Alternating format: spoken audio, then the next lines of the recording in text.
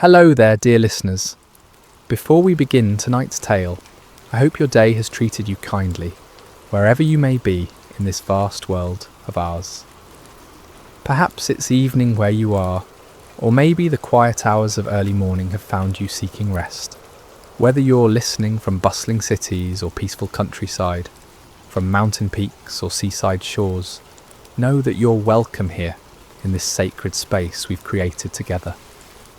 If you find comfort in these stories, please consider subscribing to Sacred Slumber, where we gather each night to explore the timeless truths that have guided humanity through the ages. Tonight, we journey back through the mists of time to ancient Babylon, to a night when the very finger of the divine wrote upon palace walls, and an empire learned that no earthly power stands beyond the reach of heaven's justice. The year was 539, before the Common Era, and the great city of Babylon sprawled along the banks of the Euphrates River like a jewel cast upon the earth. Within its towering walls, the hanging gardens cascaded in verdant terraces. The Tower of Babel reached toward the heavens, and the palace of King Belshazzar gleamed with the accumulated wealth of conquered nations.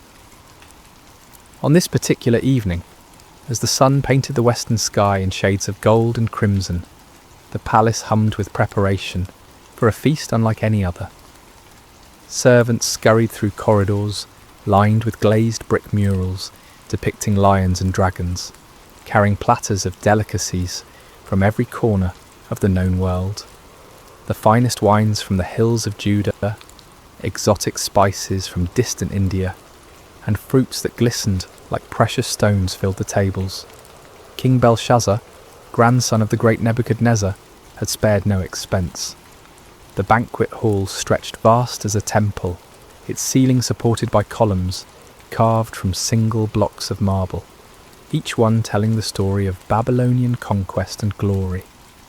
Golden lamps suspended on silver chains cast dancing shadows across walls adorned with tapestries, depicting the gods of Babylon in all their imagined splendour. Yet beyond the palace walls, unseen by the revellers within, the armies of Cyrus the Persian stretched across the horizon like a dark sea. For months they had laid siege to the great city, but Babylon's walls had never been breached, her gates never forced. The Babylonians had grown complacent in their strength, confident that their city was impregnable, their empire eternal. As night fell and torches blazed to life throughout the city, 1,000 noble guests made their way through the palace gates. They came dressed in silk and purple, adorned with gold and precious stones, their laughter echoing through the corridors as they anticipated the evening's pleasures. The sound of lyres and flutes drifted through the warm air, mingling with the voices of singers whose melodies spoke of victory and endless prosperity. King Belshazzar himself appeared resplendent in robes of deepest blue, a golden crown upon his brow, rings flashing on his fingers as he gestured grandly to his guests. He was a man in the prime of life, his beard oiled and perfumed, his eyes bright with wine and confidence. This night, he had declared, would be remembered for generations as the greatest feast Babylon had ever witnessed. But even as the celebration reached its crescendo, even as the wine flowed like water and the music swelled to fill every corner of the vast hall, dark currents moved beneath the surface of the evening's joy. For this was not merely a feast but an act of defiance against the very heavens themselves. As the evening wore on and the wine loosened tongues and lowered inhibitions, King Belshazzar rose from his golden throne, swaying slightly as he surveyed the sea of faces before him. The hall fell gradually silent, 1,000 conversations dying away as all eyes turned toward their sovereign. In the flickering lamplight, his face bore an expression of cruel amusement, as if he harboured some secret that would shock and delight his guests. "My lords and ladies," he called out, his voice carrying easily across the vast space. "Tonight we celebrate not merely the glory of Babylon, but the supremacy of our gods over all the earth. We have conquered nations, we have humbled kings, and we have taken the treasures of their temples as trophies of our victories." A murmur of approval rippled through the crowd. Many of the nobles present had been part of those conquests, had seen the wealth of distant lands flow into Babylon's coffers. They raised their goblets in salute, the wine within glinting like liquid rubies in the torchlight. But Belshazzar was not finished. His eyes gleamed with a dangerous light as he continued, "Yet there is one treasure, taken from one temple, that we have never properly honoured. Tonight that changes." He clapped his hands, and servants appeared as if from nowhere, carrying between them objects that made the assembled nobles gasp in recognition and wonder. These were vessels of pure gold and silver, wrought with such exquisite craftsmanship that they seemed to glow within a light. Cups and bowls, pitchers and goblets, each one a masterpiece of the metalworker's art. These were the sacred vessels of Solomon's temple in Jerusalem, taken by Nebuchadnezzar when he conquered that holy city decades before. They had been stored away in the temple of Marduk, treated with the respectful caution due to objects sacred to another people's god. But tonight, under the influence of wine and the intoxication of power, Belshazzar had decided to make them part of his feast. "Behold," the king proclaimed, lifting one of the golden goblets high above his head, "the vessels of the God of the Jews, who could not protect his own temple from our armies, whose people even now languish in exile throughout our empire. Tonight we drink from these cups and show all the world which gods truly hold dominion over the earth." The crowd erupted in cheers and applause, though some of the older nobles shifted uncomfortably in their seats. They remembered the strange stories told about the Hebrew God, the plagues that had befallen Egypt, the walls of Jericho falling at the blast of trumpets. But wine and peer pressure overcame their caution, and soon they too were caught up in the moment's enthusiasm. Servants moved through the hall, distributing the sacred vessels among the guests. Belshazzar himself took the largest of the golden goblets, a magnificent piece that had once held wine, blessed by the priests of the Most High God. He filled it to the brim with the finest vintage from his royal cellars, the red wine dark as blood in the sacred cup. "To Marduk, chief of our gods," he cried, raising the goblet high, "who gives us victory over all our enemies." The assembled throng raised their own sacred vessels, taken from the very altar of the Lord. "To Marduk," they chorused, their voices echoing off the marble walls. But Belshazzar was not content with honouring just one deity. As the evening progressed and the wine continued to flow, he led toast after toast, each one more blasphemous than the last. "To the gods of gold," he proclaimed, and the crowd drank deeply from vessels that had once held the showbread of the temple. "To the gods of silver," he continued, as goblets that had caught the blood of sacrifices now brimmed with Babylonian wine. "To the gods of bronze and iron," the king shouted, his voice growing hoarser with each proclamation. "To the gods of wood and stone, who have made Babylon the greatest empire the world has ever seen." With each toast the revelry grew wilder, the laughter louder, the dancing more frenzied. Noble ladies spun in their silk gowns, their jewellery catching the lamplight as they moved. Men struck up drinking songs, their voices blending in harmony that spoke of triumph and excess. The very air seemed thick with incense and wine fumes, creating an atmosphere of decadent celebration. But high above the palace, in the courts of heaven, other eyes watched this display of pride and blasphemy. The sacred vessels, fashioned for the worship of the one true God, profaned by lips that praised idols of metal and wood. The moment had come for divine justice to make itself known upon the earth. It was in the midst of the wildest revelry, as the feast reached its crescendo of blasphemous celebration, that the atmosphere in the great hall began to change. At first it was subtle, a gradual shift that few noticed amid the chaos of music and laughter. The temperature seemed to drop slightly, though the braziers still burned brightly, and the press of bodies should have kept the air warm. A strange stillness crept into the room, not the absence of sound, but something deeper, as if the very air had grown heavy with an unseen presence. King Belshazzar stood near his throne, swaying slightly from the effects of wine, his golden goblet raised in yet another toast to the gods of Babylon. His nobles surrounded him, their faces flushed with drink and excitement, sacred vessels clutched in their hands as they prepared to echo their sovereign's words. The musicians played with passionate intensity, their instruments weaving melodies that spoke of earthly glory and endless prosperity. And then, in the space of a single heartbeat, everything changed. The music faltered first, not as if the musicians had stopped playing, but as if the very air had grown too thick to carry their melodies. Conversations died mid-sentence, laughter cut off as abruptly as if severed by a blade.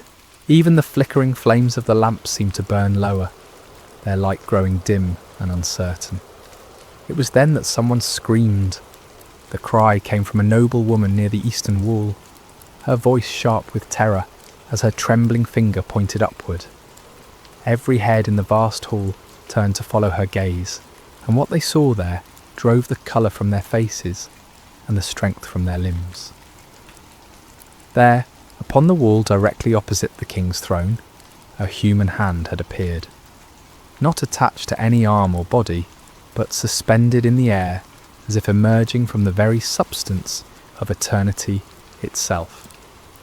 The hand was illuminated by its own light, pale and ghostly, yet undeniably real, casting shadows that danced across the painted murals of Babylonian gods.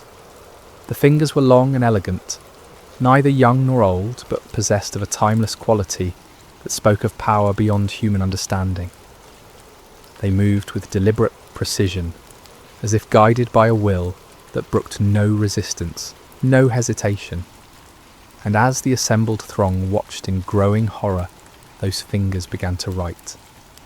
The writing appeared as lines of fire upon the polished marble, each character burning itself into the stone with the permanence of divine judgment. The script was unlike any earthly language, neither Babylonian cuneiform nor Hebrew letters, but something older and more fundamental, as if the very essence of meaning was being carved directly into reality itself. King Belshazzar felt his knees begin to shake, his golden goblet slipping from nerveless fingers to shatter upon the floor. The sacred vessel that moments before had held wine, offered in mockery to false gods, now lay broken, its precious contents spreading like blood across the marble. His face, so recently flushed with wine and arrogance, had gone pale as death, his eyes wide with a terror he had never before experienced. The hand continued its work, unmoved by the chaos it had caused in the hall below. Characters appeared one after another, each one blazing within a fire before settling into a steady glow that seemed to penetrate the very souls of all who looked upon it. The writing was clear and bold, demanding attention, impossible to ignore or dismiss. Around the hall, the reaction was immediate and visceral.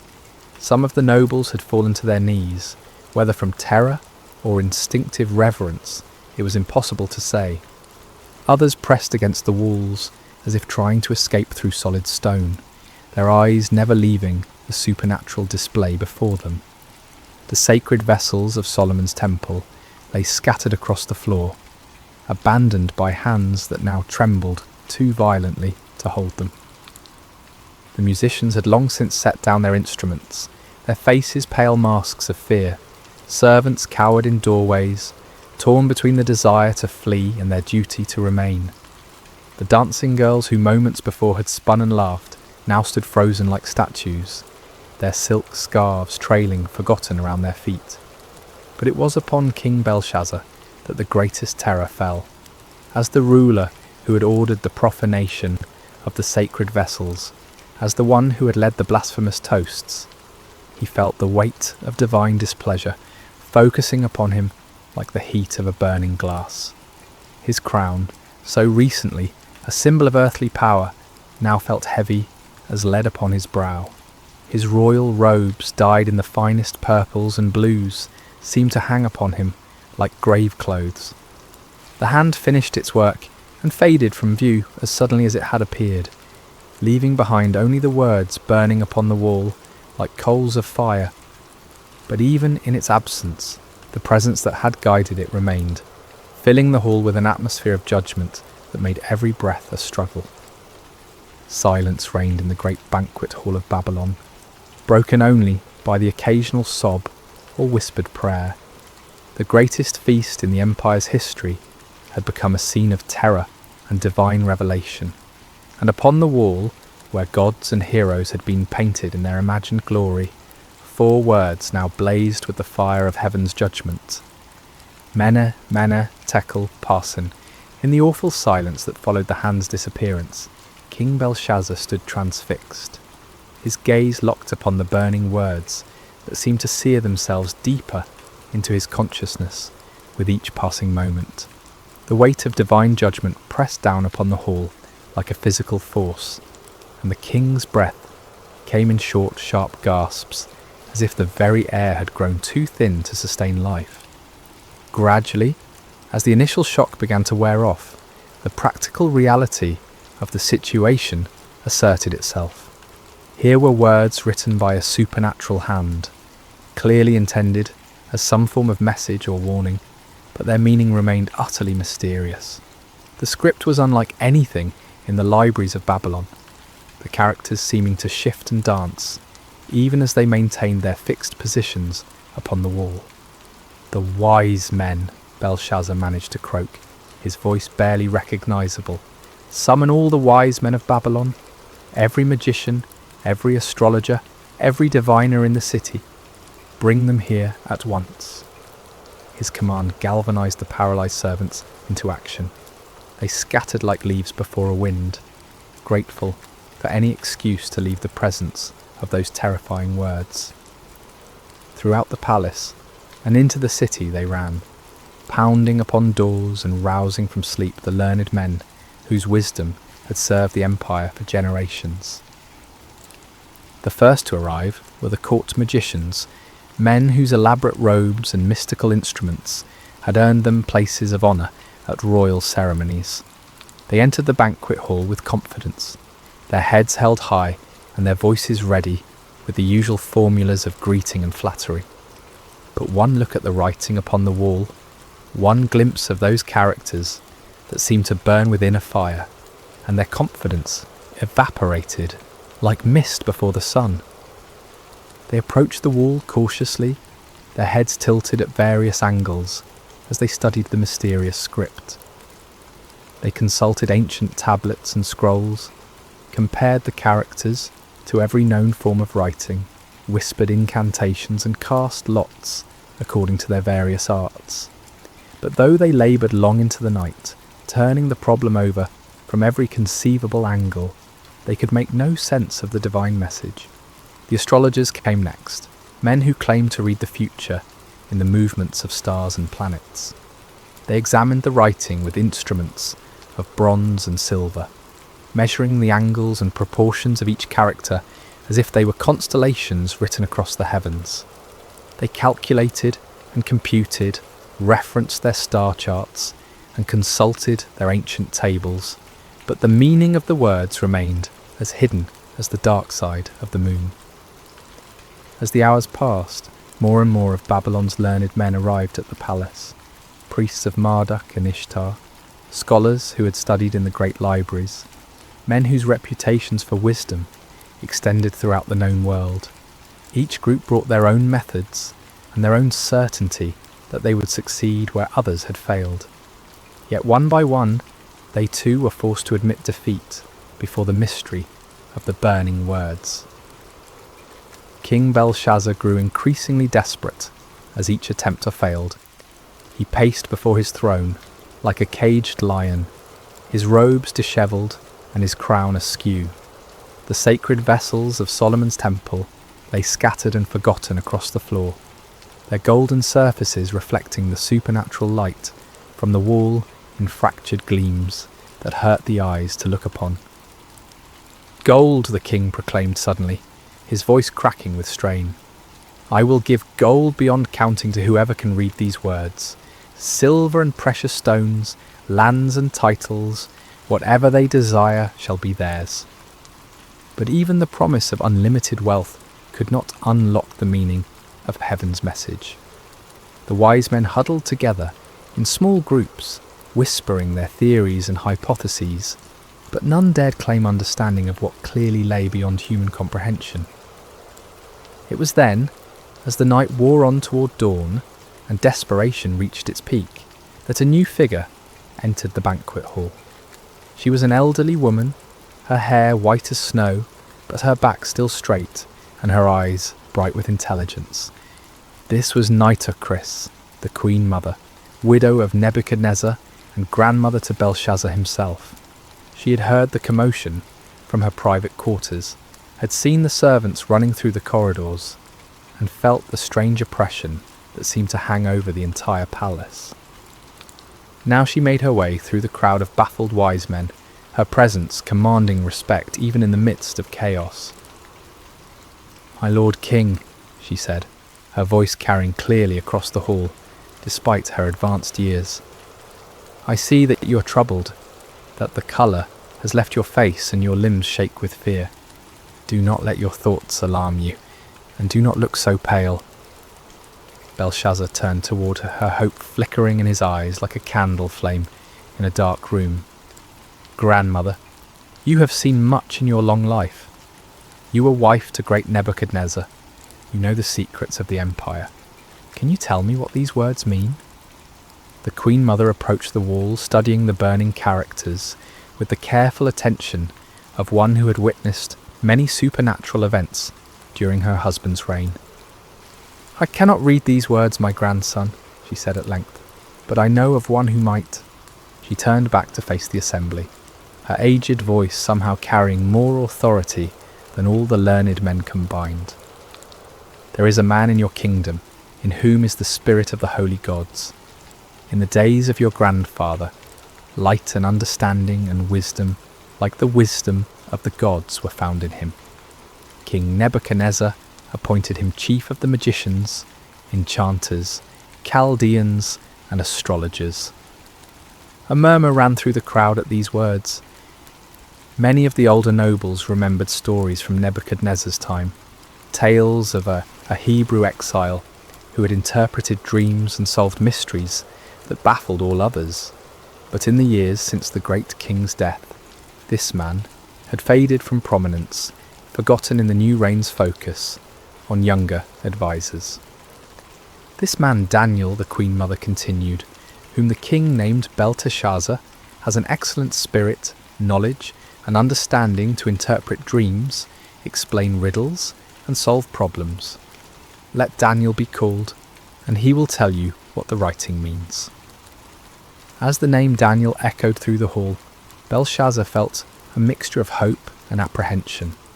He had heard the stories, knew of the Hebrews' reputation for wisdom and divine favour, but he also knew that Daniel had served his grandfather faithfully, and might not be inclined to help the king who had dishonoured the vessels of his people's God.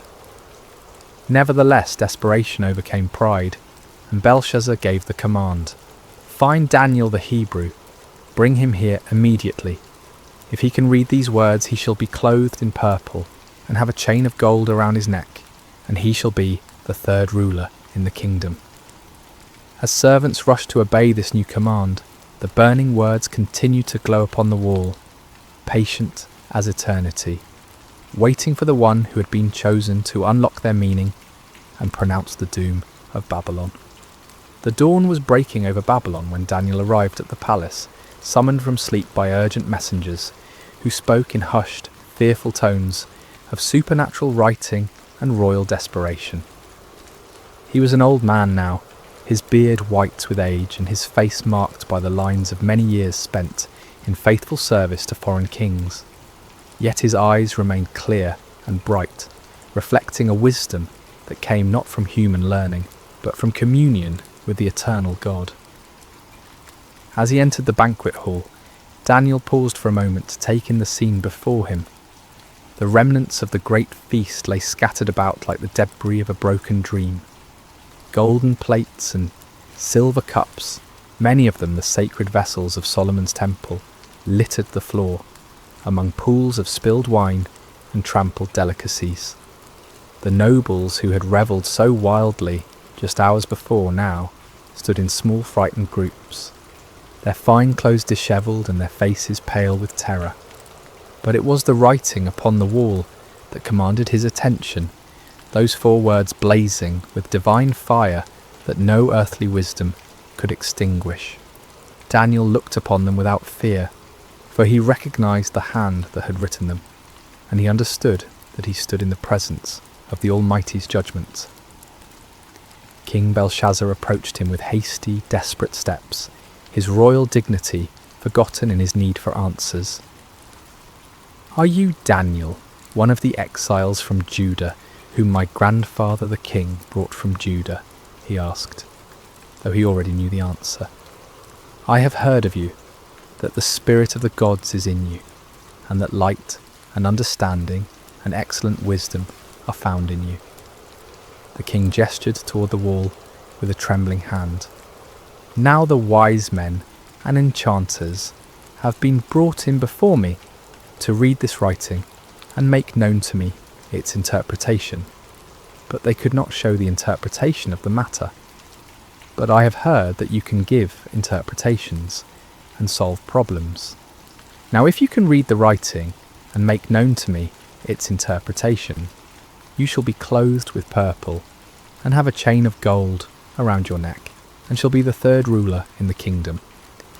Daniel listened to these promises of wealth and power with the patience of one who had seen empires rise and fall, who had served in the courts of kings and understood the vanity of earthly honours. When Belshazzar finished speaking, the old prophet's response came with quiet authority that somehow filled the vast hall more completely than the king's desperate entreaties. "Let your gifts be for yourself, and give your rewards to another," Daniel said, his voice calm and steady in the face of royal panic. "Nevertheless, I will read the writing to the king and make known to him the interpretation." But before he would interpret the supernatural message, Daniel had words of his own to speak, words that cut to the heart of the night's blasphemous revelry, and laid bare the spiritual rebellion that had brought divine judgment upon Babylon. "O king," he began, his voice growing stronger as he spoke, "the Most High God gave Nebuchadnezzar, your grandfather, kingship, and greatness, and glory, and majesty. And because of the greatness that he gave him, all peoples, nations, and languages trembled and feared before him. Whom he would, he killed, and whom he would, he kept alive. Whom he would, he raised up, and whom he would, he humbled." The assembled nobles listened in growing discomfort as Daniel recounted the story they all knew but preferred to forget. Nebuchadnezzar's pride, his claim to have built Babylon by his own power and for his own glory, and the terrible judgment that followed. How the great king had been driven from among men to live like a beast in the wilderness, eating grass like an ox, and letting his hair grow long as eagle's feathers and his nails like birds' claws.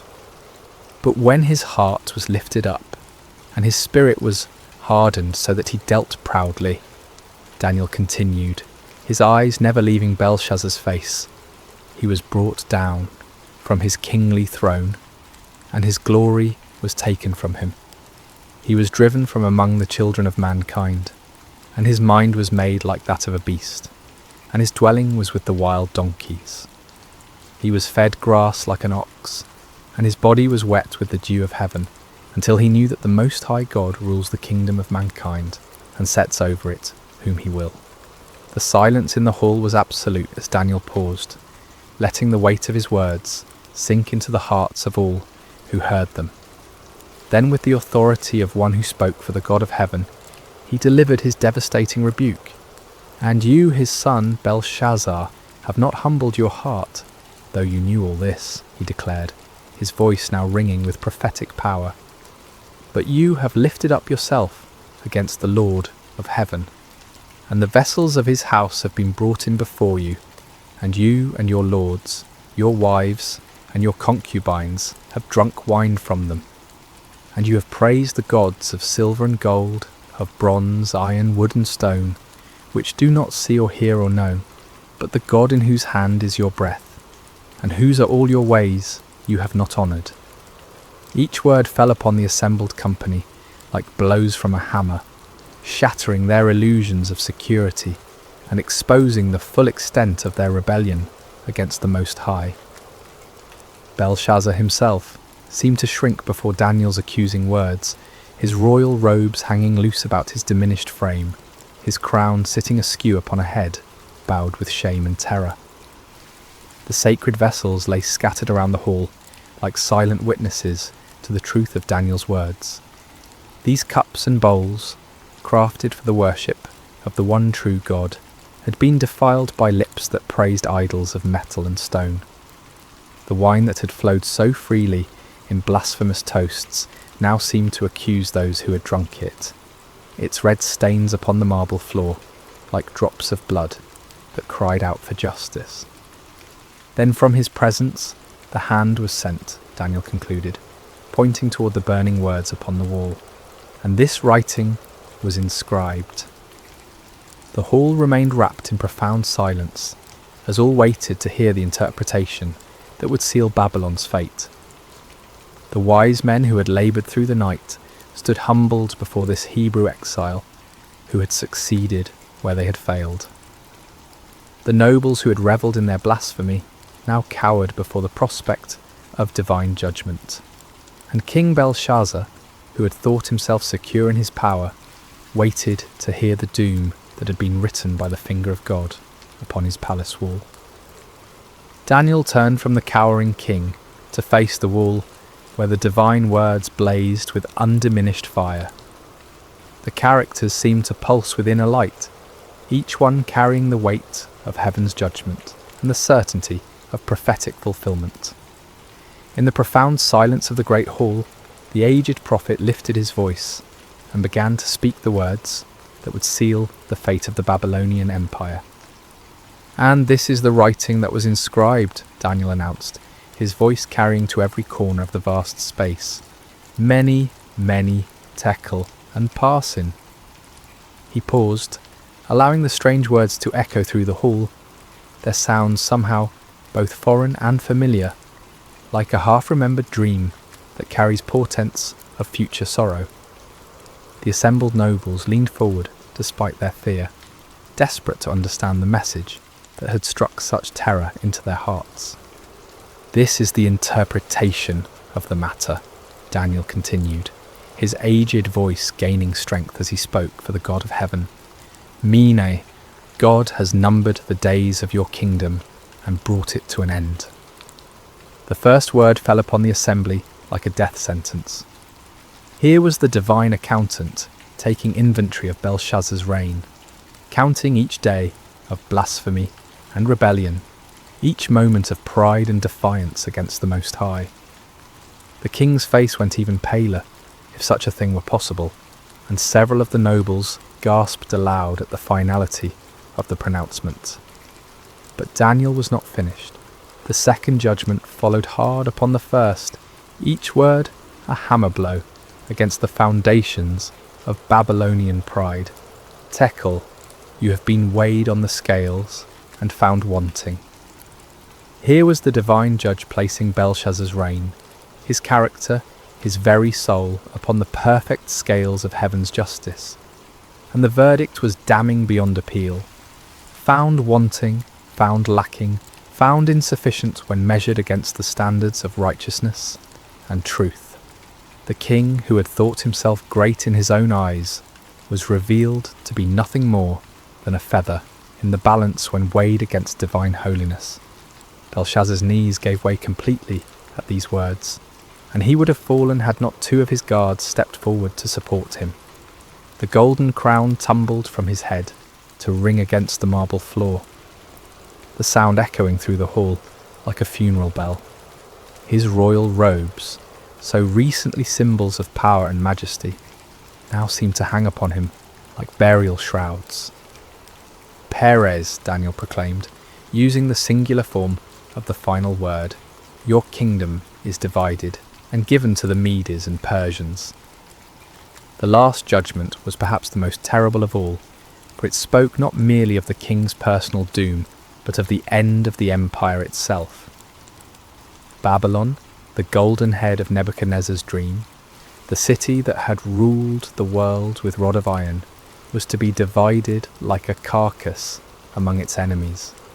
The Medes and Persians, even now camped outside the city walls, would soon walk through its gates as conquerors and claim its treasures as their own. A wail of despair went up from some of the assembled nobles as the full weight of the prophecy struck home. They had thought themselves secure behind Babylon's mighty walls, protected by their gods and their armies from any earthly threat. But now they understood that their true enemy was not the Persian host outside their gates, but the God of heaven himself, against whom no wall could stand and no army could prevail. Daniel stood unmoved amid the chaos of fear and lamentation, his weathered face reflecting the sorrow of one who took no pleasure in the pronouncement of judgment, yet understood its necessity. He had served this empire faithfully for decades, had helped to interpret its dreams and solve its mysteries, but he had also watched its gradual descent into pride and blasphemy, its increasing defiance of the God who held its breath in his hands. The Most High God rules in the kingdom of men, he said, his voice cutting through the din of panic and despair. He removes kings and sets up kings. He gives wisdom to the wise and knowledge to those who have understanding. He reveals deep and hidden things. He knows what is in the darkness, and the light dwells with him. These words, drawn from his own experience of divine revelation, served as both comfort and warning to all who heard them. Comfort to those who trusted in the sovereign God, for they could be assured that no earthly power could stand against his ultimate purposes, but warning to those who set themselves against heaven's will, for they would surely be brought low in their appointed time. King Belshazzar, supported now by his guards and struggling to maintain even a semblance of royal dignity, looked up at Daniel with eyes haunted by the certainty of doom. Yet even in his extremity, he sought to honour his promise to the man who had solved the mystery that had baffled all his wise men. "Clothe Daniel with purple," he commanded, in a voice barely above a whisper, "and put a chain of gold around his neck, and proclaim that he shall be the 3rd ruler in the kingdom." It was a pathetic gesture, the dying king attempting to bestow honours, even as his kingdom crumbled around him. The purple robe was brought, the golden chain placed around Daniel's neck, but these earthly symbols of power seemed hollow and meaningless in the face of the divine judgment that had been pronounced. Daniel accepted the honours not for their own sake, but as a testimony to the truth of his words. When the people saw that the king himself acknowledged the accuracy of the Hebrew prophet's interpretation, they would know that the doom of Babylon was certain and that the God of Israel was indeed sovereign over all earthly kingdoms. As the purple robes settled around Daniel's aged shoulders and the golden chain caught the light of the supernatural writing on the wall, the contrast could not have been more stark. Here stood a man clothed with earthly honours, yet serving a heavenly king, while around him an empire clothed in pride and blasphemy faced its final hour of judgment. The words on the wall continued to burn with undiminished intensity, their message now fully revealed but their power unabated. They served as a permanent reminder that the kingdoms of this world are temporary, subject to the sovereign will of the God who numbers their days and weighs their deeds in the balance of perfect justice. even as Daniel spoke his interpretation and received the hollow honours of a doomed king, the wheels of divine judgment were already turning beyond the palace walls. For months, the Persian army under Cyrus had maintained their siege of the great city, but the Babylonians had felt secure behind walls that had never been breached by any earthly foe. They had provisions to last for years, abundant water from the Euphrates River, and an unshakable confidence in the strength of their defences.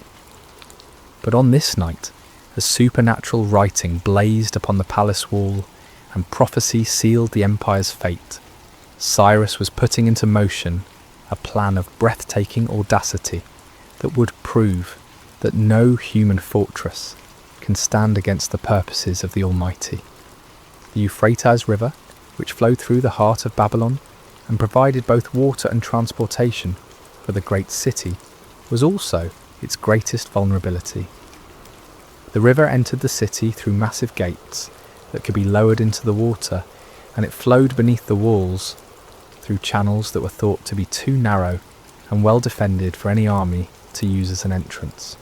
But Cyrus had spent months studying these defences, and his engineers had been working tirelessly upstream from the city, digging channels and building dams that would allow them to divert the mighty river from its course. The work had been done quietly, secretly, hidden from Babylonian scouts by the darkness of night and the cleverness of Persian engineering.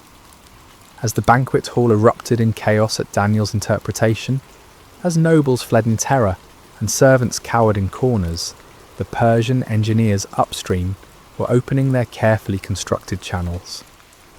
The waters of the Euphrates, which had flowed through Babylon for centuries, began to turn aside into the new channels that Cyrus had prepared.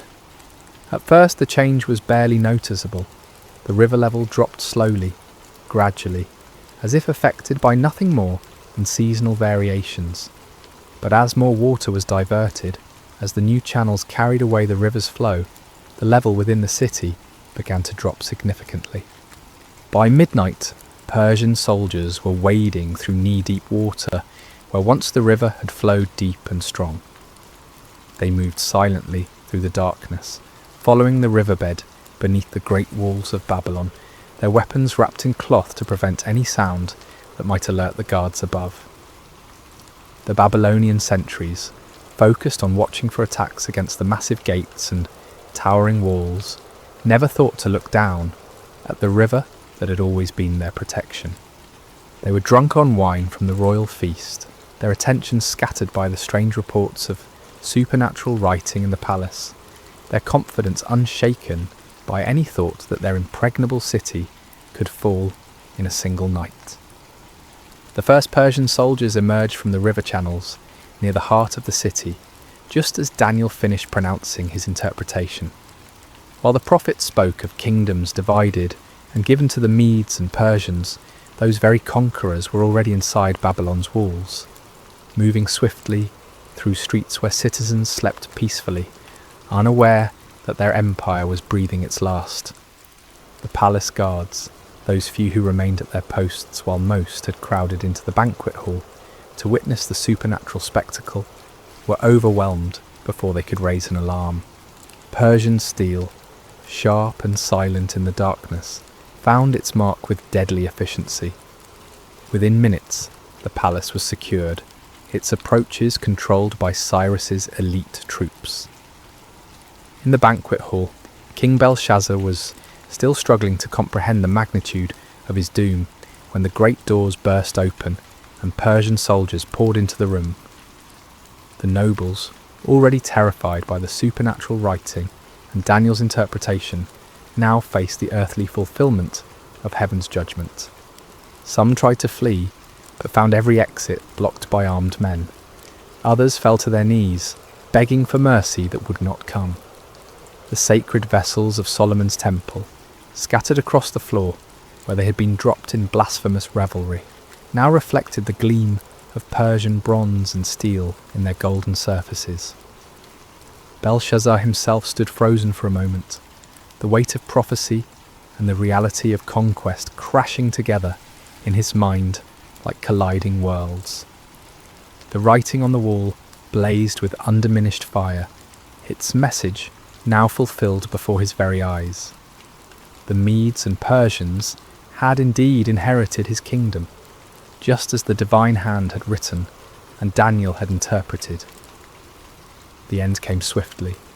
Persian soldiers, their orders clear and their duty unwavering, moved through the hall with grim efficiency. King Belshazzar, the ruler who had mocked the God of heaven and profaned his holy vessels, fell beneath Persian swords before the night was through. The golden crown that had tumbled from his head lay forgotten on the marble floor, while his blood mingled with the spilled wine from the sacred goblets. Throughout the great city, the same scene was repeated. Persian forces, having entered through the river channels, swept through Babylon like an irresistible tide. The gates were opened from within, the walls manned by conquerors rather than defenders. The mighty empire brought to its knees in a single night of divine judgment. By dawn, Cyrus's standards flew from the towers of Babylon, and Darius the Mede had been installed as the new ruler of the greatest city in the world. The empire that had seemed eternal, the walls that had appeared impregnable, the power that had dominated the known world for generations, all had fallen before the sovereign will of the God who rules in the kingdoms of men. As the sun rose over conquered Babylon, painting the great city in shades of gold and crimson that seemed somehow fitting for its fall, Daniel stood again before the wall where the supernatural writing continued to glow with divine fire. The banquet hall was empty now, save for the debris of the feast and the silent testimony of judgment fulfilled. Mene, Mene, Tekel, Parsin, the words that had sealed an empire's fate, now served as an eternal reminder of truths that transcend the rise and fall of earthly kingdoms. God had indeed numbered the days of Belshazzar's reign and brought it to an end. The king had been weighed in heaven's perfect scales and found wanting. The kingdom had been divided and given to the Medes and Persians, just as the supernatural hand had written and the faithful prophet had interpreted. The sacred vessels of Solomon's temple, once profaned by blasphemous lips, would soon be restored to their proper place of honour. Under Cyrus's benevolent rule, the Jewish exiles would be free to return to Jerusalem and rebuild their temple, carrying with them the golden cups and silver bowls that had witnessed both the depths of human pride and the certainty of divine justice. Daniel himself, now clothed in the purple of a dying empire, yet serving the eternal kingdom of heaven, had once again demonstrated that those who trust in the Most High God will never be disappointed. Through him, the sovereignty of the Almighty had been proclaimed in the halls of earthly power, and the vanity of human pride had been exposed for all to see. The lesson of that terrible night echoes through the corridors of history, speaking to every generation that dares to lift itself up against the Lord of heaven. Kingdoms rise and fall like waves upon the shore. Empires that seem eternal prove to be as fleeting as morning mist, but the kingdom of God endures forever. No wall can stand against his purposes, no power can resist his will, no pride can escape his judgment. In our own age, when earthly kingdoms still vie for dominion and human pride still challenges heaven's authority, the writing on Babylon's wall remains as relevant as ever. We who read these ancient words would do well to remember that the God who humbled Nebuchadnezzar, who numbered Belshazzar's days, who gave Babylon to the Medes and Persians, is the same yesterday, today, and forever. The scales of divine justice still weigh the actions of nations and individuals. The sovereign hand that writes the destiny of empires still guides the course of human history, and the kingdom that Daniel served, the kingdom that outlasted Babylon and Persia and all the empires that followed, remains the only power that will never pass away. As night falls once again over the ancient site where Babylon once stood in all its glory, as stars appear in the darkness above ruins that once housed the pride of earthly kingdoms. The eternal truth, proclaimed by that supernatural hand, continues to shine with undiminished light. The Most High God rules in the kingdom of men, and blessed are those who humble themselves before his throne. May we who hear this ancient story find in it not merely a tale of judgment long past, but a present reminder of the God who sees all, knows all, and judges all with perfect righteousness.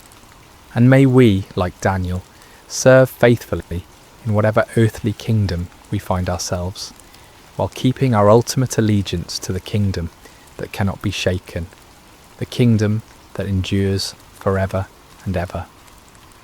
The writing is on the wall, dear friends. The question that remains is whether we will read it in time to humble ourselves before the King of Kings, or whether we will follow Belshazzar's path to destruction. The choice, as always, is ours to make. Hello, friends, and welcome to Sacred Slumber. I hope your day has been filled with blessings, no matter what time you're joining us or where you are in this beautiful world. Before we begin tonight's journey into the remarkable story of Gideon, I want to invite you to subscribe to Sacred Slumber so you never miss these powerful biblical narratives that can transform your heart and strengthen your faith. Now let's settle in as we explore one of the most extraordinary accounts of courage, faith, and divine intervention in all of Scripture. The sun hung low over the hills of Israel, casting long shadows across a land that had once flowed with milk and honey. But those days seemed like distant memories now. The once prosperous nation had fallen into chaos, its people scattered and hiding like frightened animals. For 7 long years, the Midianites had swept down upon Israel like locusts, devouring everything in their path. Picture, if you will, the terror that gripped every village and farmstead. Families would wake each morning not knowing if this would be the day the raiders would come. Fathers would venture out to check their crops, only to find them trampled and stolen. Children would be hushed to silence at the first sound of hoofbeats on the horizon. The very air seemed thick with fear and desperation. The Midianites, along with their allies, the Amalekites, and other eastern peoples, had turned the conquest of Israel into an annual ritual. Like a plague of locusts, they would arrive at harvest time, their camels beyond counting, stretching across the landscape as far as the eye could see. They would strip the land bare, taking not only the grain and livestock, but also crushing the spirits of God's chosen people. Farmers had abandoned their fields, choosing instead to hide in mountain caves and underground chambers. The marketplaces that once bustled with commerce now stood empty and silent. What should have been a time of celebration and thanksgiving for the harvest had become a season of dread and starvation. Israel's cities, once proud and strong, had crumbled into mere shadows of their former glory. The walls that should have protected the people lay in ruins, and the gates that once welcomed travellers now hung broken on their hinges. It was as if the very blessing of God had departed from the land, leaving behind only sorrow and defeat. In this atmosphere of despair, mothers would gather their children close and whisper the old stories of how God had delivered their ancestors from Egypt, how he had parted the Red Sea and given them victory over mighty enemies. But those stories seemed like fairy tales now, beautiful but impossible dreams from a time when God still cared about his people. The elders of Israel shook their heads in bewilderment. Where was the God of Abraham, Isaac and Jacob? Where was the mighty deliverer who had once fought for them? Had he forgotten his covenant? Had he abandoned them to their enemies forever? It was into this world of darkness and desperation that our story begins, in the small town of Ophrah, where a young man named Gideon was about to discover that God had not forgotten his people after all. But Gideon, like so many others, had lost hope. He had watched his family's livelihood disappear year after year, and he had grown tired of empty promises and unanswered prayers. On this particular day, the storm clouds gathered on the horizon, both literally and figuratively. Gideon was engaged in the dangerous work of threshing wheat, but he wasn't doing it in the traditional threshing floor, where the grain could be properly separated from the chaff by the wind. Instead, he was hidden away in a wine press, a place where grapes were normally crushed to make wine. It was cramped, inefficient, and poorly ventilated, but it offered something more valuable than convenience. It offered concealment from enemy eyes. As Gideon worked in his makeshift hiding place, sweat dripping from his brow in the confined space, he embodied the broken spirit of his entire nation. Here was a man reduced to secret, fearful labour just to provide basic sustenance for his family. The very act of threshing wheat, once a joyful community celebration, had become a furtive, isolated struggle for survival. Little did Gideon know that this moment of apparent defeat would become the launching pad for one of the most remarkable displays of God's power in human history. The God who seemed absent was actually watching, waiting, and preparing to use this unlikely hero in ways that would astound both friend and foe alike. The rhythm of Gideon's work was steady but tense. Each strike of his flail against the wheat stalks echoed softly in the confined space of the wine press. His eyes darted frequently toward the opening above, watching for any sign of danger. The precious grain he was salvaging represented not just food for today, but hope for tomorrow, assuming the Midianites didn't discover his hiding place. The silence of the afternoon was broken by an unexpected voice. "The Lord is with you, mighty warrior." Gideon's heart nearly stopped. He spun around, flail raised defensively, expecting to see a Midianite scout who had somehow discovered his secret location.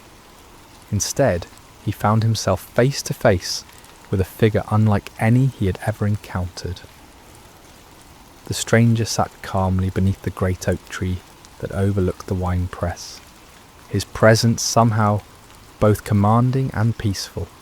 The greeting struck Gideon as almost mockingly ironic. Mighty warrior? Him? The man who was reduced to threshing wheat in secret, constantly looking over his shoulder in fear. And the Lord is with you? If that were true, then why was Israel suffering under such devastating oppression? "Pardon me, my lord," Gideon replied, his voice heavy with skepticism and pain. "But if the Lord is with us, why has all this happened to us? Where are all his wonders that our ancestors told us about when they said, 'Did not the Lord bring us up out of Egypt?' But now the Lord has abandoned us and given us into the hand of Midian." The words poured out of Gideon like water from a broken dam. Years of frustration, disappointment, and unanswered questions came tumbling forth. He had grown up hearing the magnificent stories of God's mighty deeds, of pillars of fire and cloud, of armies defeated and nations subdued. But where was that God now? Where were those miracles when his people needed them most? The stranger listened patiently to Gideon's outburst, showing no offence at the young man's boldness or apparent lack of faith. There was something in his eyes that spoke of ancient wisdom and unlimited compassion. When Gideon finished speaking, the visitor's response was both simple and earth-shattering. "Go in the strength you have and save Israel out of Midian's hand. Am I not sending you?" The audacity of the command took Gideon's breath away. Save Israel? Him? The implications were staggering. This wasn't a request for him to join an army or support a cause. This was a divine commission to personally lead the deliverance of an entire nation from a seemingly impossible situation. "Pardon me, my lord," Gideon stammered, his mind reeling, "but how can I save Israel? My clan is the weakest in Manasseh, and I am the least in my family." Gideon's response revealed the depth of his feelings of inadequacy.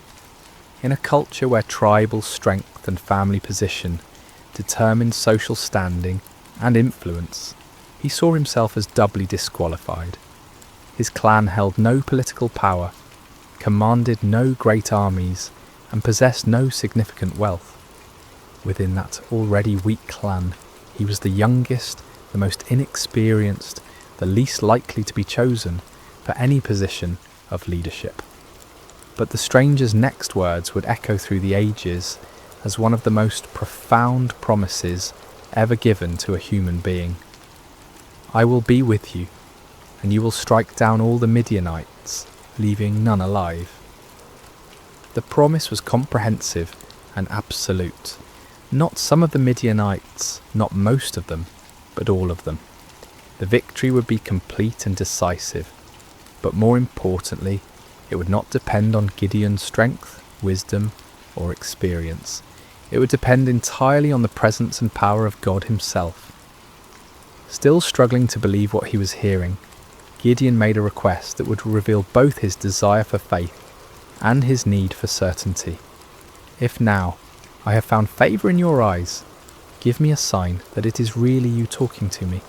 Please do not go away until I come back and bring my offering and set it before you." The stranger agreed to wait, and Gideon hurried to his house to prepare an offering. His heart raced as he worked, his hands trembling slightly as he prepared a young goat and made bread from an ephah of flour. This was not a small offering by the standards of his time, especially for a family struggling under the oppression of constant raids. Yet something within him compelled him to give generously, to honour this mysterious visitor properly. When Gideon returned with the prepared food, the stranger instructed him to place the meat and unleavened bread on a rock and pour out the broth. Gideon obeyed, though he couldn't understand the purpose of these strange instructions. What happened next would leave no doubt about the supernatural nature of his visitor.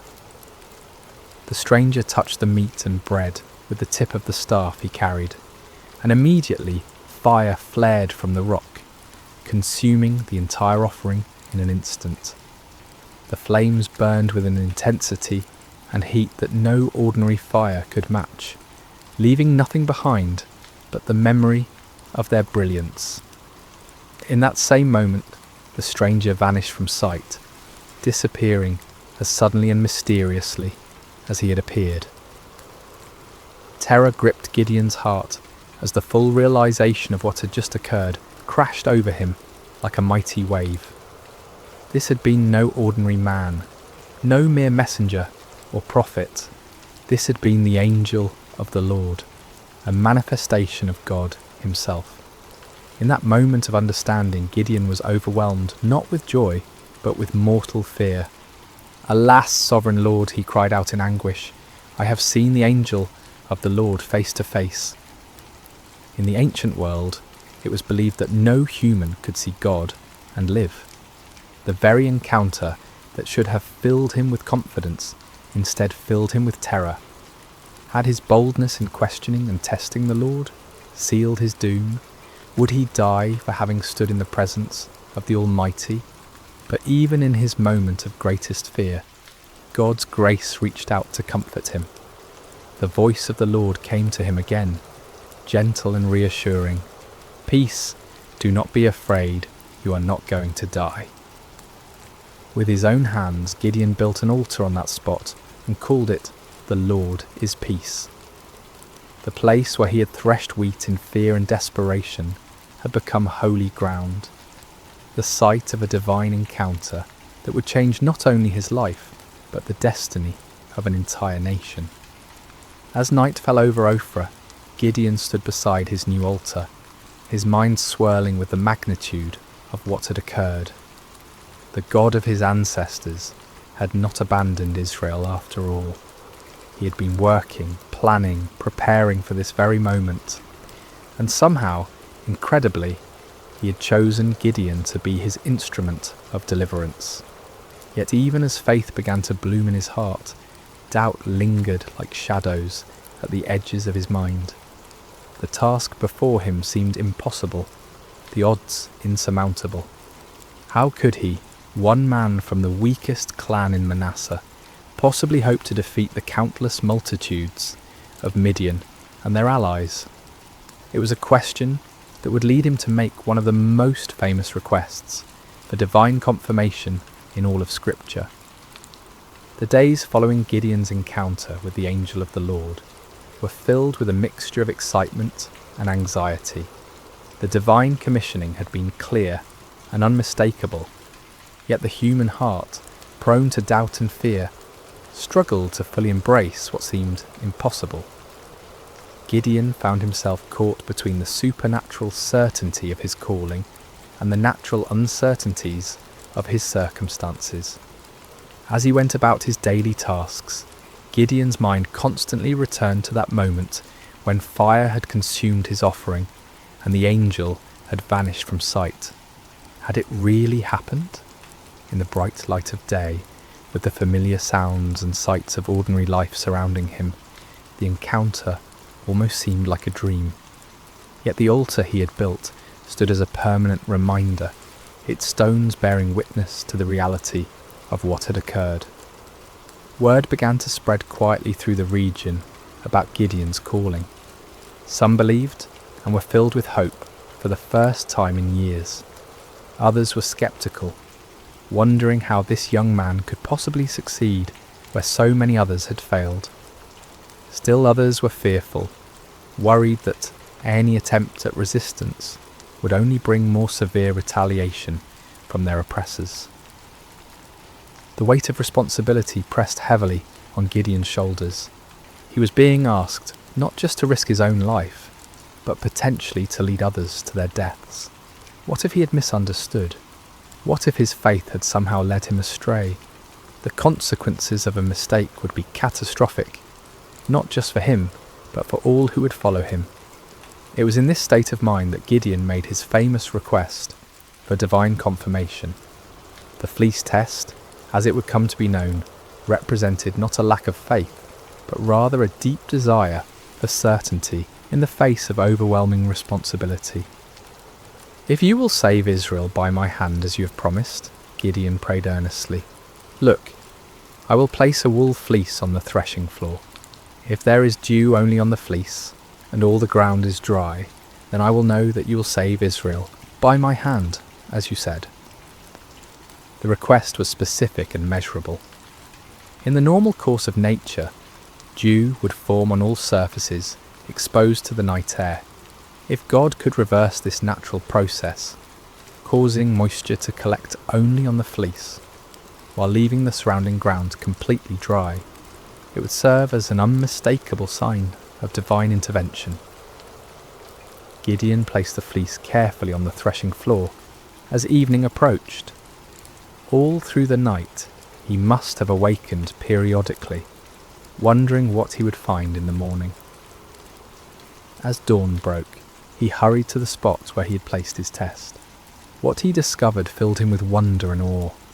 The fleece was thoroughly saturated with dew, so much so that when he wrung it out, he was able to fill an entire bowl with water. Yet all around it, the ground was completely dry, as if an invisible barrier had prevented any moisture from settling anywhere but on the wool. The sign was clear and unmistakable, yet Gideon's human nature craved even greater certainty. The magnitude of what he was being called to do seemed to justify asking for additional confirmation. With remarkable humility and boldness he approached God with yet another request. "Do not be angry with me," Gideon prayed, acknowledging that his repeated testing might seem to indicate a lack of trust. "Let me make just one more request. Allow me one more test with the fleece, but this time make the fleece dry and let the ground be covered with dew." This second test was even more remarkable than the first. It would be one thing for God to cause dew to collect on a single object, while keeping the surrounding area dry, but it would be quite another to keep one small piece of wool completely dry while saturating everything around it.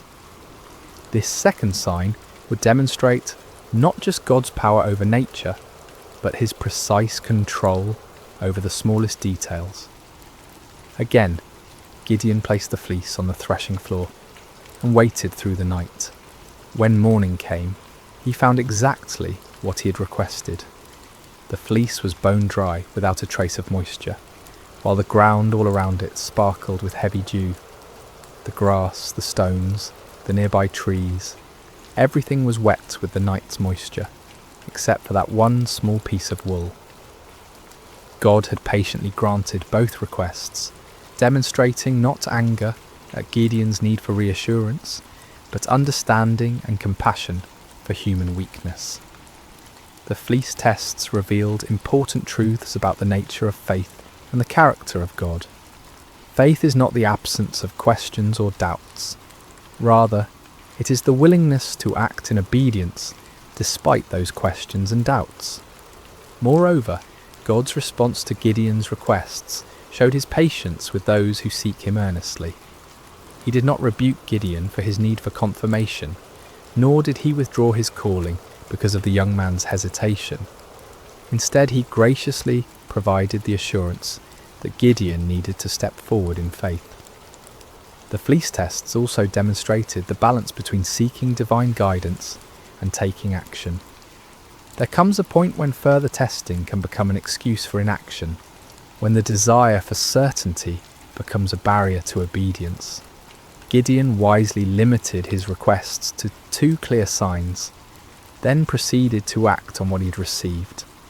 As news of these miraculous signs spread throughout the tribes of Israel, hope began to stir in hearts that had been dormant for years. Perhaps God had not forgotten them after all. Perhaps deliverance was indeed coming through this unlikely young man from Ophrah. But before Gideon could lead Israel into battle against their oppressors, he would need to assemble an army. The call went out throughout the territories of Manasseh, Asher, Zebulun, and Naphtali. Men who had been hiding in caves and mountain strongholds began to emerge, drawn by the promise of freedom and the reports of God's miraculous confirmations. The response was overwhelming. 32,000 men answered the call, a substantial army by any measure. These were not professional soldiers, but farmers and craftsmen, fathers and sons, united by their hatred of oppression and their desperate hope for liberation. They came carrying whatever weapons they could find, swords that had been hidden from enemy raids, spears hastily fashioned from farming tools, bows that had been used for hunting game in the wilderness.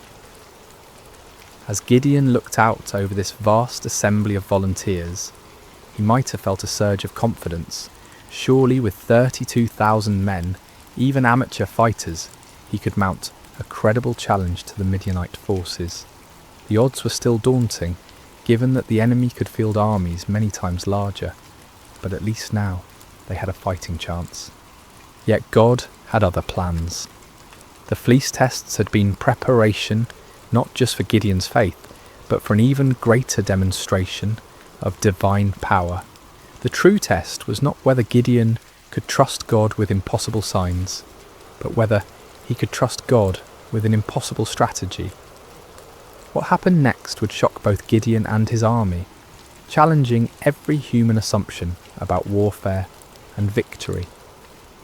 God was about to demonstrate that his ways are not our ways, and that his power is made perfect, not in human strength, but in human weakness.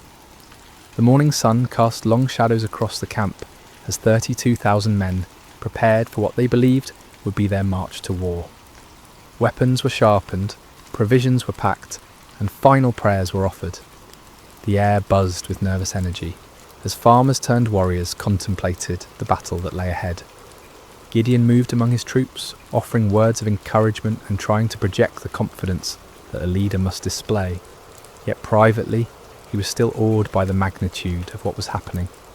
Just weeks earlier, he had been hiding in a wine press, and now he stood at the head of the largest volunteer army Israel had assembled in generations. But as the army prepared to march toward the enemy encampment, God spoke to Gideon with words that must have sent shockwaves through his entire being. "You have too many men. I cannot deliver Midian into their hands, or Israel would boast against me. Our own strength has saved us." Too many men? The statement seemed to defy all military logic. The Midianites and their allies numbered in the hundreds of thousands. Their camels alone described as being like locusts for multitude. How could 32,000 possibly be considered too many? Yet God's reasoning revealed a profound truth about the nature of divine deliverance. If Israel won the coming battle through conventional military means, they would inevitably credit their victory to their own strength, strategy, and courage. The victory needed to be so obviously supernatural that no one could mistake its source. God's glory was at stake, and that glory could not be shared with human pride. Following God's instructions, Gideon stood before his assembled army and made an announcement that must have stunned many of the volunteers. Anyone who trembles with fear may turn back and leave Mount Gilead. The offer was based on an ancient law found in Deuteronomy, which recognised that fearful soldiers could spread panic through the ranks and actually weaken an army's effectiveness. But in this case, the dismissal served a different purpose entirely. God was beginning the process of reducing the army to a size that would make his intervention unmistakable. The response to Gideon's announcement was immediate and devastating. 22,000 men took advantage of the opportunity to withdraw from what many probably saw as a suicide mission anyway. These were not cowards in the traditional sense. They were ordinary people facing an extraordinary situation, and they chose the safety of their families over the uncertainties of battle. As Gideon watched more than 2/3 of his army walk away, his heart must have sunk. 10,000 men remained, still a respectable force, but far fewer than what seemed necessary for the task ahead. Surely now they could proceed with God's blessing. But God was not finished with his reductions. "There are still too many men," came the divine word. "Take them down to the water, and I will thin them out for you there. If I say, 'This one shall go with you,' he shall go. But if I say, 'This one shall not go with you,' he shall not go." The instruction was puzzling and specific. Gideon was to observe how the men drank water and select his final army based on their drinking method. Of all the criteria that might be used to choose warriors, how they consumed water seemed among the least relevant to military prowess. At the water's edge, the 10,000 men revealed their character through their approach to drinking. The vast majority knelt down and put their faces directly to the water, drinking deeply and focusing entirely on satisfying their thirst. But a small group, only 300 men, demonstrated a different approach. They brought water to their mouths with their hands, lapping it like dogs while maintaining their vigilance and readiness. God's instruction was clear. "With the 300 men that lapped, I will save you and give the Midianites into your hands. Let all the others go home." The reduction was complete and shocking. From 32,000 to 300 represented a decrease of more than 99%.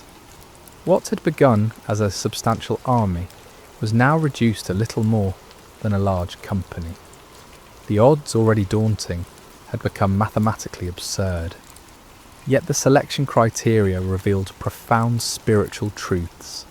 The 300 men who were chosen had demonstrated alertness, self-discipline, and readiness, even in a moment of personal need. While drinking, they had maintained their awareness of their surroundings, prepared for action at a moment's notice. These qualities, while admirable in soldiers, were really symbols of spiritual preparedness and faithfulness. As the dismissed soldiers departed, taking most of the weapons and supplies with them, Gideon was left with 300 men who looked more like a ceremonial guard than a fighting force. The enemy they faced was described in terms that emphasized their overwhelming numbers. All the Midianites, the Amalekites, and the other eastern peoples had settled in the valley, thick as locusts. Their camels could no more be counted than the sand on the seashore.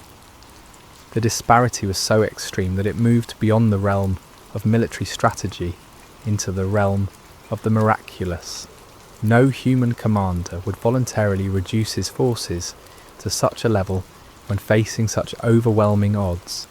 Yet this was precisely God's point. The victory that was coming would be so clearly divine in origin that no one could attribute it to human planning or prowess. For Gideon, this final reduction must have been the ultimate test of faith. Everything in his military thinking, everything in his natural instincts, everything in conventional wisdom screamed against such a strategy. Yet his experiences with the fleece had prepared him for this moment. He had learned to trust God's ways even when they contradicted human logic. The 300 men who remained showed remarkable faith as well. They could see the enemy forces spread across the valley below them. They knew the odds better than anyone, yet they chose to stay, to trust in the God who had called them through his servant Gideon.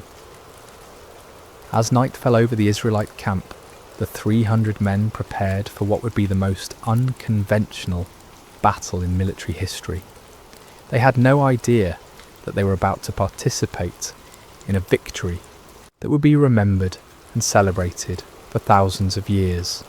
A victory that would demonstrate God's power to use the weak to confound the mighty. The stage was set for a night that would change everything. The Midianites slept in their countless tents, confident in their overwhelming superiority. The 300 Israelites made their final preparations, trusting in a God who specialized in impossible victories. The hours before dawn are often the darkest, both literally and figuratively. As Gideon and his 300 men crouched in the hills overlooking the vast enemy encampment, the weight of their impossible mission pressed down upon them like a physical burden. The valley below was filled with the tents of their enemies, stretching as far as the eye could see in the starlight, a sea of canvas that housed an army larger than any they had ever faced. Despite the miraculous signs he had witnessed and the divine assurances he had received, Gideon still struggled with doubt. God, in his infinite understanding of human nature, provided one more confirmation before the battle commenced. "Get up, go down against the camp," the Lord instructed, "because I am going to give it into your hands. If you are afraid to attack, go down to the camp with your servant Purah and listen to what they are saying. Afterward, you will be encouraged to attack the camp." The offer revealed God's compassionate understanding of Gideon's anxiety. Rather than rebuking him for his continued fears, the Lord provided an opportunity for reassurance. Taking his servant Purah with him, Gideon crept down toward the perimeter of the enemy camp under cover of darkness. The Midianite camp was massive beyond imagination. Thousands upon thousands of tents housed warriors from multiple nations united in their conquest of Israel. The sounds of the sleeping army filled the night air, snoring soldiers, restless camels, the occasional challenge of sentries. The very scale of the enemy forces should have been overwhelming to any reasonable observer. As Gideon and Purah approached the outer edge of the camp, they overheard a conversation between two Midianite soldiers. One was telling his companion about a disturbing dream he had experienced. "I had a dream.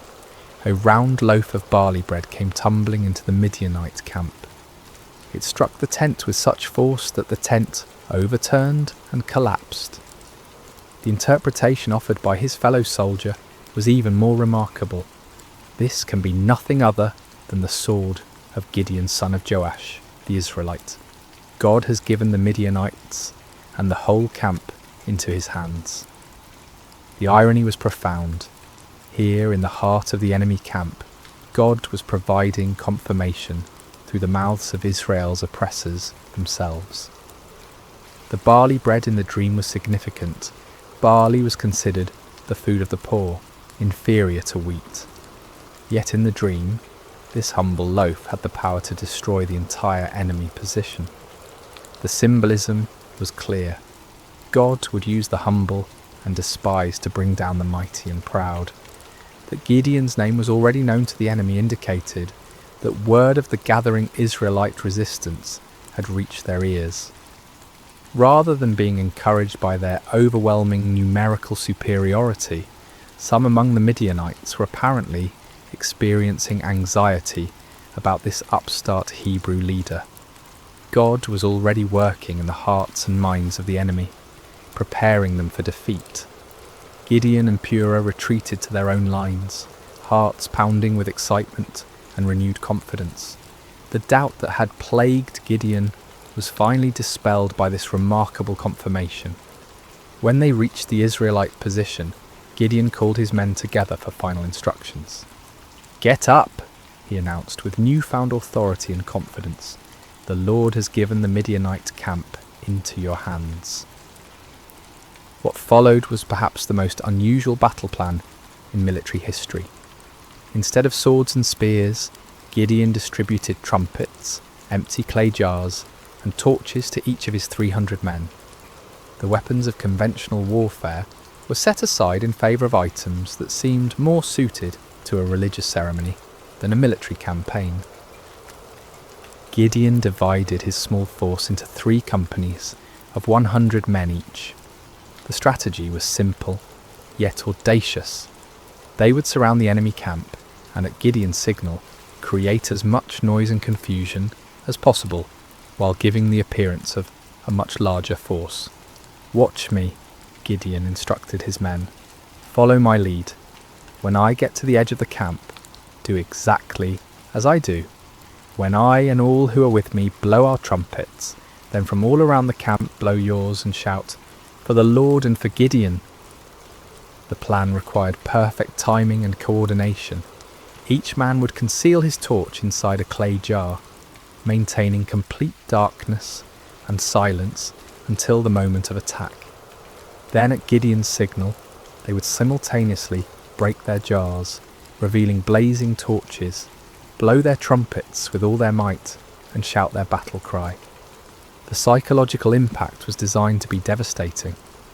The enemy would suddenly find themselves surrounded by lights and noise, creating the impression of a massive attacking force.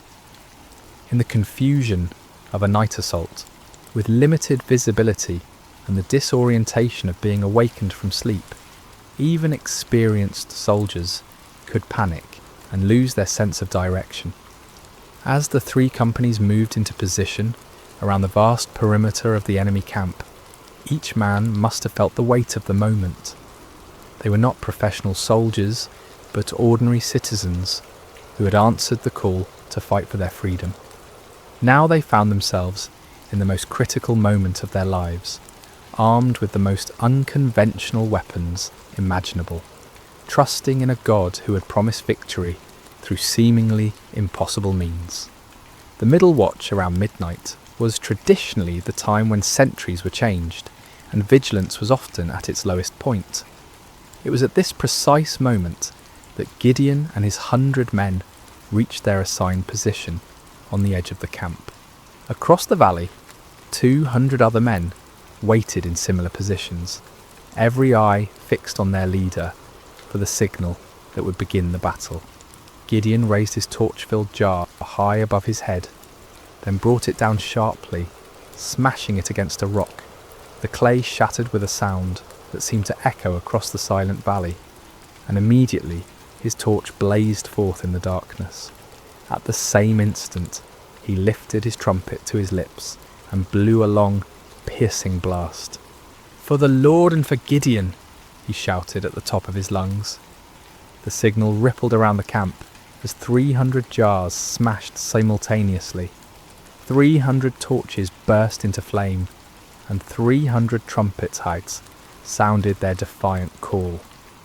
The battle cry of "For the Lord" and "for Gideon" echoed from every direction, creating the impression that the Midianite camp was completely surrounded by a massive army. The effect was instantaneous and devastating. Thousands of sleeping soldiers were jolted awake to find their camp surrounded by blazing lights and deafening noise. In the confusion and darkness, panic spread like wildfire through the ranks. Soldiers stumbled from their tents, grabbing whatever weapons they could find, unable to determine the size or direction of the attacking force. In their panic and confusion, the Midianites and their allies began attacking each other. Unable to distinguish friend from foe in the darkness, and hearing battle cries in their own languages from every direction, they assumed they had been betrayed by their allies. The coalition that had seemed so formidable began to tear itself apart. The 300 Israelites maintained their positions around the perimeter, continuing to blow their trumpets and hold their torches high, creating the illusion of a massive army that had the enemy completely surrounded. They watched in amazement as God fulfilled his promise in the most spectacular fashion imaginable. The panic spread throughout the entire camp like a plague. What had begun as confusion quickly escalated into a full-scale rout as the enemy forces fled in every direction, abandoning their weapons, supplies, and even their camels in their desperate attempt to escape what they perceived as certain destruction. The victory was complete and overwhelming, achieved not through superior numbers or military might, but through divine intervention, working through the obedience of 300 faithful men. The God who had called Gideon from his hiding place in the winepress had once again demonstrated that his power is made perfect in human weakness. As dawn broke over the valley, an astonishing sight greeted the 300 Israelites. Where the night before had stood the mighty encampment of Israel's oppressors, now lay only scattered debris and abandoned supplies. Tents stood empty, their guy ropes cut by fleeing soldiers. Weapons lay discarded where they had fallen from panicked hands. The camels that had been described as innumerable as locusts wandered aimlessly, their owners having fled into the wilderness. The ground itself told the story of the night's chaos. Bloodstains marked the spots where confused allies had struck down one another in the darkness. Personal belongings were strewn across the landscape as the fleeing army had abandoned everything that might slow their escape. The scene looked less like the aftermath of a battle and more like the remnants of a catastrophic natural disaster. Gideon and his men moved through the abandoned camp in wonder, scarcely believing what their eyes were witnessing. The victory was so complete, so overwhelming, that it seemed almost too good to be true. Yet the evidence was undeniable. The army that had terrorized Israel for 7 years had been routed by 300 men armed with trumpets and torches. But God's deliverance was not yet complete. Even as the 300 marvelled at what had occurred in the valley, word of the miraculous victory was spreading throughout the hill country of Israel. Men who had dismissed Gideon's call to arms, who had remained hidden in their caves and strongholds, now emerged with renewed courage and determination. The tribes of Naphtali, Asher and Manasseh rallied to pursue the fleeing Midianites. What had begun with 300 faithful men now swelled into a national movement of liberation. The psychological impact of the victory was as important as the military result. The myth of Midianite invincibility had been shattered in a single night, and the spirit of resistance that had been dormant for so long now burst forth like a river breaking through a dam. Gideon sent messengers throughout the hill country of Ephraim with urgent instructions. Come down against the Midianites and seize the waters of the Jordan ahead of them as far as Beth-barah. This strategic move would cut off the enemy's escape routes and ensure that the victory would be complete. The Ephraimites responded with enthusiasm, capturing the fords of the Jordan and trapping many of the fleeing Midianites. In the pursuit that followed, they captured 2 of the Midianite leaders, Oreb and Zeb, whose names meant raven and wolf. These princes, who had struck terror into Israelite hearts for years, were now defeated and killed at the places that would forever bear their names: the rock of Oreb and the winepress of Zeb. The pursuit continued beyond the Jordan as Gideon and his original 300, though exhausted, pressed on to capture the remaining Midianite kings, Zaba and Zalmunna. The victory was total and decisive. An empire that had dominated the region for 7 years was completely destroyed in a matter of days. The land of Israel enjoyed peace for 40 years during Gideon's lifetime. The oppression that had driven families into hiding was replaced by prosperity and security. Fields that had been abandoned were cultivated again. Markets that had stood empty bustled with commerce. Children who had grown up knowing only fear could now play freely in their villages. But perhaps the greatest victory was not military but spiritual. Israel had rediscovered that their God was still the same mighty deliverer who had brought their ancestors out of Egypt. The impossible victory served as a permanent reminder that with God all things are possible. The story of Gideon and the 300 speaks across the centuries, with timeless truths that challenge and encourage us today. First, we see that God uses the unlikely. Gideon was not a seasoned warrior or a natural leader. He was a fearful farmer, hiding from his enemies. Yet God saw potential that others missed. This reminds us that God's calling is not based on our qualifications, but on his purposes. Second, the reduction of Gideon's army from 32,000 to 300 demonstrates that faith matters more than numbers. In a world obsessed with statistics and metrics, God's economy operates differently. He delights in using small faithful remnants to accomplish great things, ensuring that his power, not human strength, receives the glory. Third, Gideon's requests for signs teach us about the balance between faith and doubt. God was patient with Gideon's need for confirmation, showing us that honest questions and requests for reassurance are not signs of weak faith but of a heart that desires to walk in God's will. Finally, the story shows us that obedience in the face of fear is the essence of courage. Gideon was afraid, his army was outnumbered, and the strategy seemed foolish. Yet they obeyed, and God honoured their faithfulness with victory. When we feel unqualified for the tasks before us, when the odds seem insurmountable, when we need reassurance before taking steps of faith, the story of Gideon reminds us that our God specialises in impossible victories. He is still calling ordinary people to extraordinary purposes, still using the weak to confound the mighty, still turning fearful hearts into faithful warriors. The God who met Gideon at the winepress is the same God who meets us in our hiding places today, calling us to step out in faith and watch him work miracles through surrendered lives. Just as the 300 trumpets and torches became instruments of divine victory, our simple obedience can become the means through which God accomplishes his purposes in our generation.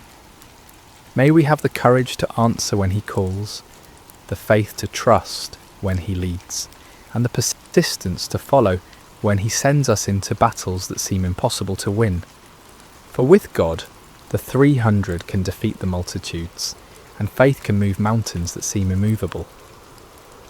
The story of Gideon reminds us that our greatest victories come not when we feel strong and capable, but when we acknowledge our weakness and depend completely on God's strength. In those moments of surrender, we discover that we serve a God who delights in doing the impossible through the most unlikely people. And so the story ends where it began, with an invitation to faith, a call to courage, and a promise that the God who delivered Israel through Gideon and the 300 is still delivering his people today. One impossible victory. Hello, dear friends, and welcome to Sacred Slumber. Before we begin our journey together into this timeless story of faith and courage, I want to take a moment to connect with you. Wherever you are in the world tonight, how has your day been? Perhaps you're settling in as the evening draws near, or maybe you're starting your morning with this gentle retelling. Whether it's midnight where you are, or the sun is just beginning to rise, know that you're exactly where you need to be. I'm curious about where this story is finding you tonight. Are you listening from a cozy bedroom in North America? Perhaps watching the stars appear through your window? Or maybe you're in Europe, beginning a peaceful morning with this tale. Perhaps you're in Asia, Africa, Australia, or anywhere else across our beautiful world. Wherever you are, you're part of our global Sacred Slumber family, and we're so grateful to have you here. If this is your first time joining us, or if you've been with us before, we invite you to subscribe to Sacred Slumber, where we bring you gentle Bible stories and peaceful reflections designed to encourage your heart and strengthen your faith.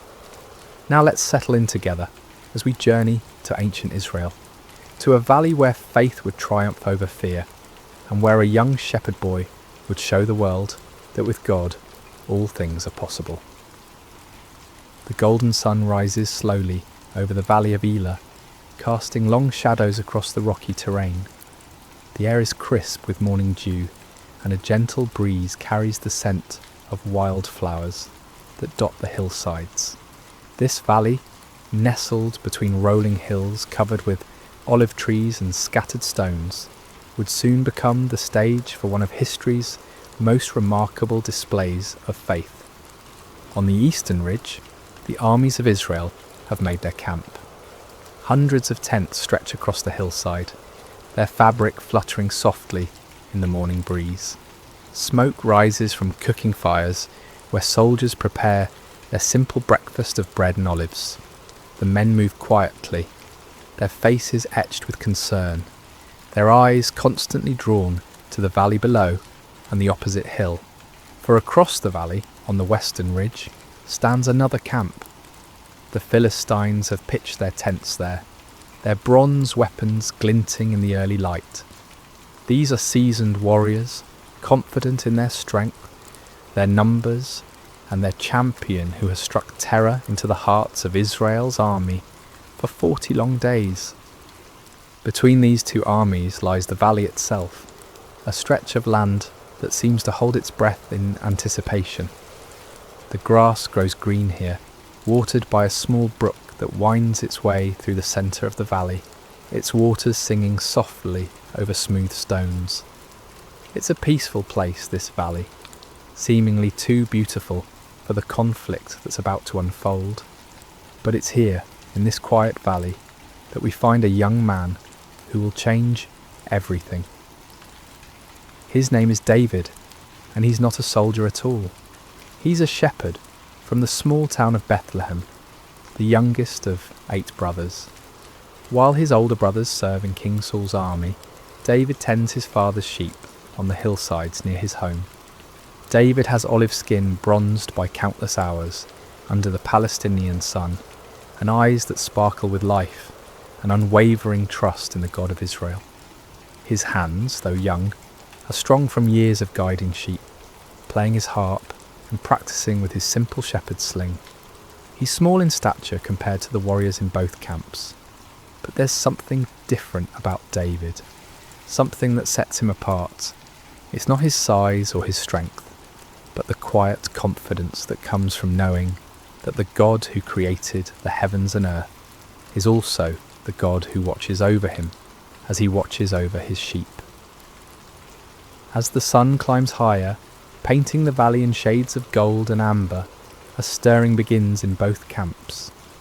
The day's challenge is about to begin, and David, though he doesn't know it yet, is about to step into a moment that will echo through eternity. For 39 days, the same terrifying scene has played out in the valley of Elah. As the morning sun reaches its full strength, a massive figure emerges from the Philistine camp and strides down the hillside toward the valley floor. This is Goliath of Gath, and he is a sight that would make even the bravest heart tremble. Standing nearly 10 feet tall, Goliath is a giant among men. His frame is muscular and imposing, built like a fortress of flesh and bone. His bronze helmet catches the sunlight, and his scale armour gleams like the surface of a deep, dark sea. Each scale of his armour has been carefully crafted, overlapping like fish scales, to create an almost impenetrable defence. The armour alone weighs more than many men could carry, yet Goliath wears it as easily as another man might wear a simple tunic. In his massive hand he carries a spear, whose iron point is as large as a weaver's rod, and whose shaft is thick as a small tree. On his back hangs a bronze sword, and his legs are protected by bronze greaves that shine like mirrors. Walking before him is his armour-bearer, a man who would be considered large in any other company, but appears almost childlike next to his champion. As Goliath reaches the centre of the valley, near the gently flowing brook, he stops and turns to face the Israelite camp on the eastern hill. Then, in a voice that booms across the valley like thunder, he issues his daily challenge. "Why do you come out and line up for battle?" His voice echoes off the hillsides, causing birds to take flight from the olive trees. "Am I not a Philistine, and are you not the servants of Saul? Choose a man and have him come down to me. If he is able to fight and kill me, we will become your subjects. But if I overcome him and kill him, you will become our subjects and serve us." He pauses, letting his words sink in, and then continues with a sneer that the Israelite soldiers can hear even from their distant positions. "This day I defy the armies of Israel. Give me a man and let us fight each other." The challenge hangs in the morning air like a dark cloud. On the hillside, King Saul's army shifts nervously. These are not cowards, these soldiers of Israel. They are men who have fought battles and defended their homeland with courage. But Goliath represents something beyond normal warfare. He is not just a man. He seems like a force of nature, an unstoppable mountain of bronze and flesh. Among the Israelite ranks are 3 brothers, Eliab, Abinadab, and Shammah, sons of Jesse from Bethlehem.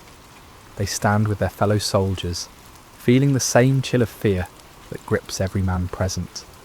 They've heard stories of giants in the land, descendants of the Anakim, who struck terror in the hearts of their forefathers. But seeing Goliath is different from hearing stories. His very presence seems to drain the courage from their hearts. King Saul himself, who stands head and shoulders above most men, feels small in comparison to this Philistine champion.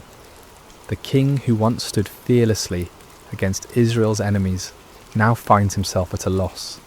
He has offered great rewards to any man who will face Goliath, riches beyond measure, his own daughter in marriage, and exemption from taxes for the victor's family. But for 39 days, no man has stepped forward. As Goliath's voice fades across the valley, an oppressive silence settles over both camps. The Philistines are confident, almost jovial in their certainty. Their champion is invincible, and they know it. Soon all of Israel will bow before their might. But in the Israelite camp, fear has taken root like a poisonous vine. With each passing day, with each repeated challenge, that fear grows stronger. The soldiers begin to whisper among themselves. Some wonder if they should retreat. Others question whether God has abandoned them.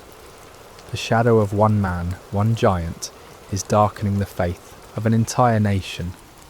Yet God, who sees all things, who knows the end from the beginning, has already prepared an answer to this seemingly impossible challenge. And that answer is not a mighty warrior or a skilled general. It's a young shepherd boy who at this very moment is walking the dusty roads that lead to the valley of Elah, carrying nothing more threatening than food for his brothers and cheese for their commander. As the day progresses and Goliath returns to his camp with another unchallenged victory, the stage is being set for an encounter that will demonstrate, once and for all, that the battle belongs not to the strong, but to the Lord. The morning sun is climbing higher when David crests the hill overlooking the valley of Elah. He's been walking since before dawn, carrying a heavy pack filled with roasted grain and 10 loaves of fresh bread for his brothers and 10 cuts of cheese for their unit commander. His father Jesse, concerned about his son serving in King Saul's army, has sent David to check on them and bring them provisions. As David approaches the Israelite camp, he can hear the familiar sounds of an army preparing for battle. The clank of bronze armour, the scraping of swords being sharpened, and the low murmur of soldiers' voices. But there's something else in the air, something David can sense even before he understands it. There's a tension here, a fear that seems to hang over the camp like morning fog. David makes his way through the camp, asking for directions to find his brothers. The soldiers he passes look weary, their faces drawn with anxiety. Some pace nervously, others sit quietly, staring toward the valley. This is not what David expected to find. Where is the courage of Israel's army? Where is the confidence that should come from serving the God who delivered them from Egypt and gave them this promised land? Finally, David spots his brothers among their unit, and his face brightens with joy. He hurries toward them, his pack bouncing on his shoulders, but as he greets Eliab, Abinadab, and Shammah, he notices that they too carry the same haunted expression as the other soldiers. "Father sent provisions," David says warmly, beginning to unpack the food. "He's been worried about you and wanted to make sure you have enough to eat." But before his brothers can respond fully to his greeting, a sound begins to build from across the valley. It starts as a low rumble and grows into the unmistakable boom of Goliath's voice. David stops unpacking and turns toward the valley, his eyes widening as he sees the massive figure striding down the hillside.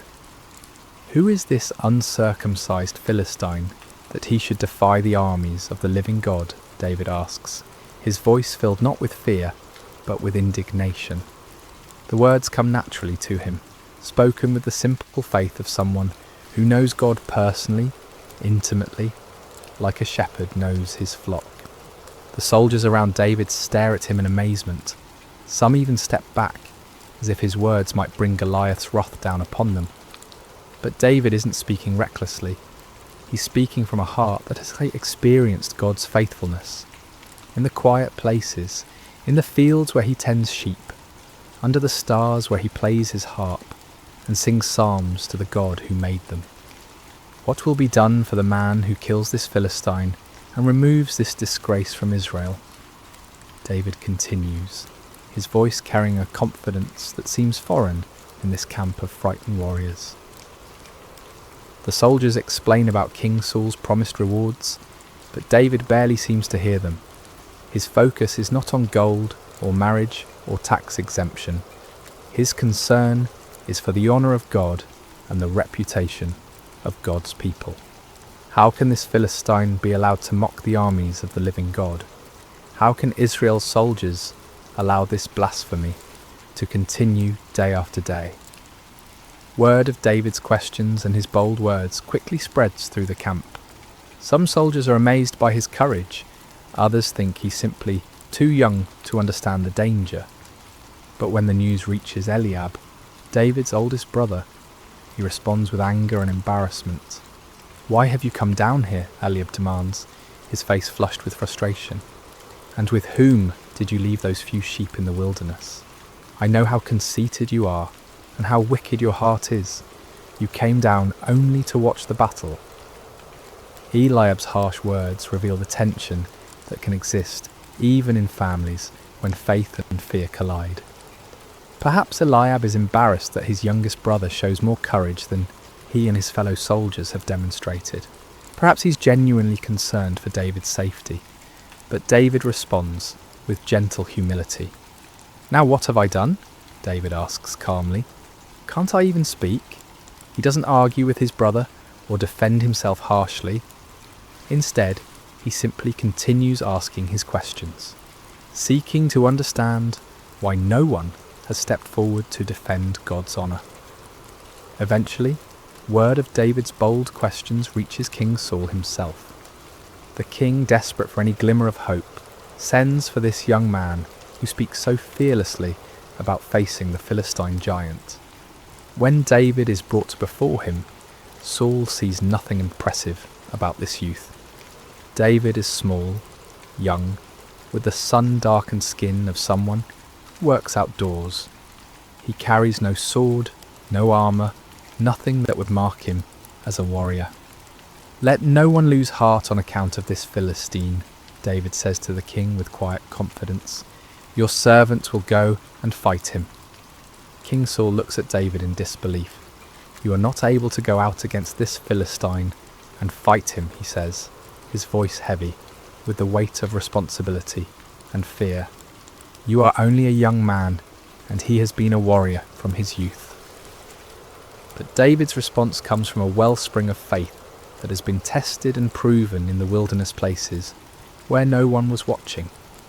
Your servant has been keeping his father's sheep, David begins, his voice steady and sure. When a lion or a bear came and carried off a sheep from the flock, I went after it, struck it, and rescued the sheep from its mouth. When it turned on me, I seized it by its hair, struck it, and killed it. Your servant has killed both the lion and the bear. This uncircumcised Philistine will be like one of them, because he has defied the armies of the living God. David pauses, and in that pause the tent seems to fill with the presence of something greater than human courage. The Lord who rescued me from the paw of the lion and the paw of the bear will rescue me from the hand of this Philistine. Here is the key to David's confidence. It's not based on his own strength or skill. It's not rooted in pride or youthful foolishness. David's courage comes from his personal experience of God's faithfulness. In the quiet places when no one was watching except God, David learned to trust. When wild beasts threatened his father's sheep, David didn't run. He stood and fought, not in his own strength, but trusting in the God who had called him to be a shepherd. King Saul, moved by David's faith, and perhaps remembering his own younger days when he trusted God more completely, finally gives his consent. Go, he says, and the Lord be with you. Wanting to give David every possible advantage, Saul dresses him in his own tunic and puts a bronze helmet on his head and a coat of armour on his body. He gives David his own sword to carry, but when David tries to walk in all this military gear, he finds he can hardly move. I cannot go in these, David says to Saul, because I am not used to them. So he takes off the armour, removes the helmet, and sets aside the sword. He will not try to become something he's not, or fight in a way that's foreign to him. David will face Goliath as himself, a shepherd boy who trusts in the living God. Instead, David picks up his staff, the simple wooden rod that has been his companion through countless days in the fields. He goes to the brook that runs through the valley and carefully selects 5 smooth stones worn perfectly round by the flowing water. He places these in his shepherd's bag and takes his sling in his hand. As David walks toward the valley, he carries with him something more powerful than any bronze armour or iron sword.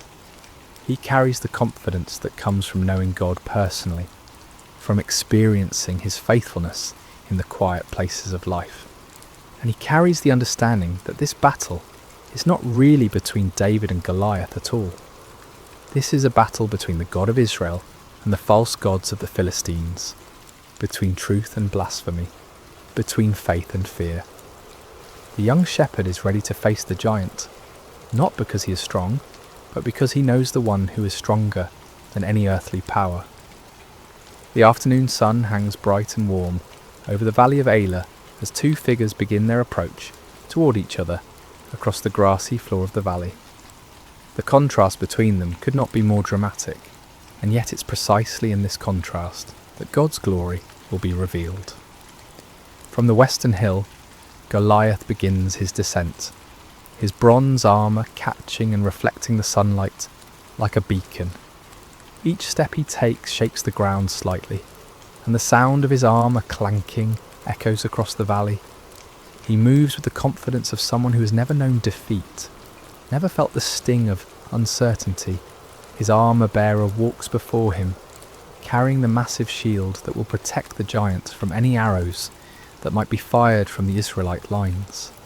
From the eastern hill, David begins his own journey down into the valley.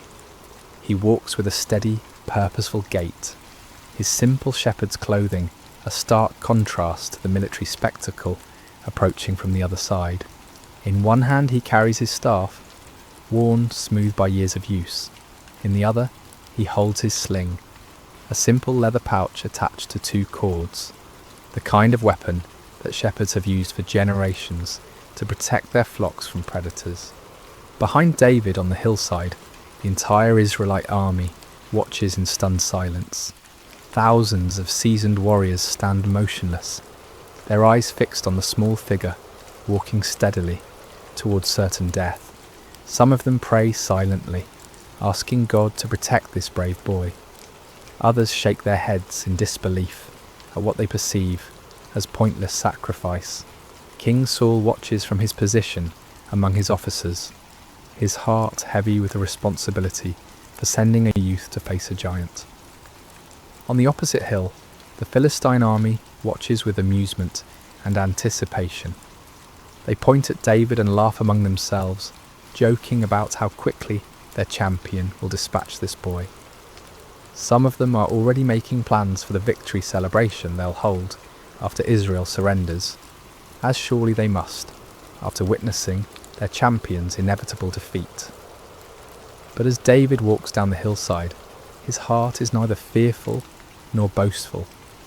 Instead, it's filled with a quiet confidence that comes from knowing he is not walking into this valley alone.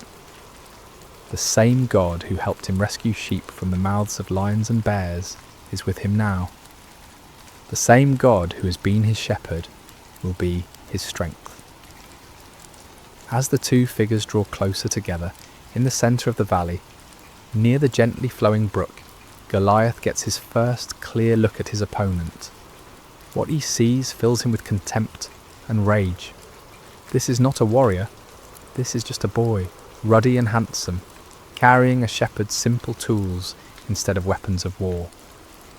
"Am I a dog," Goliath roars, his voice booming across the valley, "that you come at me with sticks?"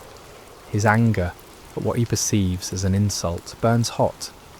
He expected Israel to send their greatest warrior, someone worthy of his attention.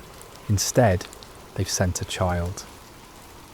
Goliath continues his verbal assault, his voice carrying clearly to both armies. "Come here, and I'll give your flesh to the birds and the wild animals."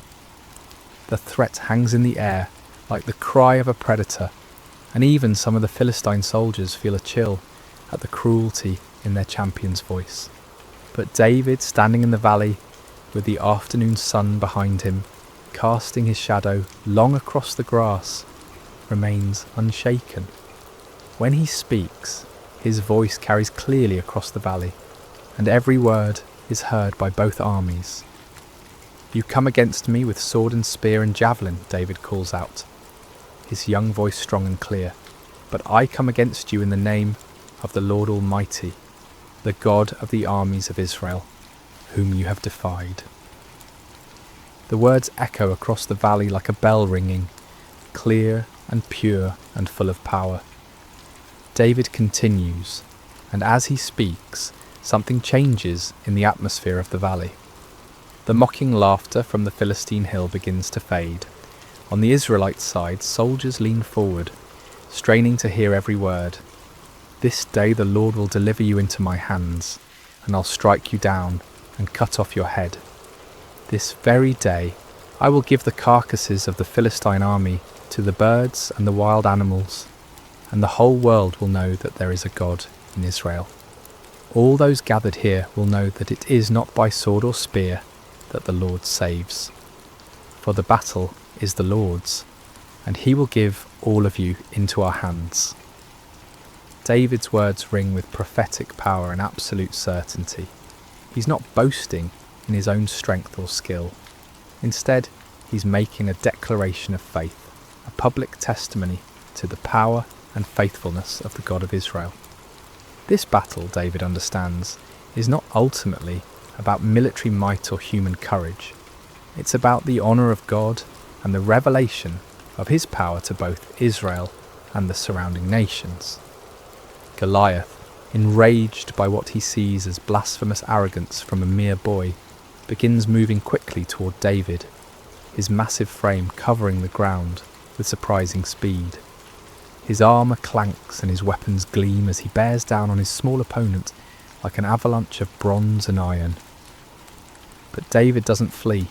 Instead, he runs toward Goliath, closing the distance between them with swift, determined steps.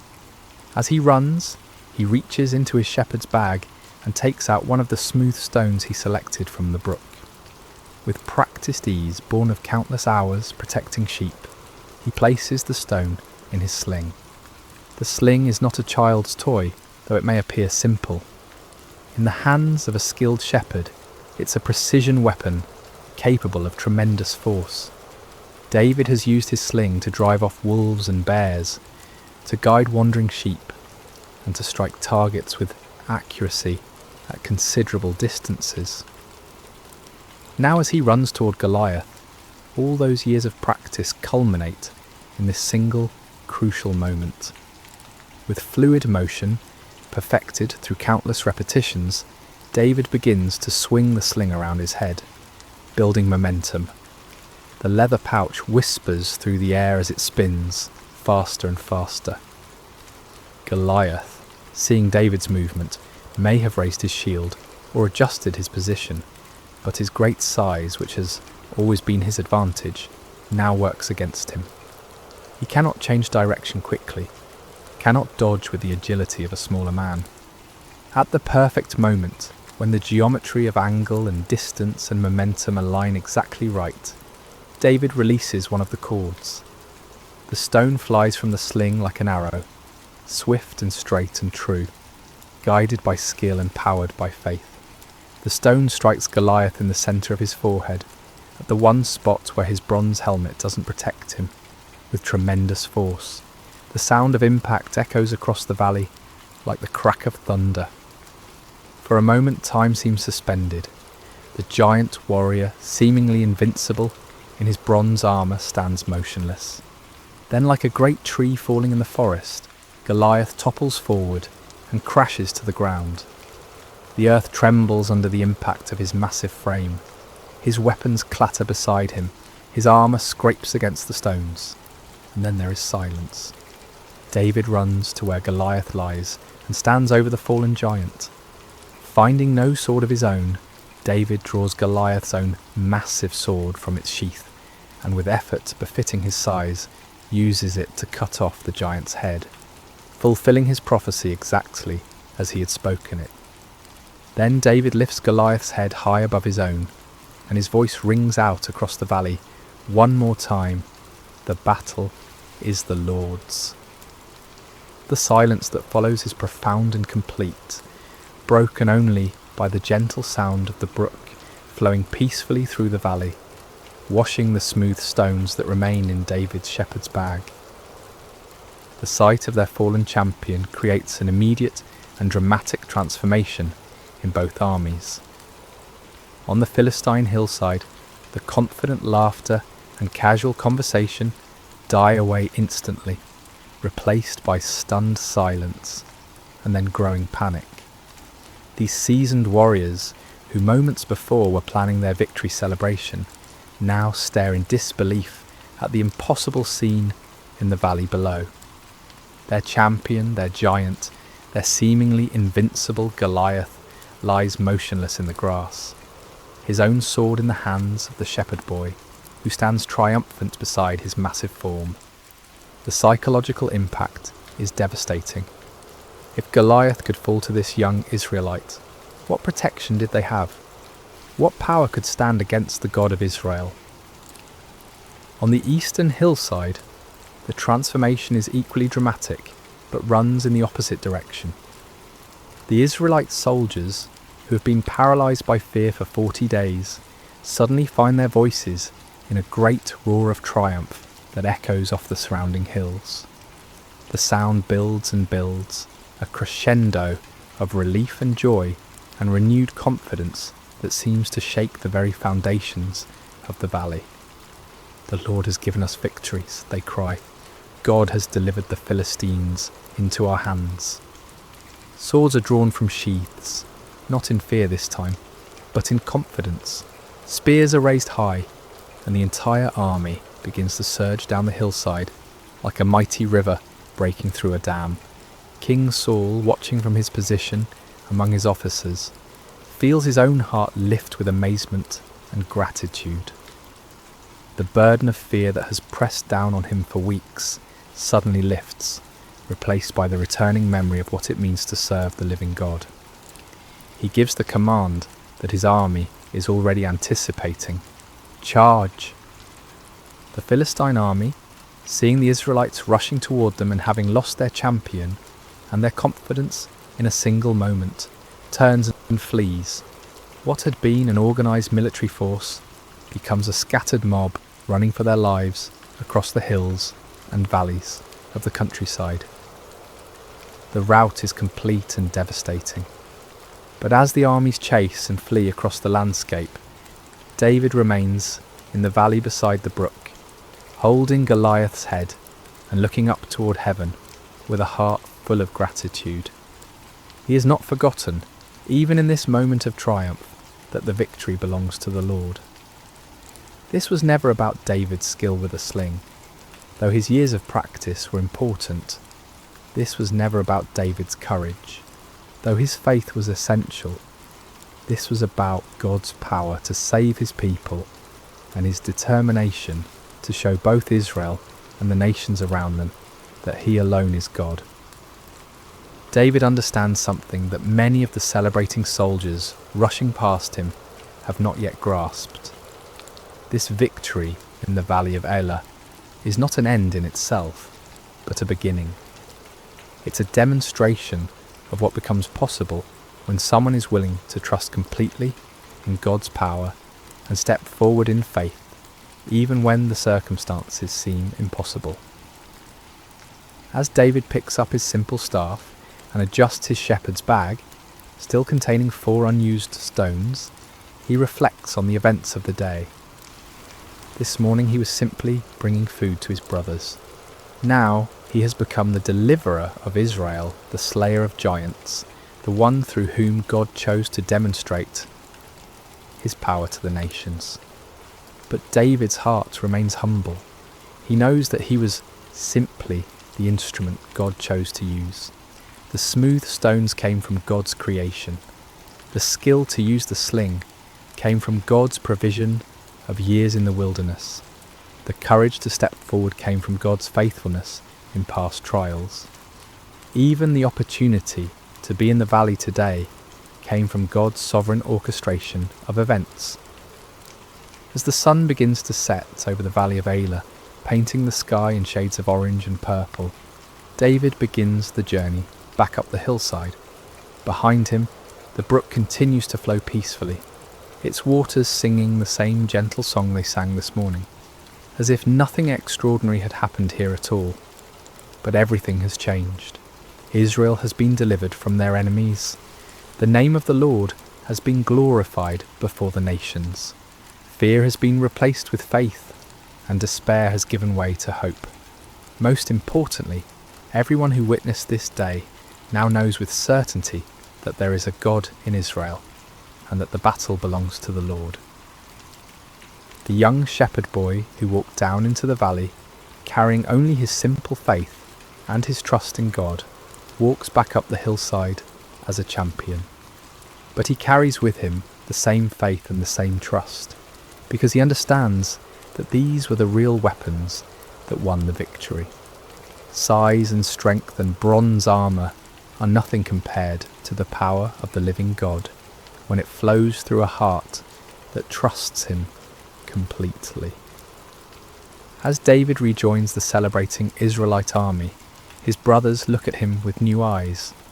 Eliab, who scolded him harshly this morning, now embraces him with tears of joy and amazement.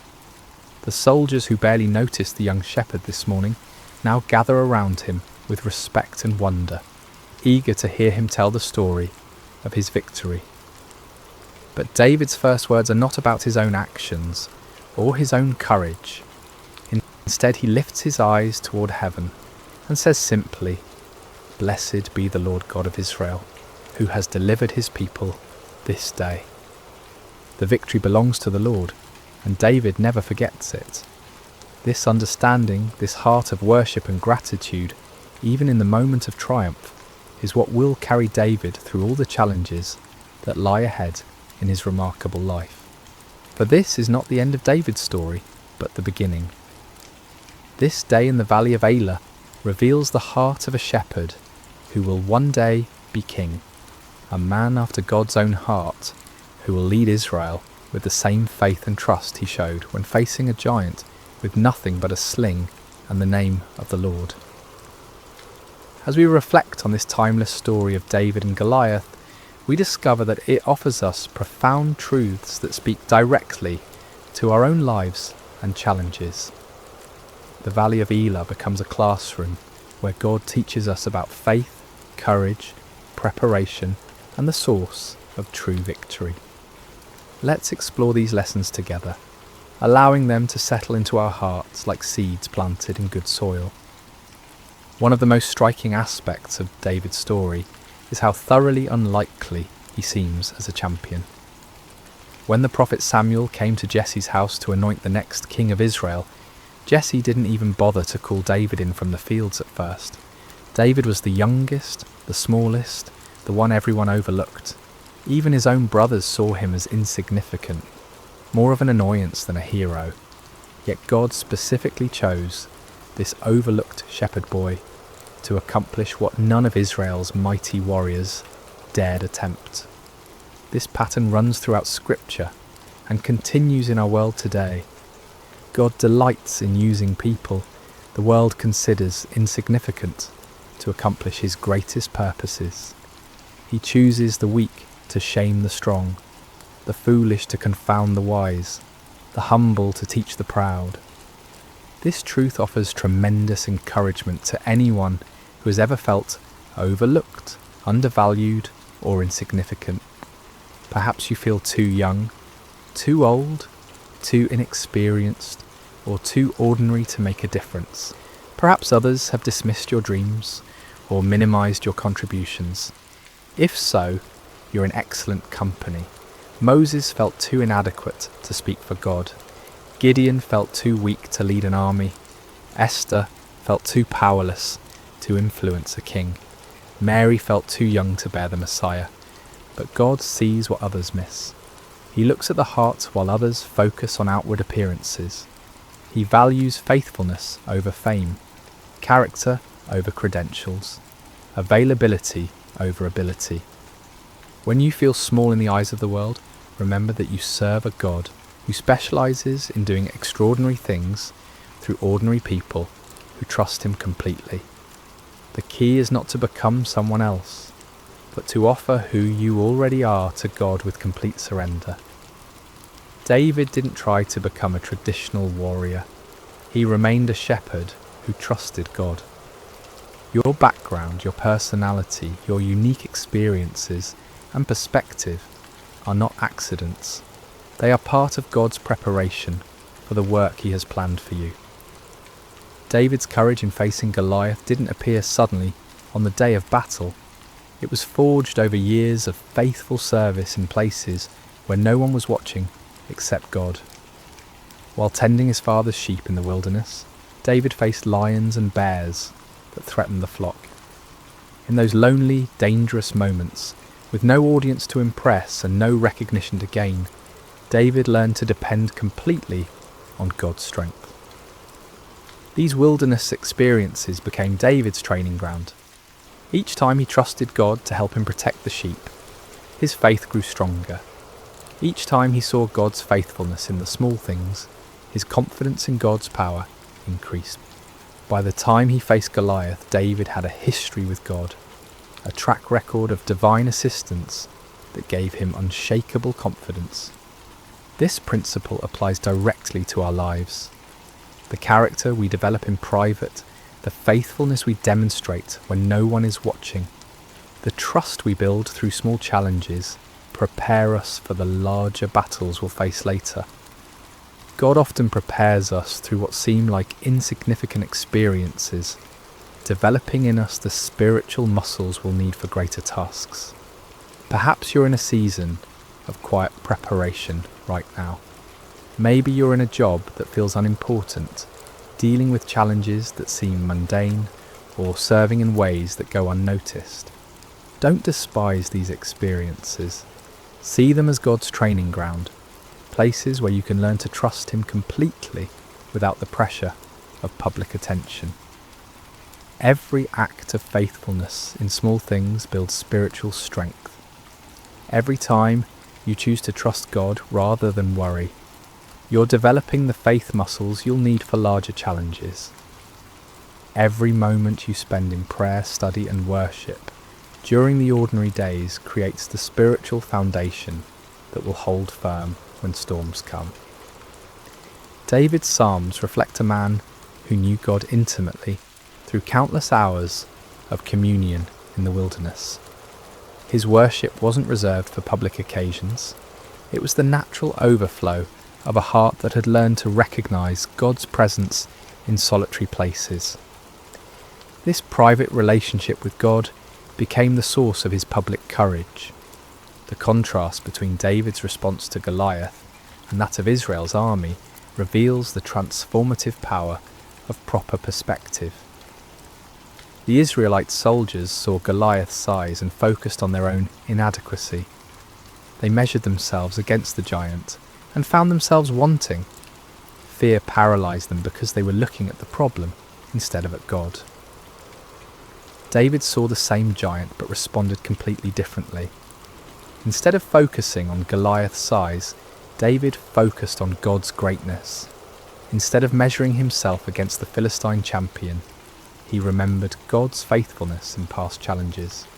Most importantly, David saw this confrontation not as David versus Goliath, but as the God of Israel versus the false gods of the Philistines.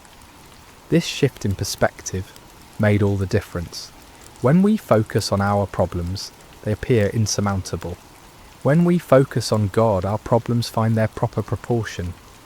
The same challenge that paralyzes us with fear can become an opportunity to witness God's power when we view it through the lens of faith. Your Goliath may not be a 9-foot giant in bronze armour, but it's probably just as real and just as intimidating.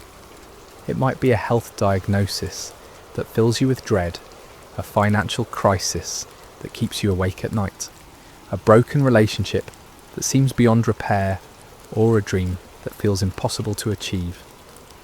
Whatever giant you're facing, the same God who empowered David is available to you today. The key is learning to see your challenges through God's eyes rather than your own. When you focus on how big your problems are, they grow larger in your mind, and your faith shrinks. But when you focus on how big your God is, your problems find their proper place, and your faith grows stronger. Faith doesn't mean pretending problems don't exist or minimizing real challenges. David didn't pretend Goliath was small. He acknowledged the giant's formidable appearance and weapons. But faith means recognizing that God is greater than any challenge we face, and that His power is available to those who trust Him completely. Perhaps the most important lesson from David's story is his understanding that victory belongs to God alone. David never claimed credit for defeating Goliath. He never boasted about his skill with a sling or his courage in facing the giant. Instead, he consistently pointed to God as the source of his victory. This humility wasn't false modesty, it was accurate theology.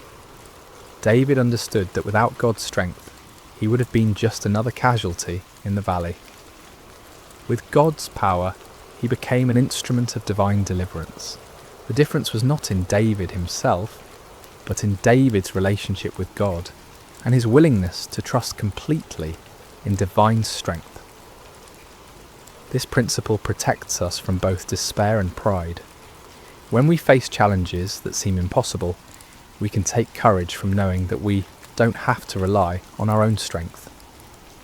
The same God who empowered David is available to empower us.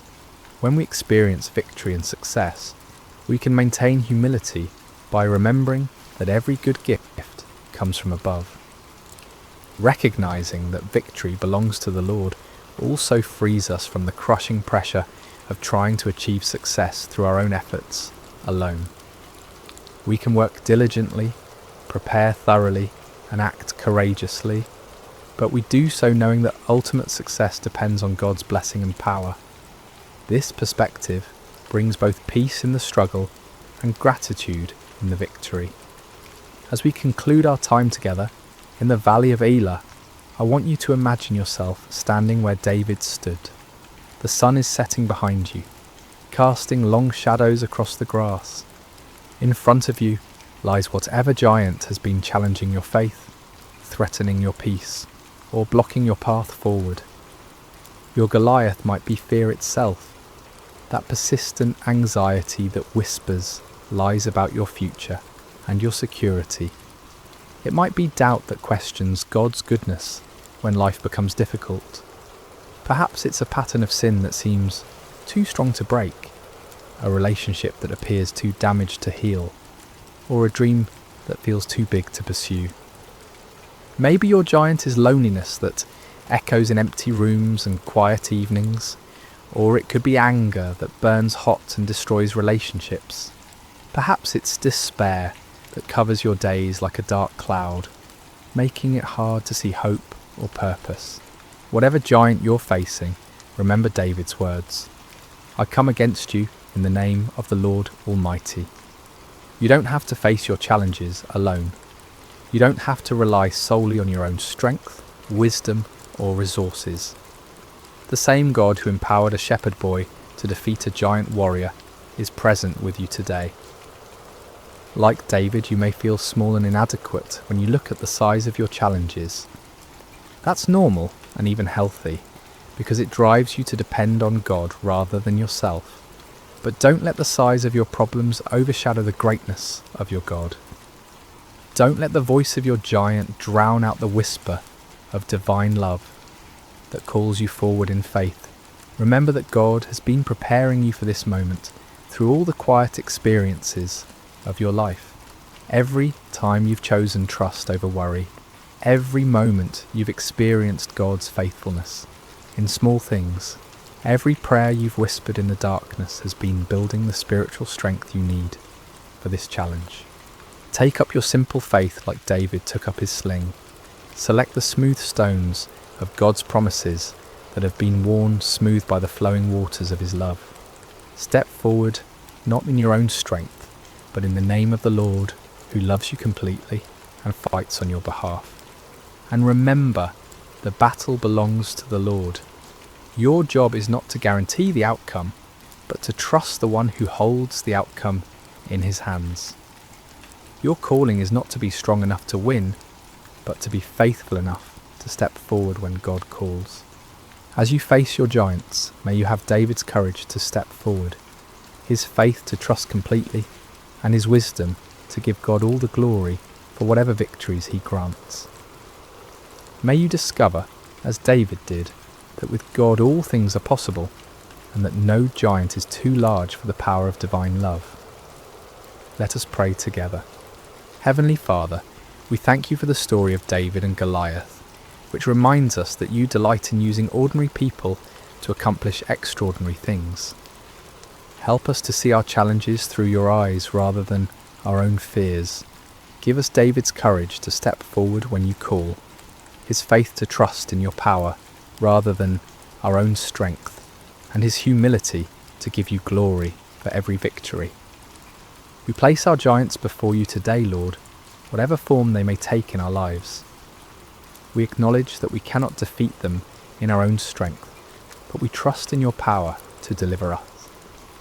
Use our weaknesses to display your strength, our fears to showcase your faithfulness, and our victories to bring glory to your name. Help us to be faithful in the quiet places of preparation, knowing that you are building in us the character and faith we'll need for the challenges ahead. May we never forget that the battle belongs to you, and may we always be quick to give you praise for your goodness and mercy in our lives. In the name of Jesus, our Good Shepherd and mighty champion, we pray. Amen. Sleep well, dear friends, knowing that the same God who was with David in the valley is with you wherever your journey leads. May his peace guard your hearts and minds, and may you wake tomorrow with renewed faith to face whatever giants await. Until we meet again in another story, may God's love surround you like a shepherd's care, and may his strength be your portion in every season. Thank you for joining us at Sacred Slumber, where every story reminds us that we are... Hello, dear listener, and welcome to Sacred Slumber. Before we begin tonight's story, I'd love to know how your day has been. Whatever time it is where you are in the world, whether you're settling in for the evening or finding a quiet moment during your day, you're exactly where you need to be. We have listeners joining us from every corner of the globe, and it's beautiful to think that we're all connected through these ancient stories that continue to speak to our hearts today. If this story brings you peace and you'd like to hear more like it, please consider subscribing to Sacred Slumber. Now let us journey back over 3,000 years to a time when the hills of ancient Israel echoed with the cries of an oppressed people, and discover how God chose the most unlikely hero to deliver them. The sun blazed mercilessly over the barren hills of ancient Israel, its heat seeming to mock the suffering people below. For 7 long years, the shadow of oppression had fallen across the promised land, like a plague that would not lift. The Midianites, fierce nomadic warriors from the desert, had swept down upon Israel like locusts, devouring everything in their path. In caves carved into limestone cliffs, families huddled in darkness, their faces gaunt with hunger and hollow with despair. Children, who should have been playing in village squares instead, learned to recognize the distant thunder of approaching hoofbeats, the signal to flee deeper into their rocky refuges. The once fertile valleys that had flowed with milk and honey now lay trampled and barren, stripped clean by the endless raids of their oppressors. The Israelites had forgotten what it meant to harvest their own crops. Each year they would plant in hope, tending their fields with trembling hands, always listening for the sound that would send them running. And each year, just as the grain began to ripen, the Midianites would come. They arrived like a sandstorm, their camels innumerable as the sand by the sea, their warriors dark silhouettes against the burning sky. They took everything, left nothing, and vanished back into the wilderness, leaving behind only dust and desperation. In this time of darkness, when hope seemed as distant as the stars, there lived a young man named Gideon. He was not what anyone would call a mighty warrior. His hands, though calloused from labour, had never gripped a sword in battle. His shoulders, though broad from years of farm work, had never carried the weight of armour. His eyes, though keen from watching the horizon for danger, had never gazed unflinchingly into the face of an enemy. On this particular day, Gideon found himself doing what had become all too common among his people. Hiding. He was in his father's wine press, a stone basin carved deep into the earth, meant for treading grapes. But instead of the purple stain of harvest, this hollow held only wheat stalks and the sound of desperate threshing. Gideon worked quickly, quietly, glancing nervously toward the rim of the pit above him.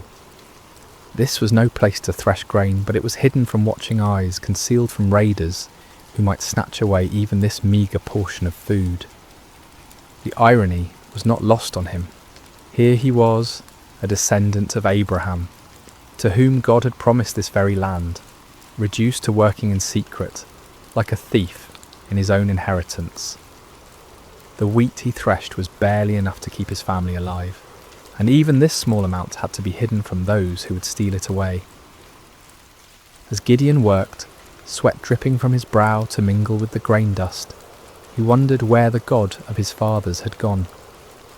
The elders still told stories around carefully concealed fires, stories of a time when the Lord had parted the sea, when he had brought down the walls of Jericho, when his presence had dwelt among them in power and glory. But those seemed like tales from another world, stories of a God who had perhaps grown tired of his people and turned his face away. The rhythmic sound of the flail striking grain filled the small space, a lonely percussion that seemed to echo the beating of his own discouraged heart. Each strike felt like a prayer he didn't know how to voice, a desperate plea to heaven from a pit in the earth, and then without warning, the monotonous rhythm was broken by a voice. "The Lord is with you, mighty warrior." Gideon's flail froze mid-swing. His heart hammered against his ribs as he spun around, expecting to see a Midianite soldier who had discovered his hiding place. Instead, he saw a figure sitting beneath the oak tree above the winepress, a man whose presence seemed to make the very air shimmer with an otherworldly light. The stranger's words echoed in Gideon's mind. Mighty warrior? Him? The man who threshed wheat in secret, who started at shadows, who had never held anything more dangerous than farming tools? Surely this visitor was either mocking him or mistaken about who he was addressing. Gideon climbed slowly from the winepress, his legs unsteady, not from exertion, but from the strange presence of this visitor. The man beneath the oak appeared ordinary enough, yet something in his bearing, something in the way the light seemed to gather around him, spoke of anything but ordinary humanity. "Pardon me, my lord," Gideon said, his voice betraying his confusion and fear. "But if the Lord is with us, why has all this happened to us? Where are all his wonders that our ancestors told us about when they said, 'Did not the Lord bring us up out of Egypt? But now the Lord has abandoned us and given us into the hand of Midian.'" The words tumbled out of him like water breaking through a dam. 7 years of bottled frustration, 7 years of unanswered prayers, 7 years of watching his people suffer, while heaven remained silent. If this stranger claimed the Lord was with them, then where was the evidence? Where was the God who had once fought for Israel, with fire and earthquake, with angel armies and miraculous interventions? The figure beneath the oak tree regarded him with eyes that seemed to hold depths of understanding far beyond human measure. When he spoke, his voice carried an authority that made the ground beneath Gideon's feet feel somehow more solid, as if reality itself paid attention to his words. "Go in the strength you have and save Israel out of Midian's hand. Am I not sending you?" Gideon felt his knees nearly buckle. Save Israel? Him? The man who hid in wine presses, who jumped at the sound of the wind through the barley? This had to be some terrible mistake, some cosmic error in judgment. "Pardon me, my lord," he said again, his voice barely above a whisper, "but how can I save Israel? My clan is the weakest in Manasseh, and I am the least in my family." It was true. His family held no position of honour among the tribe. They owned no great flocks, commanded no respect in the councils of the elders. Gideon himself was the youngest son, the one who tended to mundane tasks while others made important decisions. He was nobody special, nobody who mattered, nobody whom anyone would follow into battle. But the mysterious visitor seemed unmoved by these protests. "I will be with you," he said simply, "and you will strike down all the Midianites, leaving none alive." The promise hung in the air between them, impossible and overwhelming. Gideon's mind reeled as he tried to comprehend what was being asked of him. But if this was truly a messenger from the Lord, if this was indeed the God of his fathers speaking to him, then surely he could ask for some sign, some proof that this wasn't merely the product of too much sun and too little food. "If now I have found favour in your eyes," Gideon said carefully, "give me a sign that it is really you who speaks with me. Please do not go away until I come back and bring my offering and set it before you." The figure nodded gravely. "I will wait until you return." Gideon hurried to his house, his heart pounding with a mixture of terror and desperate hope. He prepared what he could offer: a young goat, unleavened bread made from precious flour, broth to complete the meal. It was a significant sacrifice for a family that had so little, but if there was even the slightest chance that the God of Israel was truly speaking to him, no cost was too great. When he returned to the oak tree, the stranger was still there, patient as stone, eternal as the hills. Gideon set the meat on a rock, poured out the broth, and waited to see what would happen. The visitor extended the staff in his hand and touched the meat and bread. Instantly, fire flared up from the rock, consuming the offering completely. In the same moment, the figure vanished from sight, leaving Gideon alone with the blackened stone and the certain terrifying knowledge that he had been speaking with an angel of the Lord. "Alas, sovereign Lord," Gideon cried out, falling to his knees, "I have seen the angel of the Lord face to face." But even as fear overwhelmed him, a voice spoke from heaven itself. "Peace, do not be afraid, you are not going to die." Gideon built an altar there and called it "The Lord is Peace," but peace was far from what he felt in his heart. That very night, the Lord spoke to him again, commanding him to tear down his father's altar to Baal and cut down the Asherah pole beside it. It was to be his first act of obedience, his first step toward the impossible task that lay ahead. Under cover of darkness, accompanied by 10 servants, Gideon did as he was commanded. They worked quietly, dismantling the stone altar and chopping down the wooden symbol of false worship. In their place, Gideon built an altar to the Lord and offered a bull as a sacrifice, using the wood from the Asherah pole as fuel for the fire. When morning came, the men of the town discovered what had been done. Their rage was immediate and fierce. They demanded that Joash, Gideon's father, bring out his son to be killed for destroying the altar of Baal, but Joash surprised everyone, including his son, with his response. "Are you going to plead Baal's cause?" he asked the angry crowd. "If Baal really is a god, he can defend himself when someone breaks down his altar."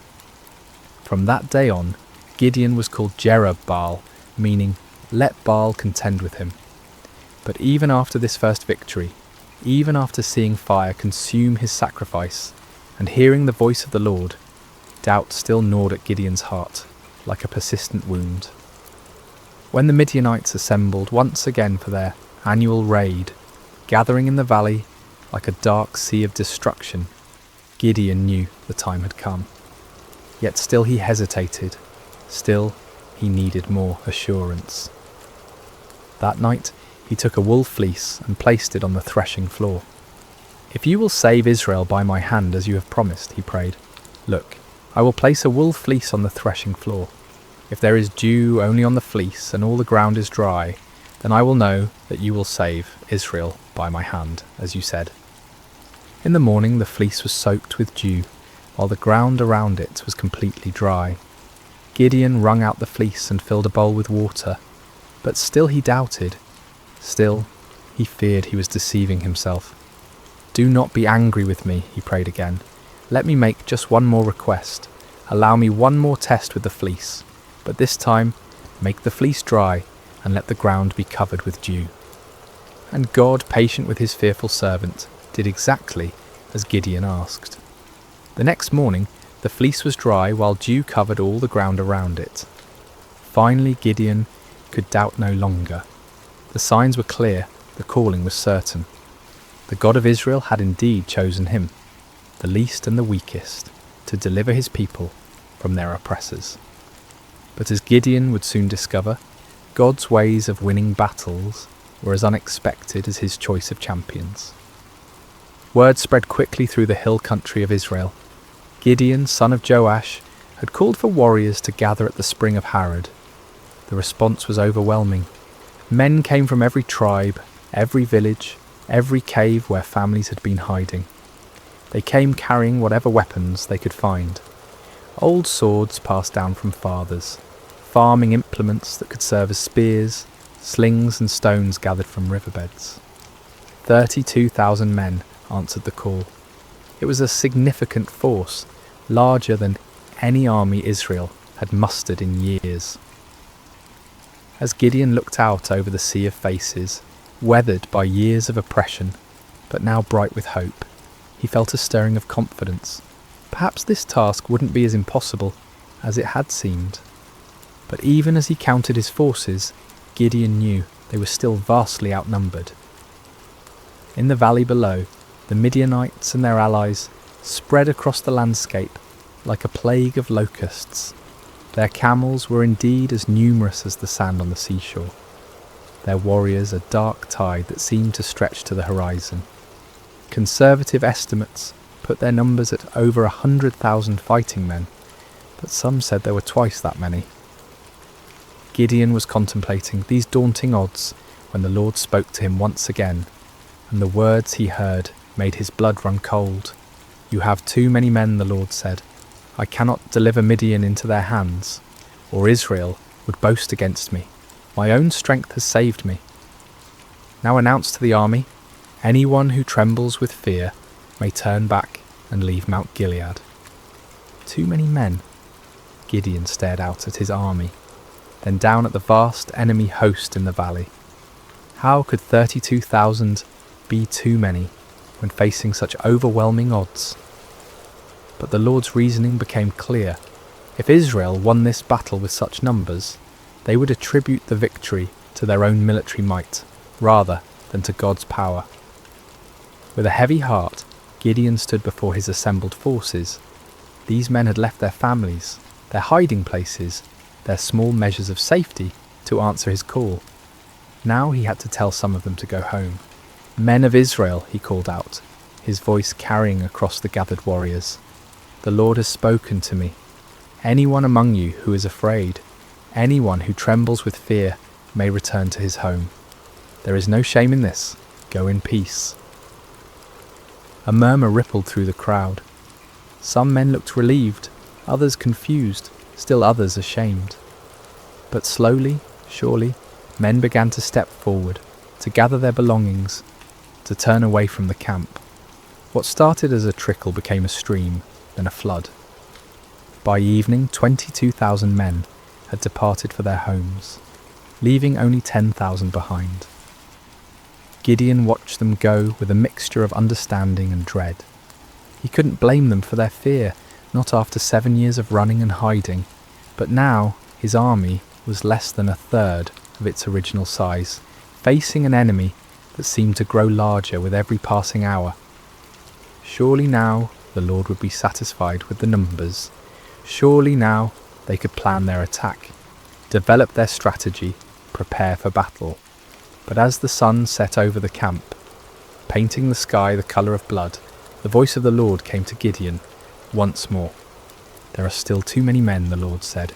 "Take them down to the water, and I will thin them out for you there." Gideon felt as if the ground was shifting beneath his feet. Still too many? 10,000 men were still too many to face 100,000? What kind of battle was the Lord planning? The next morning Gideon led his remaining men down to the spring of Harod. The water was clear and cold, bubbling up from underground sources that had never failed, even in the driest years.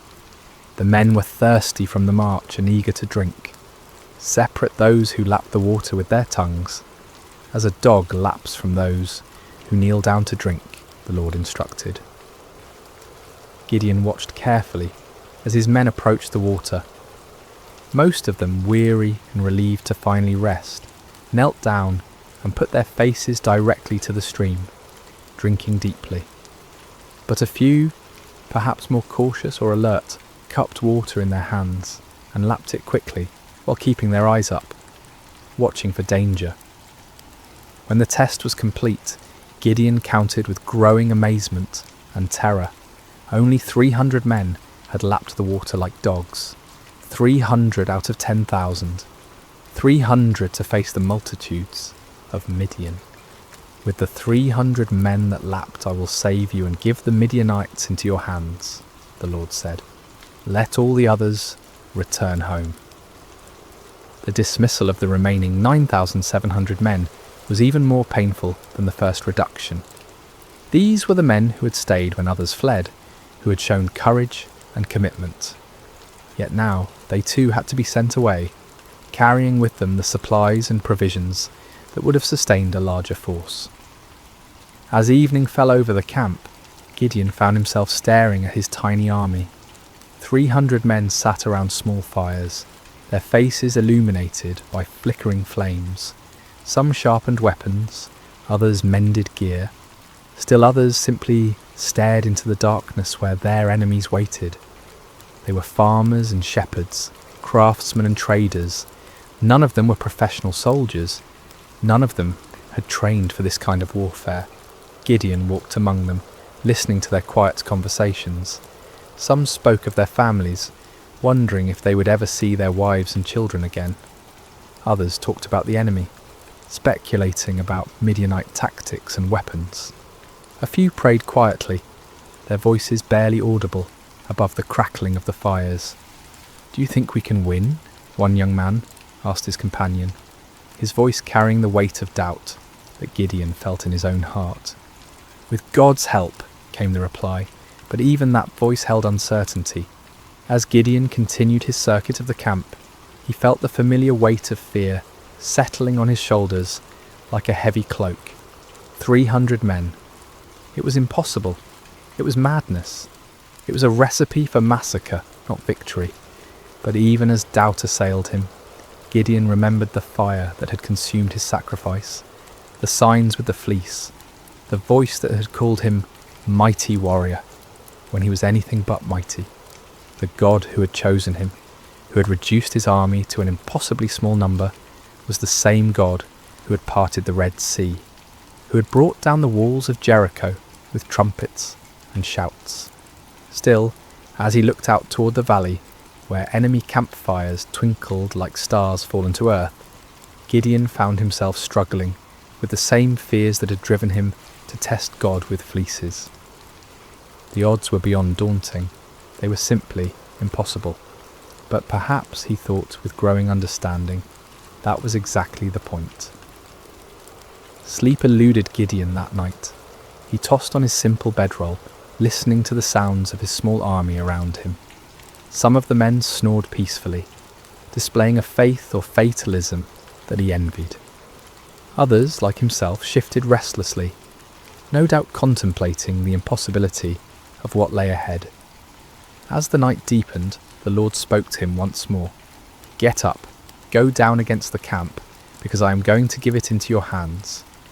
If you are afraid to attack, go down to the camp with your servant Purah and listen to what they are saying. Afterward, you will be encouraged to attack the camp." The Lord knew him well, Gideon realized. He was indeed afraid, terrified beyond measure. The offer to scout the enemy camp was exactly what his anxious heart needed. Taking his servant Purah, a young man who had served his family faithfully for years, Gideon crept away from the Israeli camp under cover of darkness. The descent into the valley was treacherous in the darkness. They picked their way carefully between rocks and thorny bushes, each step taking them closer to the vast enemy encampment. As they drew near, the sheer scale of the Midianite army became even more overwhelming. Their campfires stretched as far as the eye could see in every direction, creating a galaxy of light in the darkness of the valley floor. The smell hit them first, thousands of camels, horses and men, creating a pungent mixture that hung heavy in the still night air. Then came the sounds: snoring, quiet conversations, the shuffling of animals, the occasional clank of weapons or armour. It was like approaching a vast, slumbering beast that could wake at any moment and devour them. Gideon and Purah crept to the edge of the camp, staying low among the rocks and scrub brush that dotted the valley floor. The nearest tents were only a few dozen yards away, their dark silhouettes outlined against the glow of dying fires. Guards moved slowly through the camp, but their attention was focused inward, watching for disturbances among their own people rather than looking outward for threats. As they settled into their hiding place, Gideon heard voices from a nearby tent. Two men were talking in low tones, their conversation carrying clearly in the still night air. "I had the most disturbing dream," one man was saying. "I dreamed that a round loaf of barley bread came tumbling into the Midianite camp. It struck the tent with such force that the tent overturned and collapsed." His companion was quiet for a moment before responding, and when he did, his voice was heavy with foreboding. "This can be nothing other than the sword of Gideon, son of Joash, the Israelite. God has given the Midianites and the whole camp into his hands." Gideon felt as if lightning had struck him. Here in the heart of the enemy camp, these soldiers were talking about him, about his victory, about their own defeat. The dream was clearly a sign from God. A simple barley loaf, representing humble Israel, would overturn the mighty tent of Midian. He grasped Purah's arm, and together they crept back through the darkness, toward their own camp. But now the impossible seemed possible. Now the 300 seemed not like a pitifully small force, but like the perfect instrument of God's power. The enemy was already defeated in their hearts. All that remained was to make that defeat a reality. Back in the camp, Gideon woke his sleeping warriors. "Get up," he whispered urgently. "The Lord has given the Midianite camp into your hands." The men rose quickly, gathering around their commander in the darkness. Gideon's voice was transformed, no longer tentative and fearful, but filled with supernatural confidence. "Listen carefully," he said. "We will divide into 3 companies of 100 men each. I will give each of you a trumpet and an empty jar with a torch inside it. Watch me and do exactly what I do. When I and all who are with me blow our trumpets, then you blow your trumpets all around the camp and shout, 'For the Lord and for Gideon.'" The plan was unlike anything any of them had ever heard of. No swords, no spears, no conventional weapons at all. Just trumpets, empty pottery jars and torches. It seemed almost like madness, but there was something in Gideon's voice, something in his bearing, that convinced them this was indeed the Lord's strategy. The men moved quickly and quietly to gather the supplies they would need. Clay jars were found and emptied. Torches were prepared and placed carefully inside, so that their light was completely hidden. Each man took a trumpet, though few of them had any experience with such instruments. The plan didn't require musical skill, however, only the ability to make noise. As the first company prepared to move out, Gideon looked at his men one final time. These farmers and shepherds, these ordinary men who had answered an extraordinary call, were about to attempt something that would be remembered for generations to come. They were terrified. He could see it in their faces, but they were also determined. They'd come too far to turn back now. "Remember," Gideon said quietly, "we are not fighting this battle alone. The Lord goes before us. Trust in him, follow my lead, and we will see the salvation of Israel this very night." The 3 companies spread out in the darkness, moving carefully around the perimeter of the enormous enemy camp.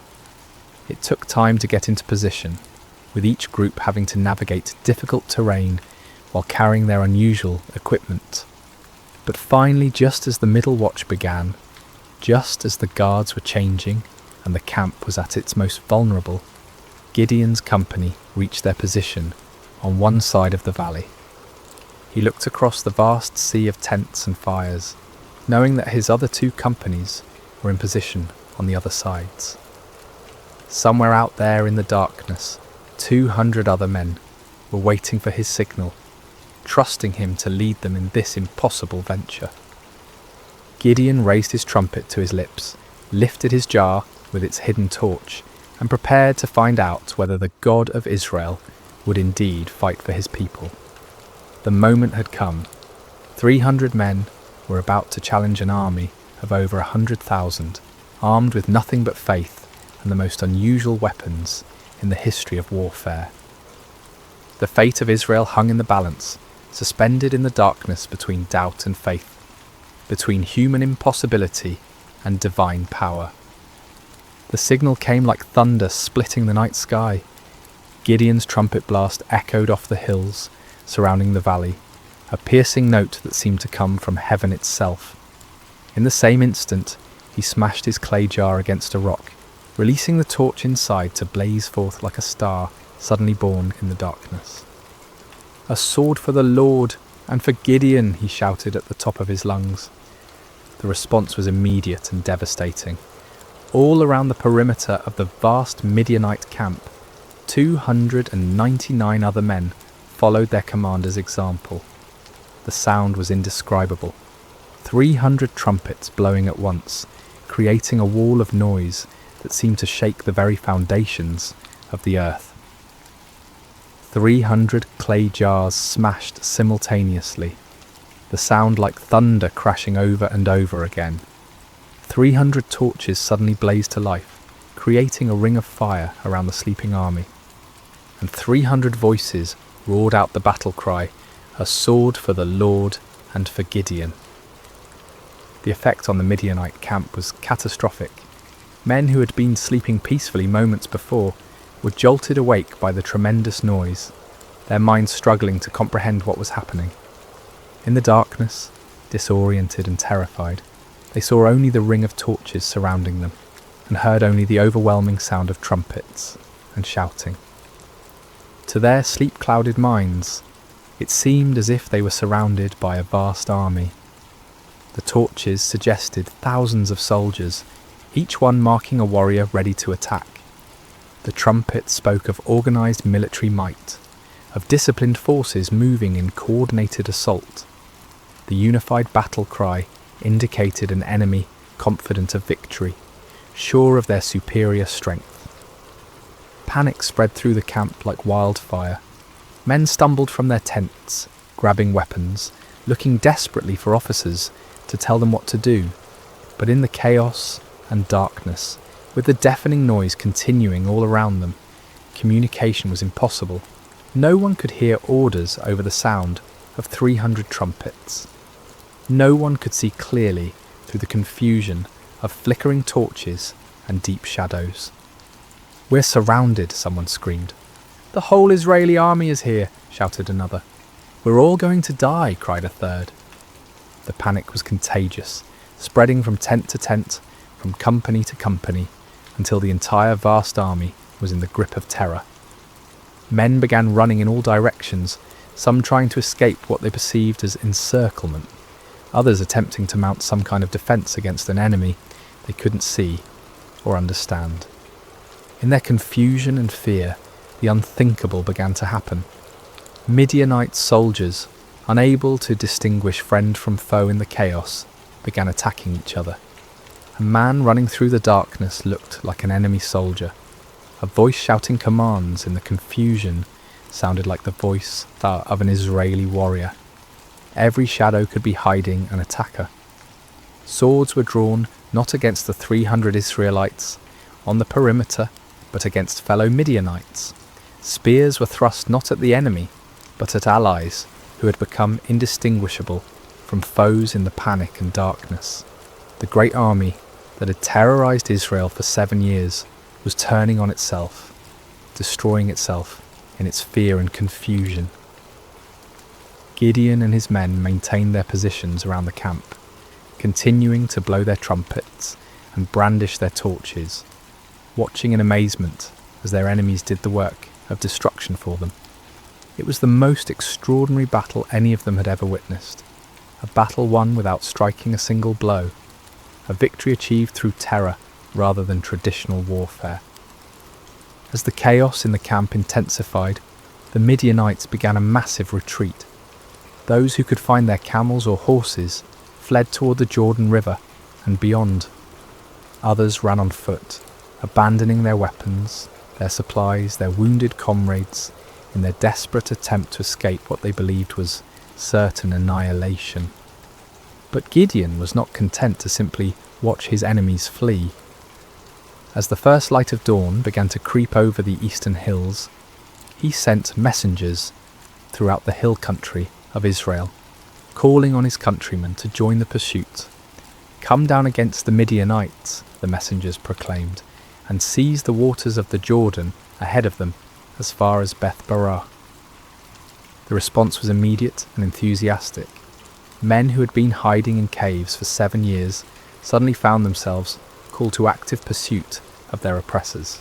They came streaming down from the hills, like water released from a dam, energized by the news that the mighty Midianite army was in full retreat. The men of Ephraim were particularly effective, seizing the fords of the Jordan River and trapping many of the fleeing enemy forces. They captured and killed Oreb and Zeb, 2 of the Midianite leaders, bringing their heads to Gideon as proof of their victory. Meanwhile, Gideon and his original 300 men continued the pursuit of the main enemy force. They crossed the Jordan River, following the fleeing armies eastward into the desert. Despite their exhaustion, despite having had no sleep and little food, they pressed on relentlessly. The psychological impact of the night's events had completely broken the spirit of the Midianite alliance. Armies that had seemed invincible just hours before were now scattered bands of demoralized fugitives. The camels that had been as numerous as sand by the seashore were now obstacles to rapid flight rather than instruments of swift attack. Gideon's small force continued to grow as more Israelites joined the pursuit. Men from Naphtali, Asher, and all of Manasseh took up arms and chased the fleeing enemy. What had begun as an impossible battle for 300 men had become a nationwide uprising, a complete reversal of 7 years of oppression. The fleeing Midianites tried to regroup at Succoth and Penuel, but the local officials, perhaps fearing retaliation, refused to provide them with food or assistance. Gideon's pursuit was relentless, driving them ever deeper into the wilderness, further from their base of operations, further from any hope of mounting a counterattack. Finally, in the desert east of the Jordan, Gideon caught up with the remnants of the great army. Zebah and Zalmunna, the 2 kings of Midian, were there with about 15,000 men, all that was left of an army that had once numbered over 100,000. Even this reduced force vastly outnumbered Gideon's 300, but their spirit was completely broken. The final battle was swift and decisive. The Midianite army, already demoralized and exhausted, offered little resistance. Zebah and Zalmunna were captured alive, bringing to an end the 7-year reign of terror that had plagued Israel.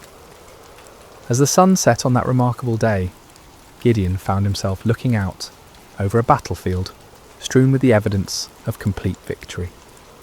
The mighty army that had seemed invincible just 24 hours earlier was destroyed. The kings who had terrorized his people were prisoners. The oppression that had driven Israel into caves and hiding places was broken forever. It had all begun with 300 men, 300 trumpets, 300 torches, and faith in a God who specializes in impossible victories. The journey back to Israel was unlike anything the land had seen in generations. What had begun as a desperate flight by 300 terrified farmers had become a triumphant procession that seemed to grow with every mile. Men emerged from caves and hidden places, women came out of their refuges, children ran alongside the returning heroes. the roads that had been empty for 7 years, too dangerous for normal travel, were now filled with celebration. Gideon rode at the head of the procession, the captured kings Zeba and Zalmunna walking in chains behind him. The sight of these once mighty rulers, who had struck terror into Israelite hearts for so long, now humbled and defeated, was almost too wonderful to believe. People lined the roads just to see them, to confirm with their own eyes that the nightmare was truly over. As they passed through villages and towns that had been ghost settlements just days before, people poured out of their houses with tears of joy streaming down their faces. Children, who had never known anything but hiding and fear, looked with wonder at the defeated enemy kings. Elderly men and women who remembered the time before the oppression began whispered prayers of thanksgiving to the God who had delivered them. The celebration that erupted across Israel was spontaneous and overwhelming. In every settlement, people brought out whatever food they had hidden away and shared it freely. Wine that had been buried for safekeeping was uncorked and passed around. Songs that had been silenced for 7 years rang out again from hilltops and valleys. But perhaps the most remarkable aspect of the victory was how complete it had been. The Midianite power was not just temporarily broken, but utterly destroyed. Their military organisation was shattered, their leadership eliminated, their will to fight completely crushed. Never again would they be able to mount the kind of massive raids that had devastated Israel year after year. The psychological impact was equally profound. For 7 years, the Israelites had seen themselves as victims, as weak and helpless prey for stronger predators. Now they had witnessed their God fighting for them in the most dramatic way imaginable. The story of the 300 and their trumpets would be told and retold around campfires for generations to come. A permanent reminder that no enemy is too strong when the Lord chooses to fight for his people. When Gideon finally reached his homeland, representatives from all the tribes of Israel came to meet him. They came with a proposal that on the surface seemed like the natural conclusion to his remarkable victory. "Rule over us," they said, their voices filled with genuine admiration and gratitude. "You, your son, and your grandson, because you have saved us from the hand of Midian." It was an offer of kingship, of dynastic rule that would establish Gideon's family as the permanent rulers of Israel. After centuries of loose tribal confederation, of judges who arose in times of crisis only to fade from prominence when the emergency passed, the people were ready for something more permanent, more stable, and who better to serve as their king than the man who had delivered them from their greatest enemy? The offer was tempting beyond measure. Gideon had gone from threshing wheat in secret to being offered the crown of all Israel. The boy who had hidden in wine presses was being invited to sit on a throne. The man who had doubted his own worth was being told that he was worthy to found a royal dynasty. But Gideon's response revealed the depth of his spiritual growth during this incredible journey. The fearful farmer, who had needed multiple signs and confirmations, had become a man who understood something fundamental about the nature of God's kingdom. "I will not rule over you," he declared firmly, "nor will my son rule over you. The Lord will rule over you." It was a profound statement of faith and wisdom. Gideon recognized that Israel's true king was the Lord himself, and that any human ruler would be merely a steward of God's authority. He had learned through his own experience that victory came not through human strength or wisdom, but through complete dependence on divine power. To accept a crown now would be to claim credit for what God alone had accomplished. The people were disappointed but not surprised. They had seen enough of Gideon's character to understand that he was not motivated by personal ambition. Still, they wanted to honour him in some way, to create some lasting memorial to his remarkable victory. Gideon did make one request of the people, though it would prove to be a fateful one. "I do ask one thing of you," he said. "Each of you give me an earring from your share of the plunder." The Midianites, like many desert peoples, wore gold earrings, and the spoils of victory included a considerable amount of such jewellery. The Israelites were happy to comply with this modest request. They spread out a garment, and each man threw a gold earring onto it. When all the contributions were gathered, the weight of the gold was 1,700 shekels, an enormous fortune by the standards of the time. In addition to the earrings, there were ornaments, pendants, and purple garments worn by the Midianite kings, as well as chains from their camels' necks. With this gold, Gideon made an ephod, a ceremonial garment similar to what the high priest wore. His intentions may have been pure, perhaps wanting to create a memorial to God's victory, or a way for the people to seek divine guidance. But the results were tragic. All Israel prostituted themselves by worshipping it there, and it became a snare to Gideon and his family. The very man who had torn down his father's altar to Baal, who had refused the crown because only God should rule Israel, inadvertently created an object that led his people back into idolatry. It was a sobering reminder of how easy it is for even the most faithful to stumble, how quickly victory can turn to spiritual defeat. The golden ephod, created from the spoils of a battle won by faith alone, became a false god that drew the people's hearts away from the true God who had delivered them. Yet despite this failing, the primary result of Gideon's victory endured. The land had peace for 40 years during his lifetime. The Midianites never recovered from their devastating defeat. Other potential enemies, seeing what had happened to the mighty Desert Confederation, thought twice before threatening Israel. Gideon himself lived quietly on his estate, enjoying the respect of his people, but never again taking up the sword. He married and had many children, 70 sons from his various wives. One son, born to a concubine in Shechem, was named Abimelech, and he would later bring great trouble to Israel in his quest for the power his father had refused. When Gideon died at a good old age, he was buried in the tomb of his father Joash in Ophrah of the Abiezrites. His death marked the end of an era, the passing of a man who had embodied both the highest faith and the deepest human frailty. As we reach the end of this ancient story, told now across thousands of years and countless retellings, the lessons of Gideon's life continue to resonate with profound relevance. His journey from fearful farmer to victorious leader speaks to truths that transcend time and culture, offering wisdom for anyone who has ever felt inadequate for the tasks before them. The first and most striking lesson is how God chooses his instruments. When the angel called Gideon a mighty warrior while he hid in a wine press, it seemed like either a mistake or a cruel joke. Gideon was none of the things we typically associate with great leaders. He wasn't brave, wasn't confident, wasn't from an important family, wasn't trained in warfare or politics.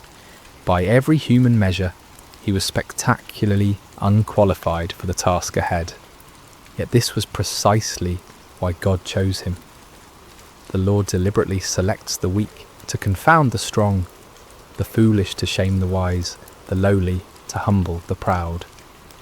Gideon's weakness became the perfect vessel for divine strength because there could be no question about who deserved the credit for the victory.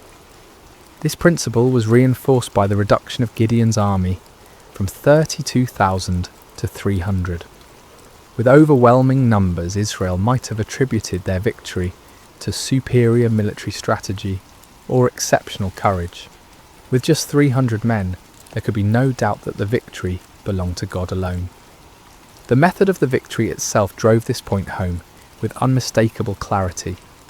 No swords were swung, no arrows were shot, no conventional battle was fought. Instead, the enemy was defeated by trumpets, torches, and shouting. It was a victory that made no sense according to human wisdom, but perfect sense according to divine strategy. Gideon's story also illustrates the patient grace of God toward human weakness. When Gideon asked for signs, when he tested God with fleeces, when he needed encouragement through overhearing the enemy's dream, the Lord did not respond with anger or impatience. Instead, he provided exactly what his frightened servant needed to move forward in faith. This divine patience extends to our failures as well as our fears. Even when Gideon created the golden ephod that led Israel into idolatry, even when his victory was tainted by this spiritual stumble, God's larger purposes were not thwarted. The peace that came to Israel lasted for 40 years, and the story of Gideon's faith continued to inspire future generations. Yet Gideon's failure with the ephod serves as a sobering warning about the subtle nature of spiritual pride. The man who had refused a crown could still fall into the trap of creating an object that drew worship away from God. Victory can be more spiritually dangerous than defeat, success more corrupting than failure. Even those who have experienced God's power in extraordinary ways must remain vigilant against the pride that can grow from their very victories. The story also reveals the importance of recognizing God's sovereignty in our circumstances. When Gideon questioned why God had allowed the Midianite oppression, he was struggling with one of humanity's oldest questions: why does a good God permit suffering? The answer that emerges from his story is not a theological explanation, but a practical demonstration. God had not abandoned his people. He was preparing to deliver them in a way that would reveal his power and restore their faith. Sometimes what looks like divine absence is actually divine preparation. The 7 years of oppression created the conditions that made Israel ready to trust completely in God rather than in their own strength.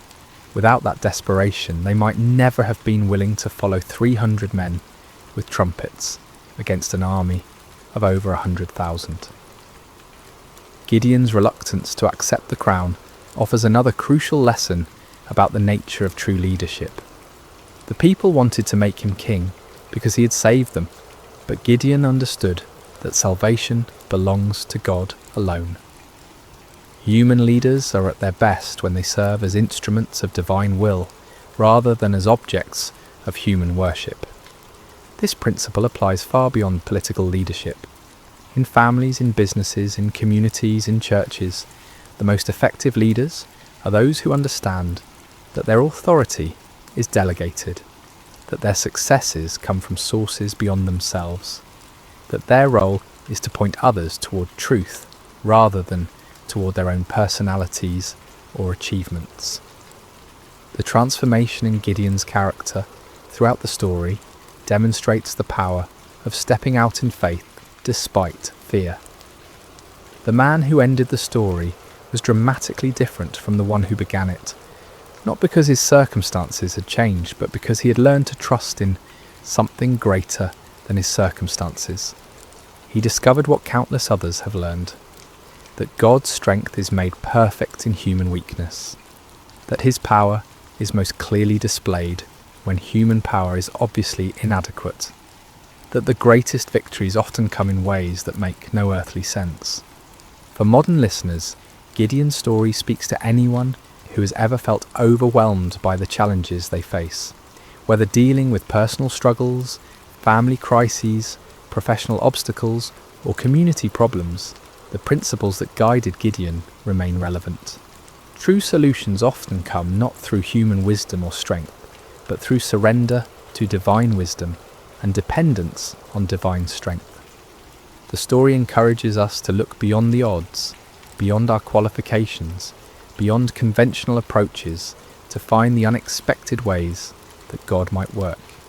It reminds us that He specializes in impossible situations, that He delights in using unlikely people, that He often works in ways that confound human expectations.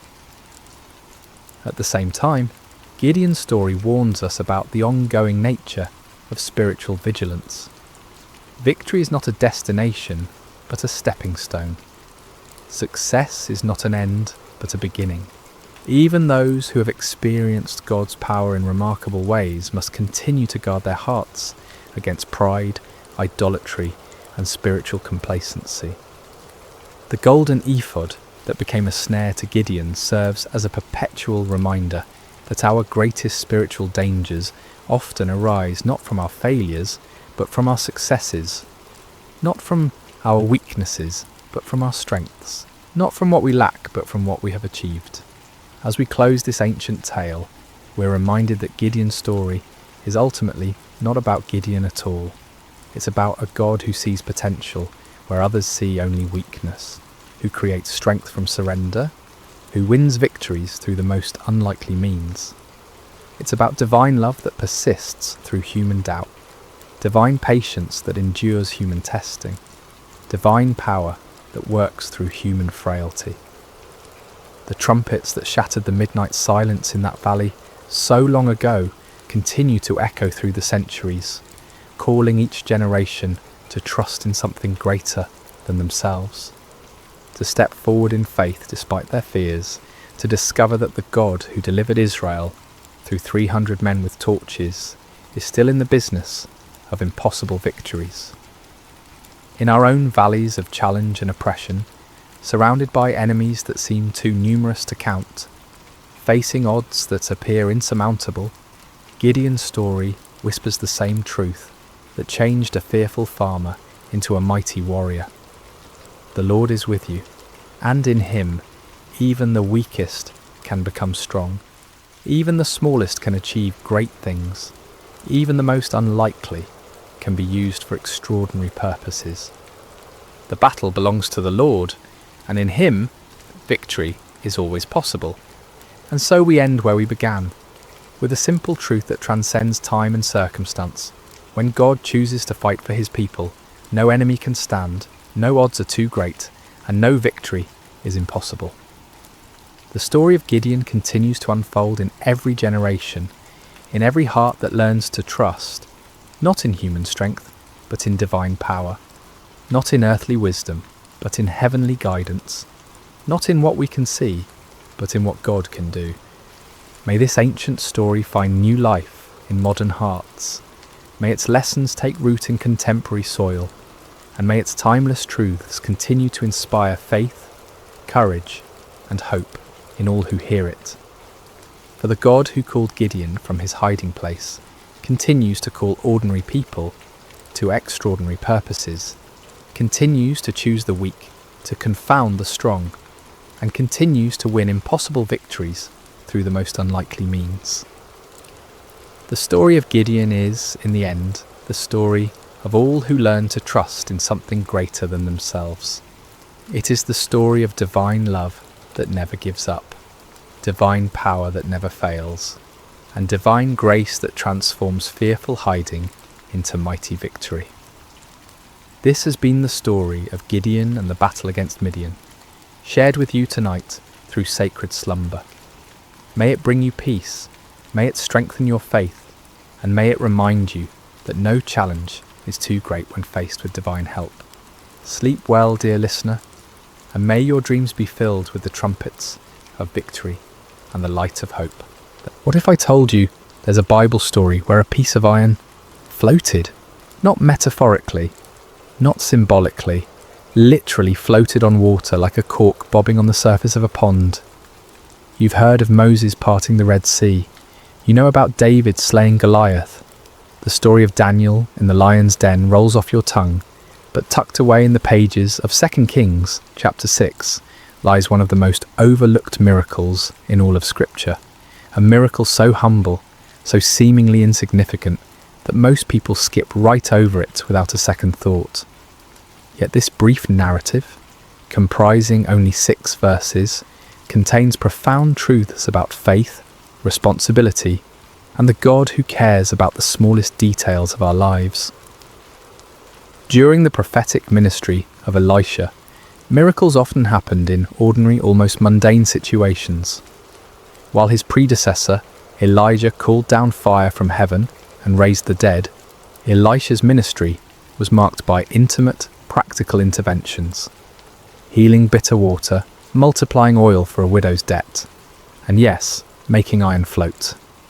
This story is brief in scripture but rich in meaning, a testament to faith in small things, a reminder that no problem is too insignificant for divine intervention. In a world where we're conditioned to believe that God only shows up for the spectacular, the floating axe head whispers a different truth. Sometimes, the most profound miracles happen in the most ordinary moments of our lives. The sun cast long shadows across the Jordan River Valley as another day began in the divided kingdom of Israel. It was a time of political turmoil and spiritual awakening, when the northern kingdom teetered between apostasy and revival, largely dependent on the influence of God's prophets. This was the era of Elisha's ministry, roughly 850 BC, decades after the dramatic departure of his mentor Elijah in a chariot of fire. The sons of the prophets, a community of disciples and spiritual students gathered around Elisha, had been growing steadily.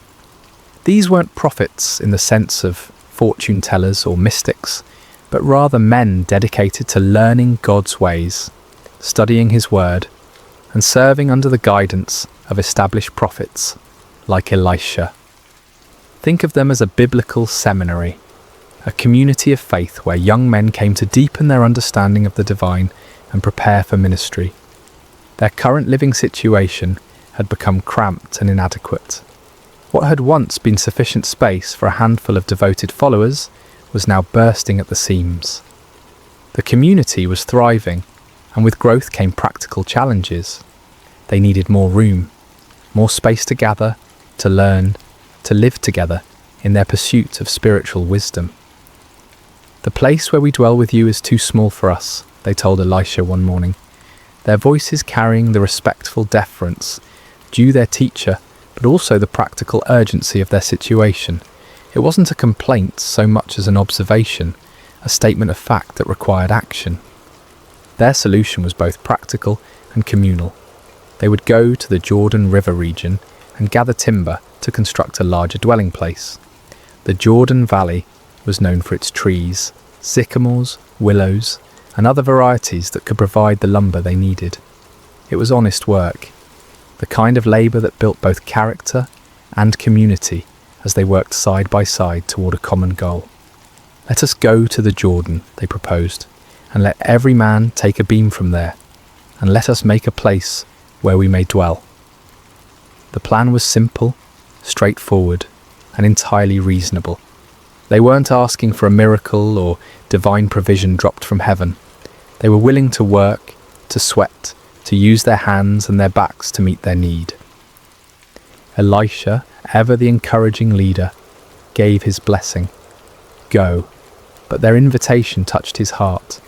"Please consent to go with your servants." They wanted their teacher among them, not just giving permission but participating in their labour. And Elisha, who could have remained comfortably behind while his students did the hard work, responded with characteristic humility, "I will go." So the small company set out for the Jordan, tools in hand, ready to transform their vision into reality. The Jordan River had witnessed countless biblical events. It was here that Joshua led the Israelites into the Promised Land, where the priest's feet touched the water and it parted just as the Red Sea had done for Moses. It was in these very waters that centuries later John the Baptist would immerse Jesus Christ himself. But on this particular day, there would be no grand procession, no miraculous river crossing, just a group of dedicated men heading to the riverside to cut timber, their hearts full of purpose and their hands ready for honest labour.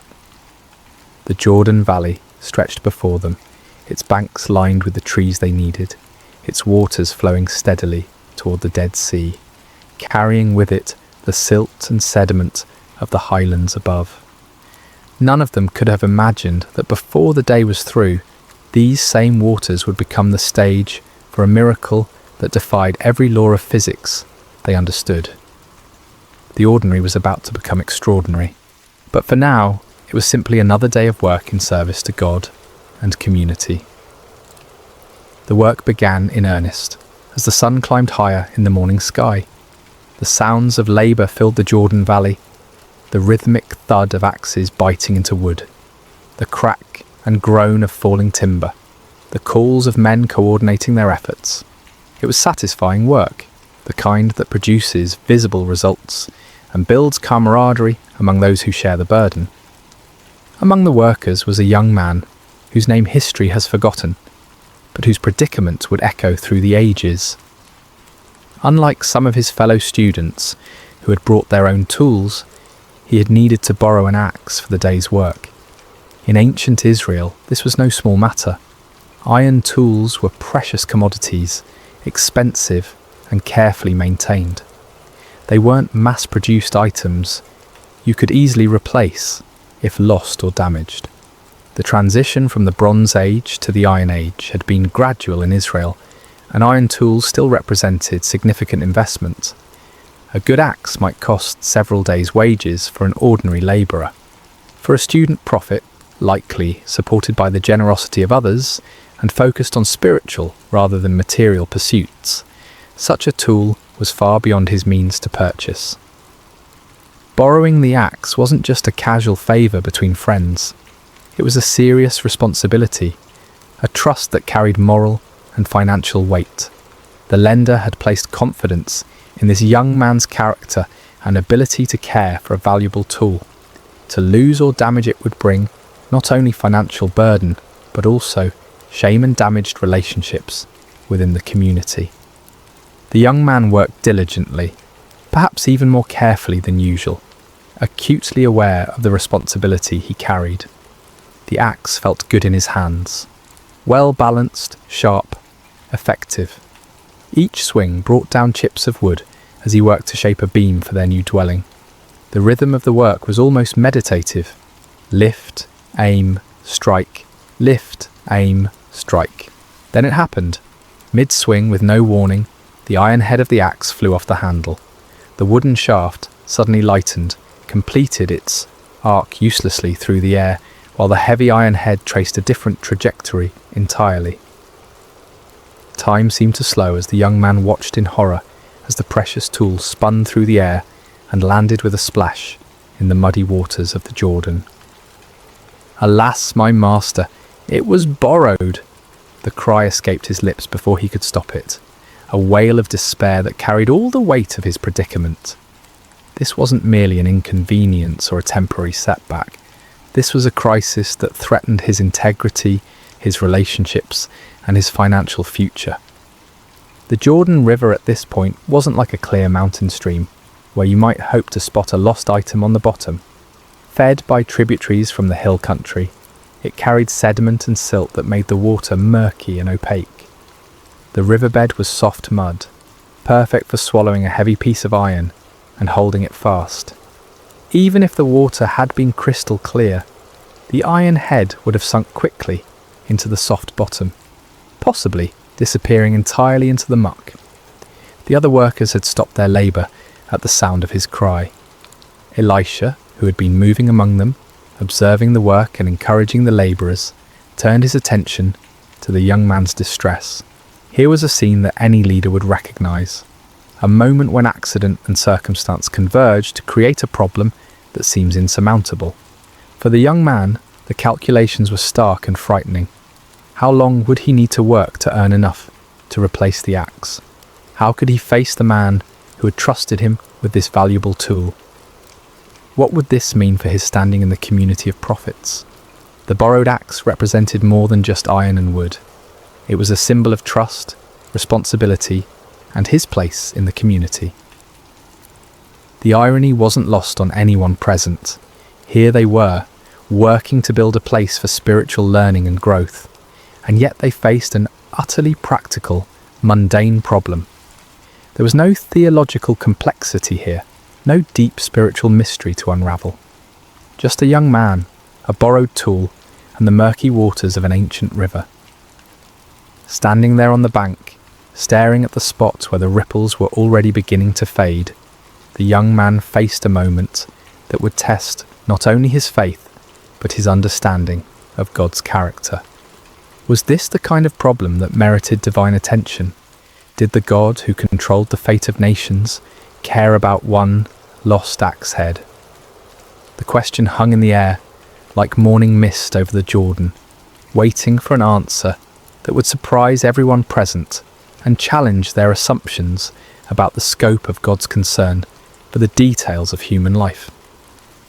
Elisha approached the distressed young man with the calm demeanour that had become characteristic of his ministry. Where others might have seen an unfortunate accident requiring practical solutions, perhaps organising a group effort to drag the river bottom or beginning calculations about replacement costs, the prophet saw something different entirely. He saw an opportunity for God to reveal his character in the midst of everyday trouble. "Where did it fall?" Elisha asked simply. There was no rebuke in his voice, no suggestion that the young man had been careless or irresponsible. Just a straightforward question seeking practical information. The prophet's tone carried neither judgment nor dismissal of the problem's seriousness. He understood the weight of borrowed responsibility and the genuine distress it caused when things went wrong. The young man pointed to the spot where the axe head had disappeared beneath the surface. By now, any ripples had long since faded, and the river flowed on as if nothing had happened. To everyone watching, it looked like any other section of the Jordan, muddy water flowing over an invisible bottom, carrying the same sediment and debris as every other part of the river. But Elisha saw it differently. In his spiritual vision, this wasn't just another spot in the river. It was a specific location where God could demonstrate his power and his care for individual needs. The prophet moved with purpose, scanning the riverbank until he found what he was looking for, a suitable piece of wood. What happened next would have seemed almost comical if it weren't so profound. Elisha cut a stick, nothing special, just an ordinary piece of wood from the riverside. He didn't select anything particularly impressive or perform any elaborate ritual over it. It was simply wood, the kind of material they had been working with all morning, as common and unremarkable as anything could be. Then, with the focused intent of someone who knew exactly what he was doing, Elisha threw the stick into the water at the exact spot the young man had indicated.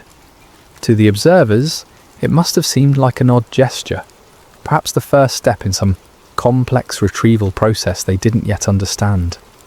But Elisha's action carried the quiet confidence of a man who had learned to cooperate with divine power in the most unexpected ways. What happened next violated every natural law the witnesses understood. The iron axe head, which should have been resting in the mud at the bottom of the river, began to rise. Not slowly, not gradually, but with the buoyant purpose of cork or wood designed to float.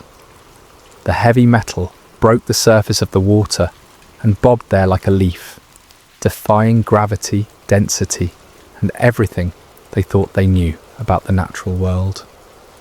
The silence that followed was profound. Even the sounds of the river seemed muted as the group of prophets stared at the impossible sight before them. Iron doesn't float. Everyone knows that. It's one of those fundamental facts about the physical world that requires no explanation because it's so obviously true. Yet there it was, unmistakably iron, unmistakably floating, unmistakably real. Elisha's voice broke through their amazement with practical direction. Pick it up. There was no grand speech about the miracle they had just witnessed, no theological explanation of what had occurred, no demand for praise or recognition, just simple, practical instruction to complete the restoration. The young man reached out, his hand probably trembling with a mixture of relief and awe, and lifted the iron axe head from the water. It was solid, real, unchanged, except for its brief defiance of natural law. The crisis was over. The debt was avoided. The trust was preserved. The borrowed tool was restored to its owner's care. But something much more significant than problem solving had just occurred. In those few moments beside the Jordan River, God had revealed something crucial about his character and his relationship with his people. This wasn't a miracle performed for crowds or kings.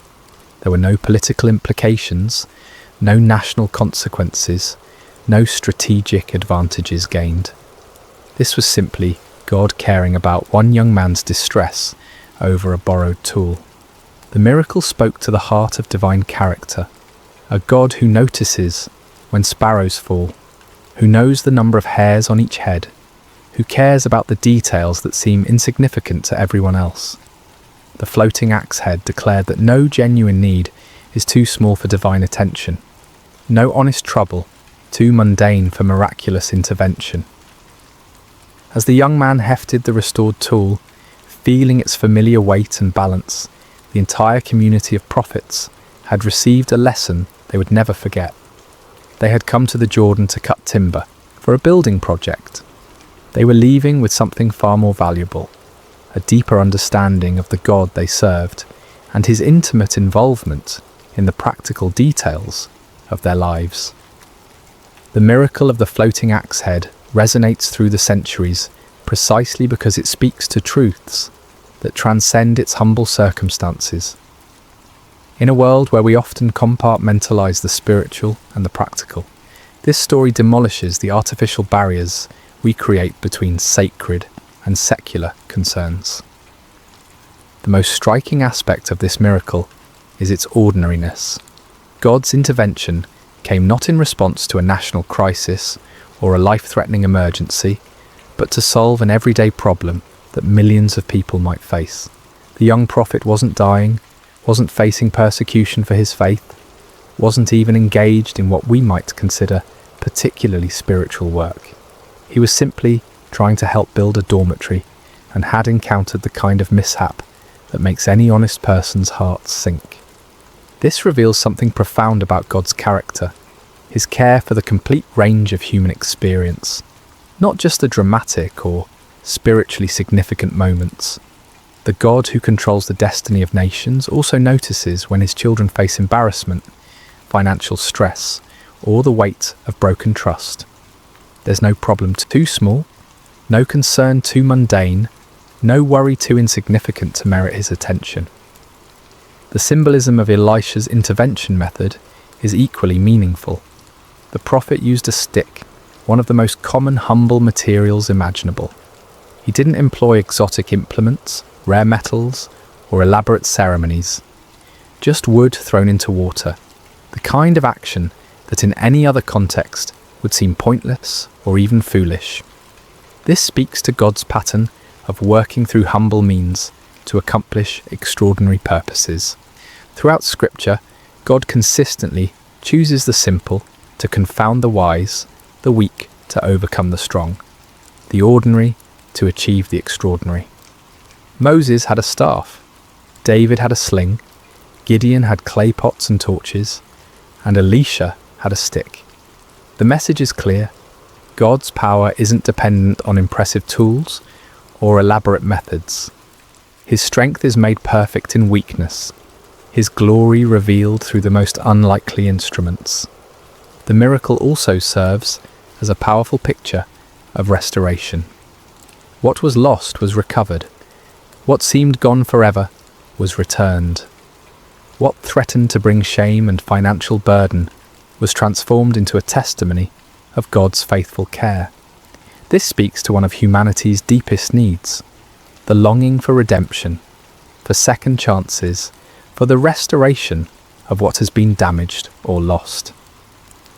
In the broader context of human experience, we all have borrowed things that we've lost or damaged. Trust, opportunities, relationships, innocence, time. We all face moments when we stare at the metaphorical muddy water where something precious has disappeared, feeling the weight of responsibility we can't fulfill. The floating axe head whispers hope into those moments, suggesting that restoration is possible, that what seems irretrievably lost can be recovered. The response required of the young man is also significant. When the miracle occurred, he still had to reach out and take the floating iron. God provided the supernatural intervention, but human cooperation was still necessary. The axe head floated, but it didn't jump back onto the handle by itself. This reflects the general pattern of divine-human cooperation throughout Scripture. God provides what only He can provide, but humans must still act in faith to appropriate His provision. Faith in action is another crucial theme woven through this narrative. The young man's cry for help wasn't a formal prayer with proper theological language.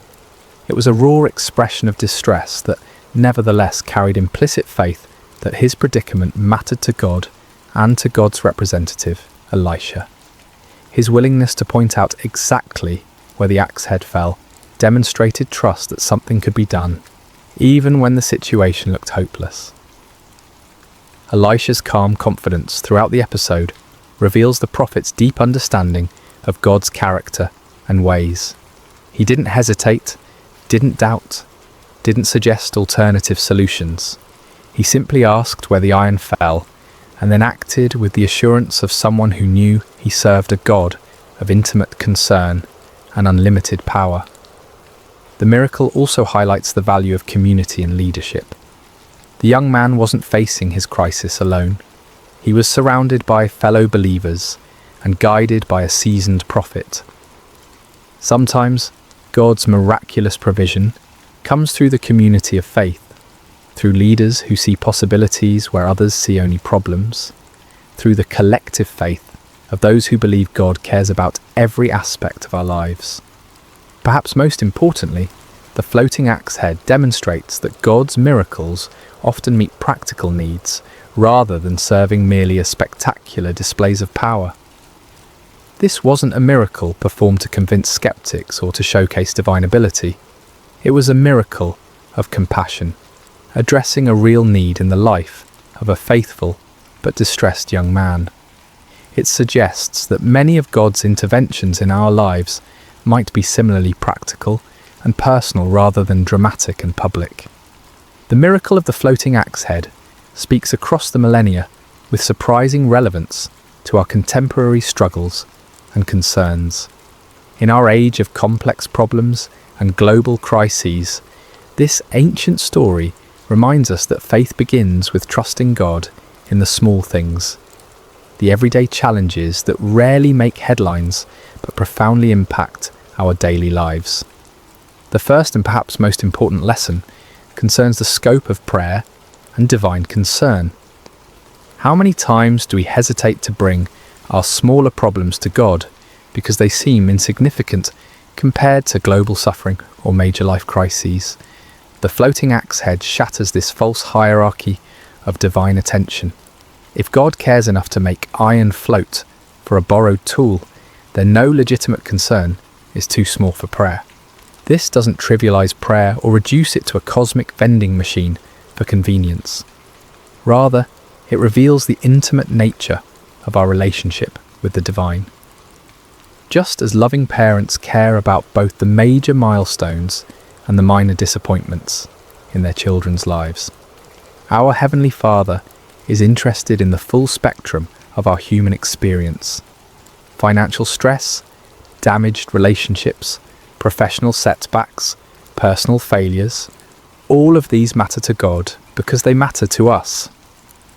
The principle of integrity and accountability that runs through this story remains powerfully relevant in our modern context. The young prophet's distress wasn't primarily about losing money, it was about failing to fulfill his responsibility to someone who had trusted him. In a culture where personal accountability is often diminished and broken commitments are easily rationalized away, the ancient prophet's anguish over a borrowed tool offers a compelling counterexample. When we borrow, we incur genuine responsibility. When we make commitments, we create legitimate expectations in others. When we fail to fulfill these obligations, we damage more than our own interests. We harm relationships, erode trust, and diminish the social fabric that holds communities together. The young prophet understood this instinctively, which is why his cry for help carried such genuine distress. The story also demonstrates how God's miracles often meet practical needs rather than serving merely as spectacular demonstrations of power. In our entertainment-driven culture, we sometimes expect divine intervention to be dramatic, public, and unmistakably supernatural. But many of God's most meaningful interventions in our lives might be much quieter and more practical. The unexpected job opportunity that comes just when finances are stretched thin, the chance encounter that provides exactly the encouragement we needed, the solution that appears to These interventions might not violate physical laws as dramatically as floating iron, but they reveal the same divine character, a God who cares about our practical needs and works in our circumstances to provide for them. Learning to recognize and appreciate these quieter miracles can transform our perspective on God's activity in our lives. The method of the miracle, using a simple stick to accomplish the impossible, continues to speak to God's pattern of working through humble means. In our technology-obsessed age, we often assume that bigger problems require more sophisticated solutions. The floating axe head reminds us that God's power isn't constrained by the impressiveness of our tools or the complexity of our methods. This has profound implications for how we approach problems, both personal and social. Sometimes the most effective solutions are the simplest ones. Sometimes the most powerful interventions come through the most ordinary means. The stick that Elisha threw into the Jordan wasn't impressive, but it was available, and God used it to accomplish the impossible. The story encourages us to bring our authentic selves and genuine problems to God without feeling the need to dress them up in spiritual language or make them sound more significant than they are. The young prophet's cry, "Alas, my master," it was borrowed, contained no theological sophistication, no proper prayer format, no spiritual jargon. It was simply an honest expression of distress from someone who believed his problem mattered to God and to God's representative. In our prayer lives, we sometimes feel pressure to make our requests sound sufficiently spiritual or theologically correct. The floating axe head suggests that God values authenticity over eloquence, genuine need over religious rhetoric. He understands our distress even when we can't articulate it perfectly, and he responds to the heart behind our words, rather than their theological precision. The communal aspect of the miracle also offers important insights for contemporary faith communities. The young prophet wasn't facing his crisis in isolation. He was surrounded by fellow believers and guided by experienced leadership. When problems arise, the community of faith should be a place where burdens are shared, wisdom is offered, and faith is strengthened through mutual support. Too often, we try to handle our difficulties alone, either from pride, embarrassment, or a mistaken belief that faith means never needing help. The sons of the prophets model a different approach, a community where needs could be expressed, help could be sought, and miracles could be witnessed together. This kind of authentic community creates an environment where God's provision can be both sought and celebrated corporately. Finally, the story reminds us that faith often requires us to act even when we don't understand the mechanism of God's provision. The young man still had to reach out and pick up the floating iron.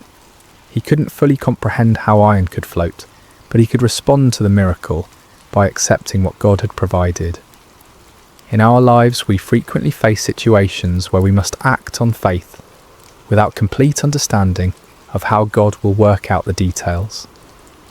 The floating axe head encourages us to focus on obedience and trust rather than demanding comprehensive explanations before we're willing to move forward.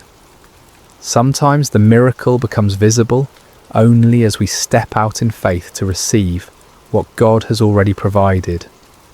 As we close this exploration of one of Scripture's most overlooked miracles, it's worth reflecting on why such a seemingly small event earned its place in the biblical narrative. In a book filled with the dramatic interventions of an almighty God, seas parting, walls falling, armies defeated, why does the story of one floating piece of iron deserve 6 verses in 2 Kings?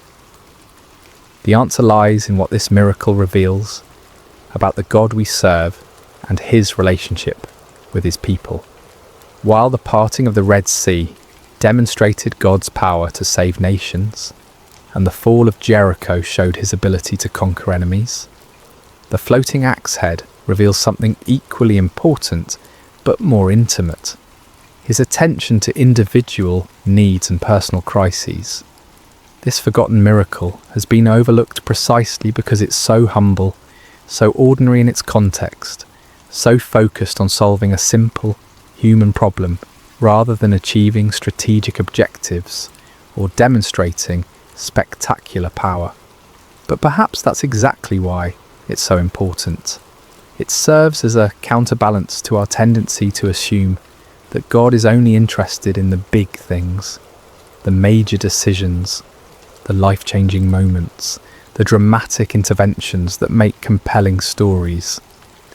The young prophet facing his borrowed axe head crisis represents all of us in those moments when we feel overwhelmed by problems that might seem insignificant to others but loom large in our personal experience. The financial burden we can't meet, the relationship we've damaged, the commitment we can't fulfill, the mistake that threatens to bring consequences we can't bear, the responsibility we've failed to handle properly. In these moments, the floating axe head whispers a profound truth. God sees, God cares, and God acts. Not always in the ways we expect, not always with the timing we prefer, not always through the means we would choose, but always with the same loving attention to our genuine needs and distress. The miracle also stands as a testament to the power of authentic community and spiritual leadership. Elisha didn't dismiss the young man's problem as trivial or suggest that he simply accept the consequences and learn from his mistake. Instead, the prophet engaged with the crisis as if it mattered deeply, which, to the person experiencing it certainly did. This models the kind of leadership and community that makes faith communities truly supportive rather than merely social. When someone faces a crisis, even one that might seem small from the outside, the appropriate response is compassionate engagement, not dismissive advice or spiritual platitudes that minimize the real impact of the problem. The stick that Elisha threw into the Jordan has become across the centuries a symbol of God's willingness to work through the most ordinary means to accomplish extraordinary purposes. It reminds us that miracles don't always require impressive staging or elaborate preparation. Sometimes they happen through simple acts of faith, using whatever materials are at hand, in response to genuine need expressed with authentic desperation. As we navigate our own challenges, financial pressures, damaged relationships, professional setbacks, personal failures, the floating axe head offers both comfort and challenge. Comfort in knowing that our problems, however humble they might seem, matter to God. Challenge in trusting Him to work in ways we might not expect or understand, using means we might not have chosen, through community we might not have anticipated. The young prophet left the Jordan River that day with more than a recovered tool. He carried with him a testimony of God's intimate care, a story that would strengthen his faith through future challenges, and a deeper understanding of the God he served. His fellow students witnessed not just a miracle, but a revelation of divine character that would shape their own ministries and their own relationship with the Almighty. Perhaps most importantly, the floating axe head reminds us to pay attention to God's activity in the ordinary moments of our lives. If we're only looking for dramatic interventions and spectacular displays of power, we might miss the quieter miracles happening all around us, the practical provisions, the timely encouragements, the unexpected solutions to everyday problems. The iron that floated in the Jordan River that day has long since returned to dust, but the truth it demonstrated remains as solid as ever. God's care extends to every aspect of human experience. No genuine need is too small for his attention, and no problem is too ordinary for his miraculous intervention. In a world that often feels divided between the spiritual and the practical, the sacred and the secular, the significant and the trivial, the floating axe head bridges all these false divisions. It declares that the God who spoke the universe into existence also cares when his children lose borrowed tools, face financial embarrassment, or struggle with the weight of unfulfilled responsibility. If God can make iron float, what's truly impossible? The question echoes across the centuries, challenging our assumptions about divine limitation and inviting us to bring our authentic needs, however humble they might seem, to the one who specializes in doing the impossible through the most ordinary means. The miracle you've never heard of might just be the one you need most to hit. The fire on Mount Carmel, Elijah and the prophets of Baal. Hello everyone, and welcome to Sacred Slumber. Before we dive into today's powerful message, I want to connect with each of you personally. How has your day been treating you so far? Whether you're watching this in the early morning hours as the sun rises, during your lunch break, in the middle of a busy day, or perhaps late at night when the world has quieted down, I want you to know that this moment we're sharing together is sacred. I'm curious about where you're joining us from today. Are you listening from bustling New York City, the peaceful countryside of Iowa, the sunny beaches of California, or maybe you're tuning in from across the globe, in London, Sydney, or somewhere in between? Wherever you are, whatever time it is in your corner of the world, you are exactly where God wants you to be right now. If this is your first time joining us, I want to extend a warm welcome to our Sacred Rest family. We're so grateful you're here. And if you've been walking this journey with us, thank you for your continued faithfulness and support. Before we begin today's incredible story, I encourage you to subscribe to Sacred Slumber if you haven't already. Hit that subscribe button and ring the notification bell so you never miss these life-changing messages that God has in store for us. Now let's prepare our hearts for what I believe will be one of the most dramatic, faith-building stories you'll hear. Today we're travelling back over 2,800 years to witness one of the most spectacular demonstrations of God's power ever recorded in human history. We're going to Mount Carmel in ancient Israel, where one man's faith stood against an entire nation's rebellion, where fire fell from heaven, and where hearts were turned back to the one true God. The fire on Mount Carmel, Elijah and the prophets of Baal. Chapter 1. A nation in spiritual freefall. Picture, if you will, the ancient kingdom of Israel during one of its darkest hours. This wasn't just a time of political upheaval or economic hardship, though both of those existed. This was a time of complete spiritual catastrophe, a moment when an entire nation had turned its back on the God who had delivered them from slavery in Egypt, who had parted the Red Sea, who had given them the Promised Land. King Ahab sat on the throne of Israel, and beside him ruled Queen Jezebel, a woman whose very name has become synonymous with wickedness and manipulation. Jezebel wasn't just content to worship false gods herself. She was determined to drag the entire nation of Israel down with her into the depths of idolatry and spiritual darkness. Under their reign, temples to Baal began sprouting up across the landscape like poisonous mushrooms after a storm. Baal was the Canaanite storm god, supposedly the controller of rain and fertility, the giver of crops and abundance. The people were drawn to him because they believed he could provide what they desperately needed: prosperity, security, and success. Sound familiar? In our modern world, we may not bow down to statues of Baal, but how many of us have made idols out of our careers, our bank accounts, our social media followers, or our pursuit of comfort and pleasure? The heart of humanity hasn't changed much in nearly 3,000 years. But Jezebel wasn't satisfied with just building temples. She launched a systematic persecution campaign against the prophets of the Lord.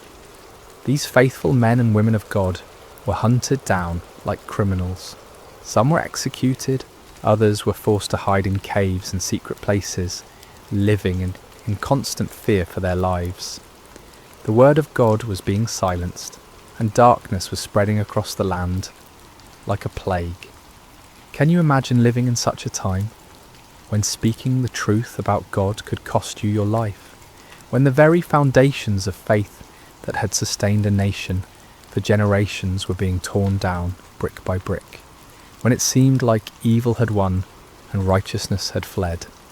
Yet in the midst of this spiritual holocaust, God had his man. His name was Elijah, and he was about to become the most famous prophet in Israel's history. Chapter 2. The Drought of Divine Judgment. Before we meet Elijah face to face, we need to understand the backdrop against which his ministry unfolded. For 3 long years, not a single drop of rain had fallen on the land of Israel. This wasn't just an inconvenient dry spell or a minor weather pattern. This was divine judgment, God's response to a nation that had forgotten him and chased after false gods. The drought was devastating in ways that are hard for us to fully comprehend in our modern world of grocery stores and water systems. Rivers that had flowed for centuries dried up to cracked mud.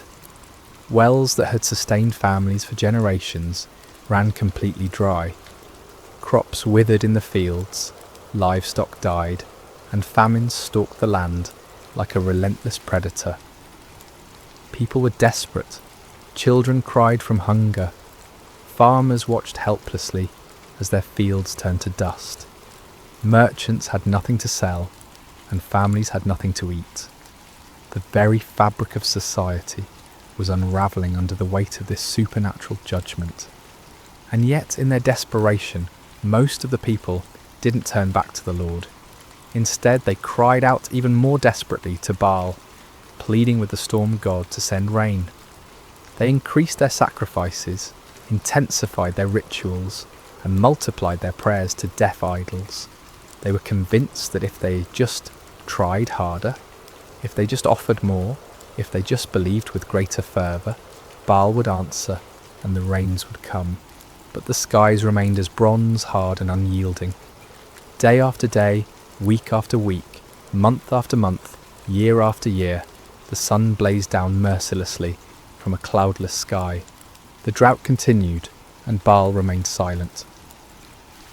This is the world into which God sent his prophet Elijah.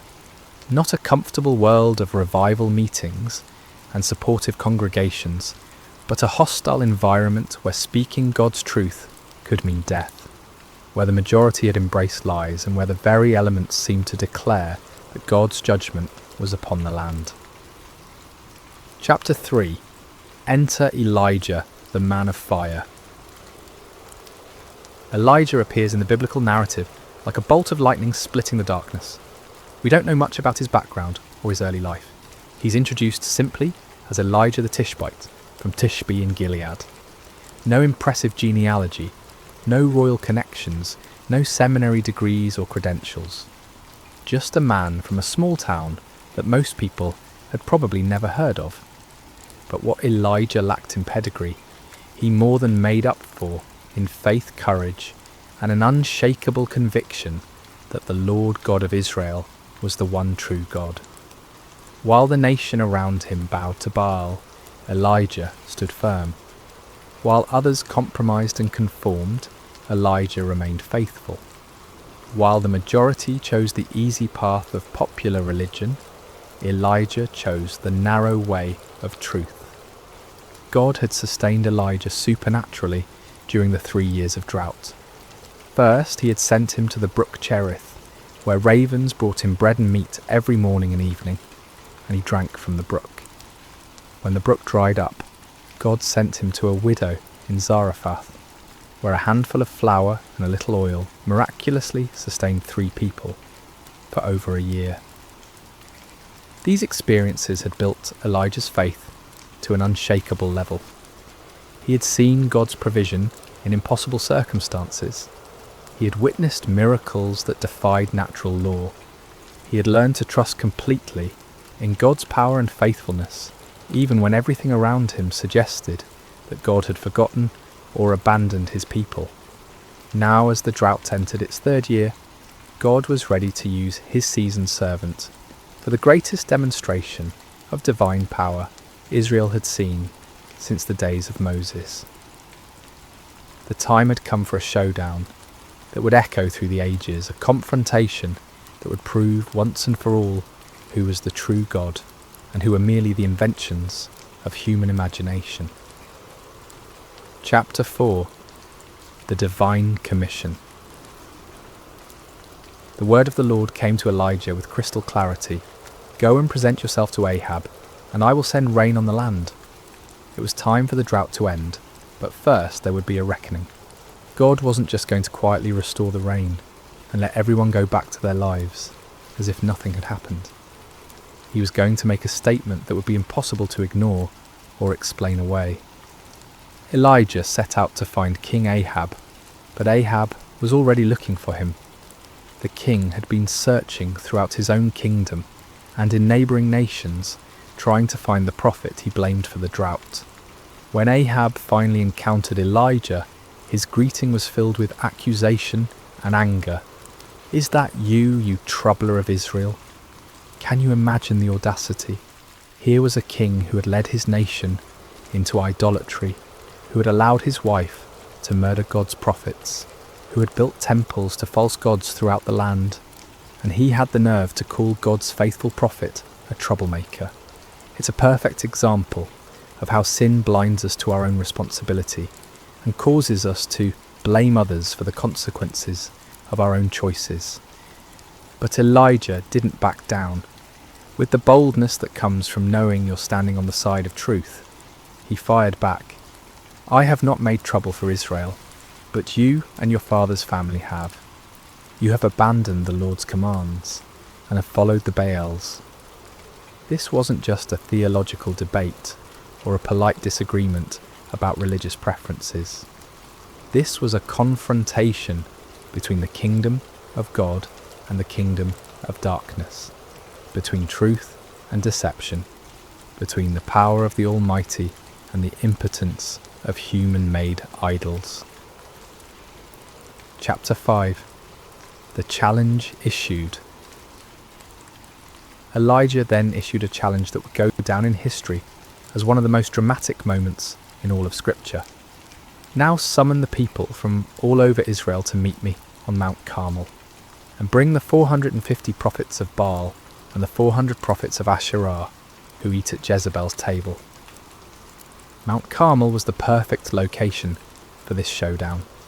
Rising about 1,800 feet above sea level, it offered a commanding view of the surrounding countryside and could accommodate the massive crowd that would gather. More importantly, Mount Carmel was considered sacred to Baal worship. The Canaanites believed it was one of Baal's favourite dwelling places.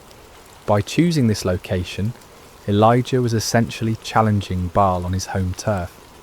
The terms of the contest were elegantly simple. Get 2 bulls for us. Let Baal's prophets choose one for themselves, and let them cut it into pieces and put it on the wood, but not set fire to it.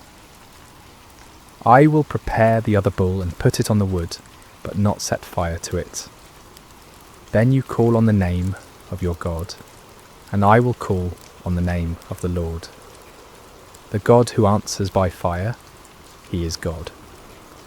It was brilliant in its simplicity. No complicated rituals, No ambiguous signs that could be interpreted different ways. No room for trickery or deception. Fire from heaven would be the ultimate proof. The God who could send fire to consume the sacrifice would be proven to be the true God. The people's response revealed both their spiritual confusion and their deep hunger for truth. What you say is good. They were tired of the uncertainty, tired of not knowing which God to trust, tired of the drought and the suffering. They wanted a clear answer, and Elijah's challenge offered exactly that. Chapter 6. The prophets of Baal take the stage. As dawn broke over Mount Carmel, an incredible scene began to unfold. Hundreds of prophets of Baal gathered around their altar, dressed in their ceremonial robes, carrying their ritual instruments, confident in their God's ability to answer their call.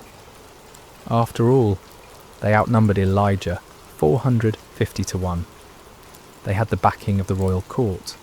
They had been the religious establishment for years. Surely their God would not fail them now, especially not on his sacred mountain. They began their ritual early in the morning with great enthusiasm and confidence. "Baal, answer us," they cried, their voices echoing across the mountainside. They danced around their altar with wild abandon, their movements becoming more and more frenzied as they worked themselves into a religious fervour. This wasn't a quiet, dignified ceremony. This was raw, primal religion at its most intense. They leaped and shouted, they waved their arms and beat their chests.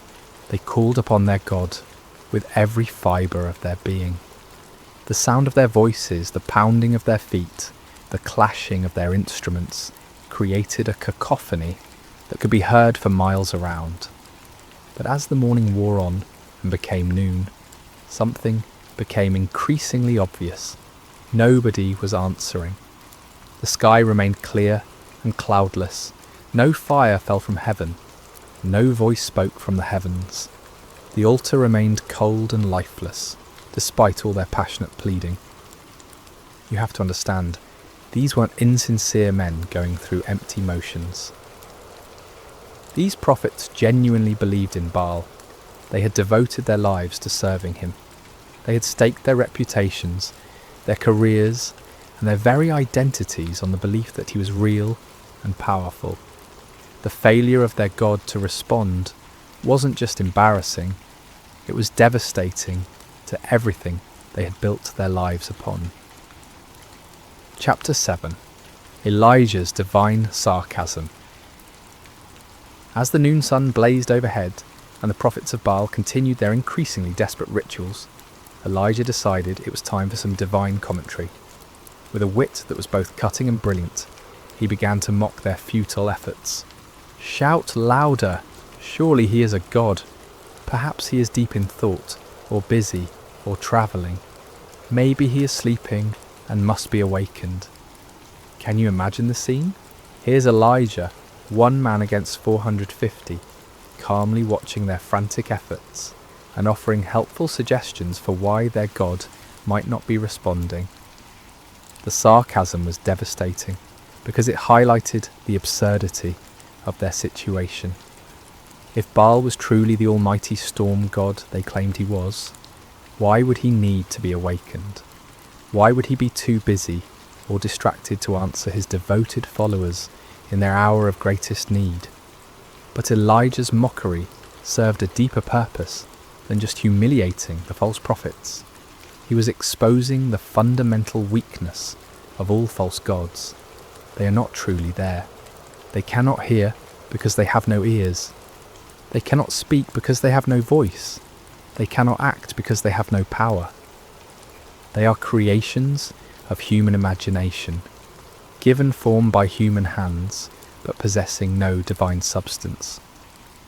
The prophets of Baal, stung by Elijah's taunts and desperate to prove their God's reality, intensified their efforts to an almost unbelievable degree. They began to cut themselves with swords and spears, following their religious traditions until their blood flowed freely. This wasn't just symbolic, this was literal self-mutilation in the name of religious devotion. From noon until evening, they continued this horrific display, their voices growing hoarse from shouting, their bodies weakened by loss of blood, their spirits crushed by the growing realization that their God was not going to answer. The contrast couldn't have been more stark. On one side, frantic activity and desperate self-harm producing nothing. On the other side, one man waiting calmly for his turn, confident in his God's ability to act. Chapter 8. Elijah prepares his altar. As evening approached and the prophets of Baal finally exhausted themselves in defeat, Elijah stepped forward to take his turn. But before he called upon the Lord, he had some important work to do. "Come here to me," he called to all the people. This wasn't going to be a private ceremony or a mystical ritual performed in secret. Everything Elijah was about to do would be in full view of hundreds or perhaps thousands of witnesses. There would be no opportunity for trickery, no possibility of deception, no room for doubt about what actually happened. The first thing Elijah did was repair the altar of the Lord that had been torn down. This altar represented the nation's covenant relationship with God, a relationship that had been broken by years of idolatry and rebellion. By repairing it, Elijah was symbolically calling the nation back to their true identity as God's chosen people. He took 12 stones, one for each of the tribes of Israel, even though the kingdom had been divided for generations. In God's eyes, his people were still one nation, still his chosen ones, still the objects of his covenant love, despite their unfaithfulness. Each stone was a reminder of God's promises to Abraham, Isaac and Jacob, promises that remained in effect despite the people's rebellion. With these 12 stones, Elijah built an altar in the name of the Lord. Then he dug a trench around it, large enough to hold about 15 litres of water. This wasn't just for dramatic effect, it was about to serve a very important purpose in demonstrating that what was about to happen could only be attributed to divine intervention. Chapter 9. The Ultimate Act of Faith. What Elijah did next was so audacious, so seemingly foolish, that it takes your breath away. Remember, this was in the 3rd year of a devastating drought. Water was more precious than gold. People were dying of thirst. Every drop was carefully conserved and rationed. And Elijah ordered 4 large jars to be filled with water and poured over the offering and the wood. Can you imagine the gasps from the crowd? Can you picture the shock on people's faces as they watched precious, life-giving water being poured out lavishly over an altar? Some in the crowd probably thought Elijah had lost his mind. Others might have been angry at what seemed like a wasteful display. But Elijah wasn't finished. "Do it again," he said. And they did it a second time, pouring out 4 more jars of precious water over the sacrifice and the wood. "Do it a 3rd time," Elijah commanded. And a 3rd time they soaked the altar until the water ran down around it and filled the trench he had dug. 12 jars of water in total. Everything was completely saturated. The wood was soaked through. The sacrifice was drenched. The stones were wet. Even the ground around the altar was muddy with water. If anyone had been planning to suggest that Elijah had somehow hidden fire or used trickery to ignite his altar, that possibility was now completely eliminated. This act of faith was staggering.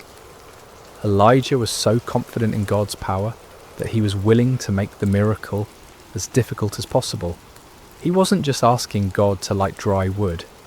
He was asking him to consume a sacrifice that was literally underwater. He was putting his reputation, his ministry, and his very life on the line, betting everything on God's ability to do the impossible. Chapter 10. The Prayer that Shook Heaven and Earth. As evening approached and the time for the evening sacrifice arrived, Elijah stepped up to the altar he had prepared. The moment had come. Everything led to this point. The drought, the confrontation with Ahab, the challenge to the prophets of Baal, the repair of the altar, the soaking with water, all of it was preparation for this moment when one man would call upon the name of the Lord. But notice what Elijah didn't do.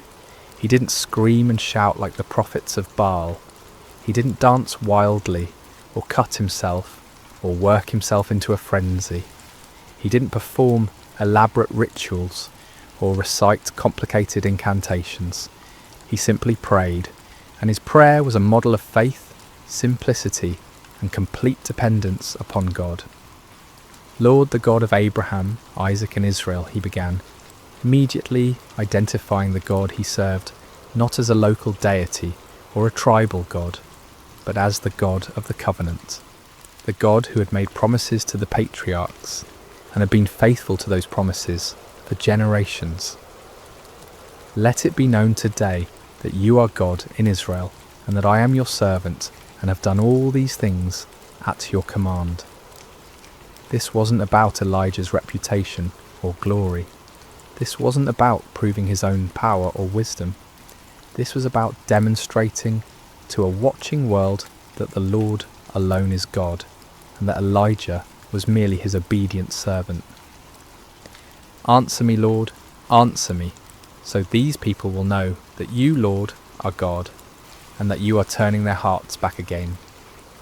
The purpose of the miracle wasn't to show off, or to defeat enemies, but to turn hearts back to God. This was an act of divine love, a desperate attempt to rescue a nation from the spiritual destruction they had brought upon themselves. The prayer was short, simple, and powerful. No theatrical performance, no manipulation of emotions, no attempt to work up faith through human effort. Just a straightforward request from a faithful servant to his all-powerful God. Chapter 11. Fire falls from heaven. What happened next has never been equalled in human history. The response to Elijah's prayer was immediate, dramatic, and absolutely unmistakable. Fire fell from heaven. Not a small flame that gradually grew, not a spark that ignited the wood, not a natural phenomenon that could be explained by meteorology or chemistry. This was supernatural fire, divine fire, holy fire that blazed down from the throne of God himself. And this fire didn't just consume the sacrifice, it didn't just burn up the wood, it consumed everything. The offering was instantly vaporized. The wood disappeared in a flash. The 12 stones that Elijah had so carefully arranged were completely consumed. Even the soil around the altar was burned up. The water in the trench, all those precious gallons that had been poured out, was licked up by the divine flames as if it had never been there. The heat must have been incredible. The light must have been blinding. The sound must have been like thunder echoing across the mountainside. Everyone watching would have felt the power of God in a way that shook them to their very core. This wasn't just a miracle, it was a demonstration of absolute divine authority. God was making a statement that could not be ignored, denied, or explained away. He was declaring to Israel, to the prophets of Baal, to King Ahab and Queen Jezebel, and to everyone watching, that he alone is God, that he alone has power over the elements, and that he alone deserves worship and obedience. Chapter 12. The people's response.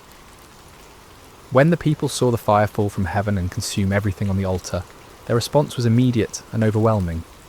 They fell prostrate on the ground, not just kneeling, but face down in the dirt, overwhelmed by the presence and power of the Almighty God. And they cried out in unison, "The Lord, He is God! The Lord, He is God!" Think about what this meant. Many of these same people had been worshipping Baal just hours before. They had been convinced that the storm god was real and powerful. They had invested their hopes, their prayers, and their sacrifices in a false deity. But now, confronted with undeniable evidence of God's power, they acknowledged the truth they had been running from for 3 years. This wasn't just an intellectual acknowledgement or a polite religious sentiment. This was a deep, heart-level recognition of divine authority. They had seen something that shattered their old beliefs and transformed their understanding of spiritual reality. The God of Israel, the God of Abraham, Isaac and Jacob, the God their fathers had worshipped. He was the true God, and all other gods were mere pretenders. The cry, "The Lord, He is God," became a declaration of faith that echoed across the mountainside and down through the centuries. It was a moment of national awakening, a turning point when an entire people group remembered who they were and whose they were. Chapter 13. Justice and Restoration. But the story didn't end with the people's declaration of faith. God's justice demanded that those who had led the nation astray face the consequences of their deception. Under Elijah's direction, the people seized the 450 prophets of Baal who had spent the day proving the powerlessness of their God. This might seem harsh to our modern sensibilities, but we need to understand the context. These men had been leading an entire nation away from the true God. They had been accomplices in the persecution and murder of God's true prophets. They had been teaching lies in the name of religion, deceiving people who were desperately seeking spiritual truth. Their deception had contributed to the spiritual darkness that had brought God's judgment upon the land. Justice was swift and final. All 450 prophets of Baal were executed, removing the source of false teaching that had poisoned the nation's spiritual life. With the false prophets dealt with and the people's hearts turned back to God, it was time for the next phase of God's plan, the restoration of His blessing upon the land. Chapter 14. The sound of abundant rain. Elijah said to Ahab, "Go, eat and drink, for there is the sound of a heavy rain."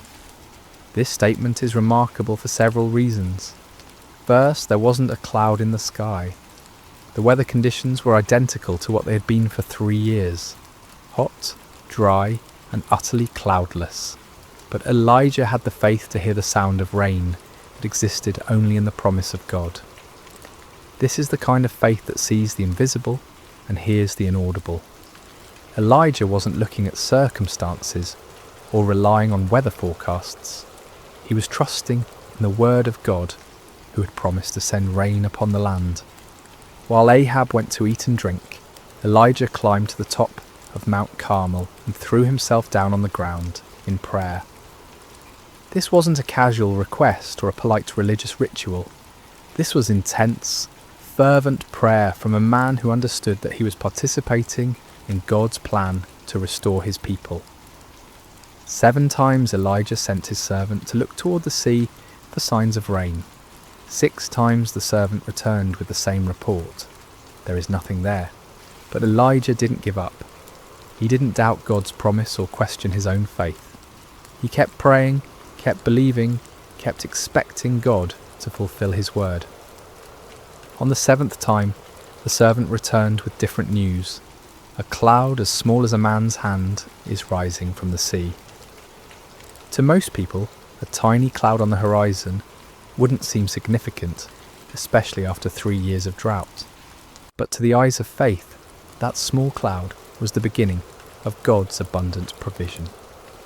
Elijah immediately told his servant to run to Ahab with this message: "Hitch up your chariot and go down before the rain stops you." Chapter 15. The Storm of Restoration.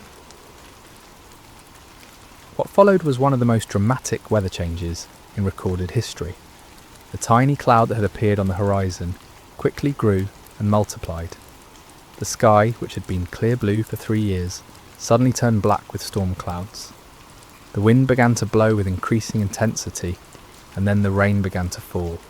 But this wasn't a gentle shower or a light drizzle. This was a torrential downpour, a deluge that made up for 3 years of drought in a matter of hours. The rain came down in sheets so heavy that visibility was reduced to just a few feet. The ground, which had been hard as concrete from years of drought, couldn't absorb the water fast enough, and soon rivers of rainwater were flowing down every hillside and through every valley. It was as if God was saying, "You thought I had forgotten how to send rain? You believed that Baal was the god of storms? Let me show you what real divine power looks like." The storm was so intense that King Ahab, travelling in his royal chariot, had difficulty making the journey back to his palace in Jezreel. But here's one of the most amazing details of the entire story. The power of the Lord came on Elijah, and tucking his cloak into his belt, he ran ahead of Ahab's chariot all the way to Jezreel. Picture this scene. A middle-aged prophet who had just spent an entire day in intense spiritual warfare, who had just called down fire from heaven and orchestrated the execution of 450 false prophets who had just prayed intensely for rain. This same man was given supernatural strength to outrun a horse-drawn chariot for about 17 miles through a driving rainstorm. This wasn't natural human endurance. This was divine empowerment, God's way of putting an exclamation point on the entire day's events. Even in the storm, even in the exhaustion that should have followed such an intense spiritual battle, God's power was sufficient to carry his faithful servant.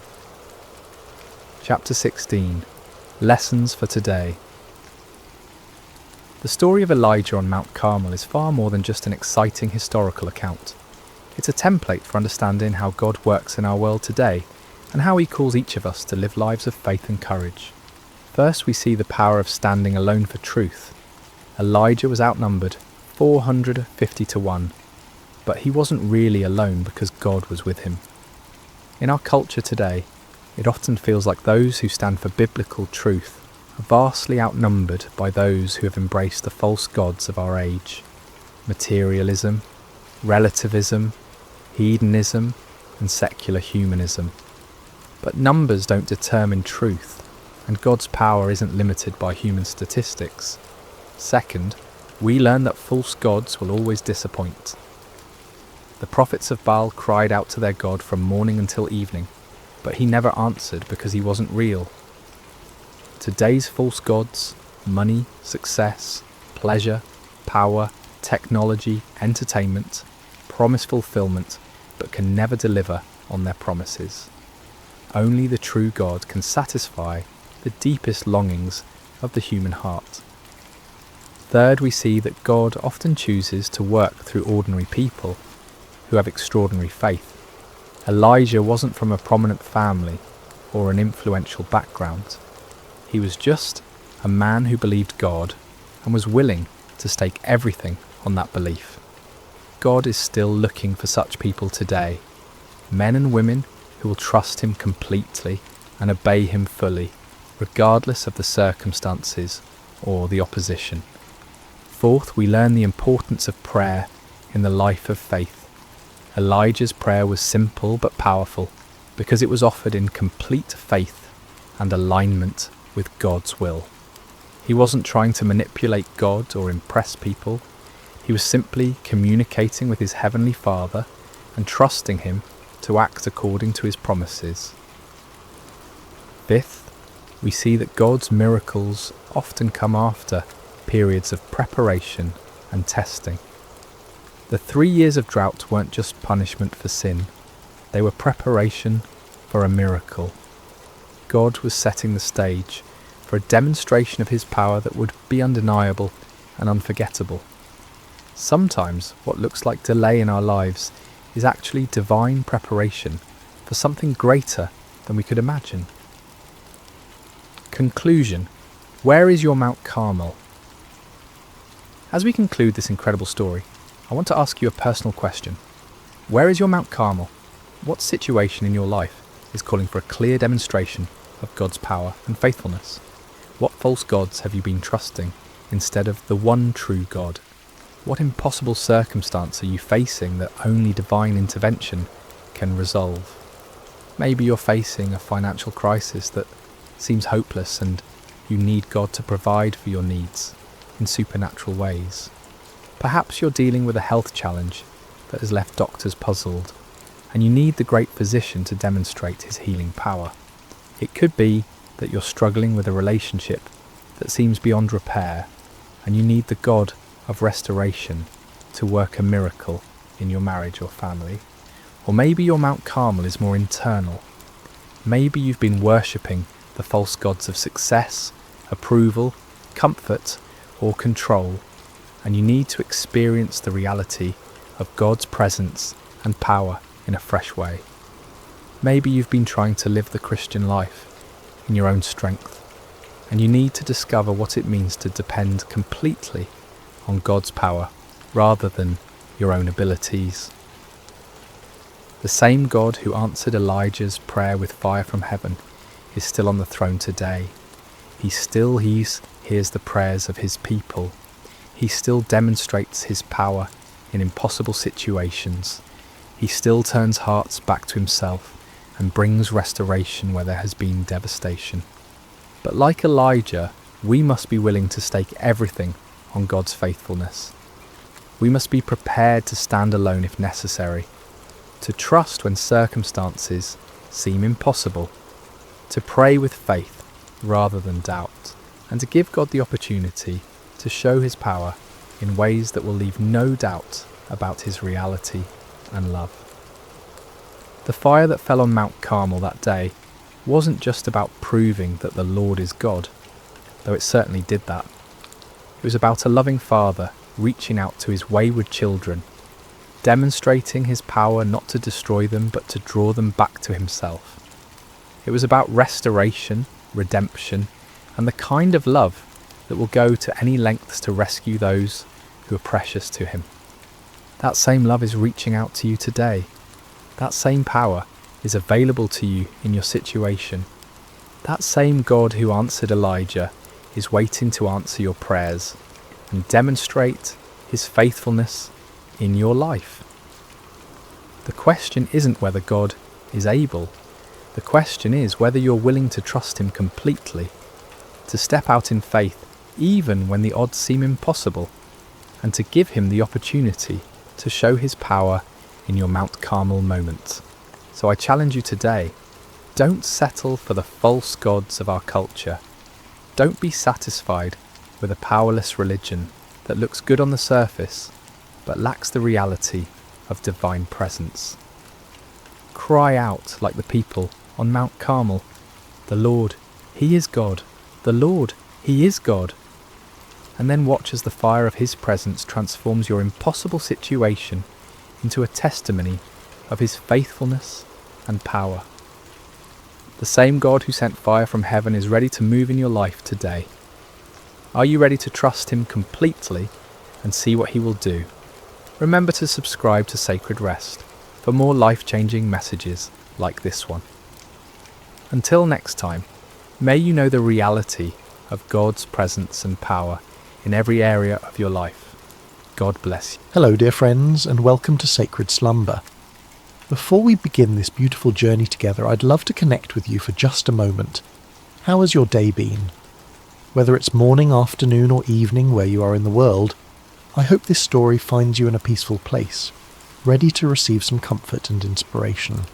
No matter what corner of the globe you're listening from, you're part of our Sacred Slumber family.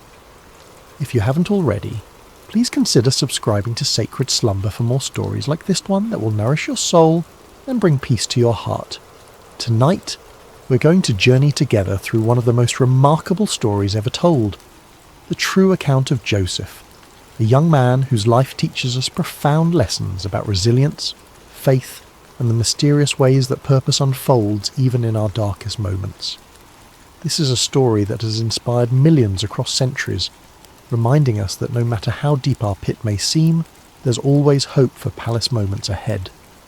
In the ancient land of Canaan, where the sun painted golden hues across rolling hills dotted with olive trees and grazing flocks, there lived a patriarch named Jacob.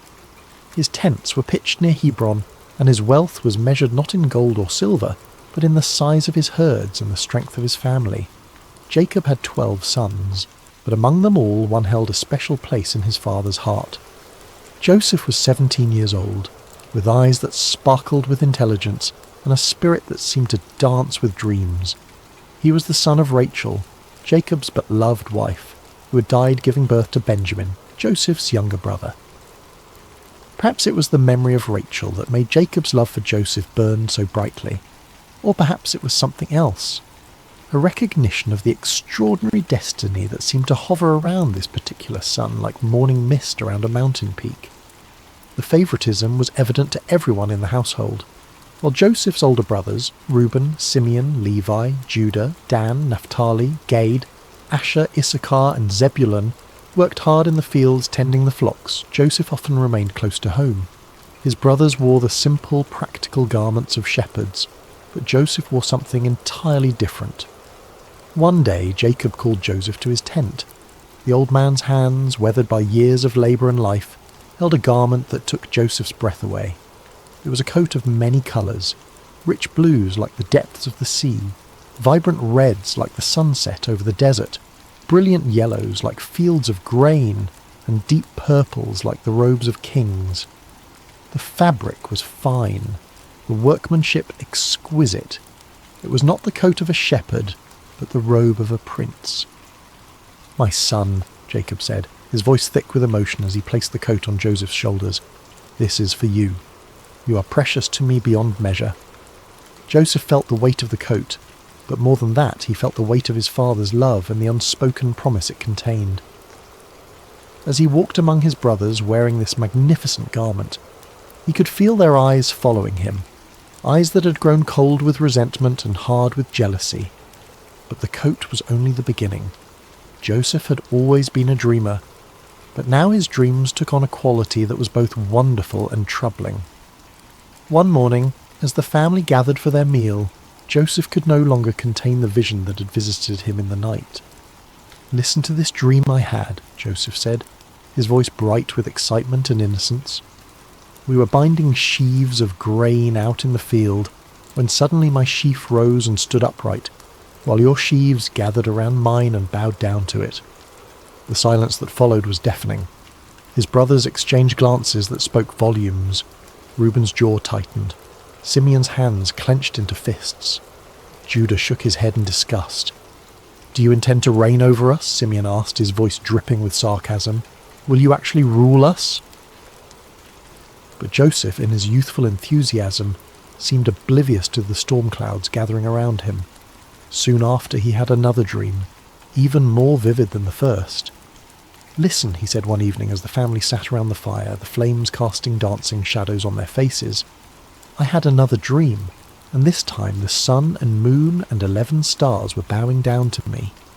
Even Jacob was troubled by this dream. "What is this dream you had?" he asked, his voice carrying a note of concern. "Will your mother and I and your brothers actually come and bow down to the ground before you?"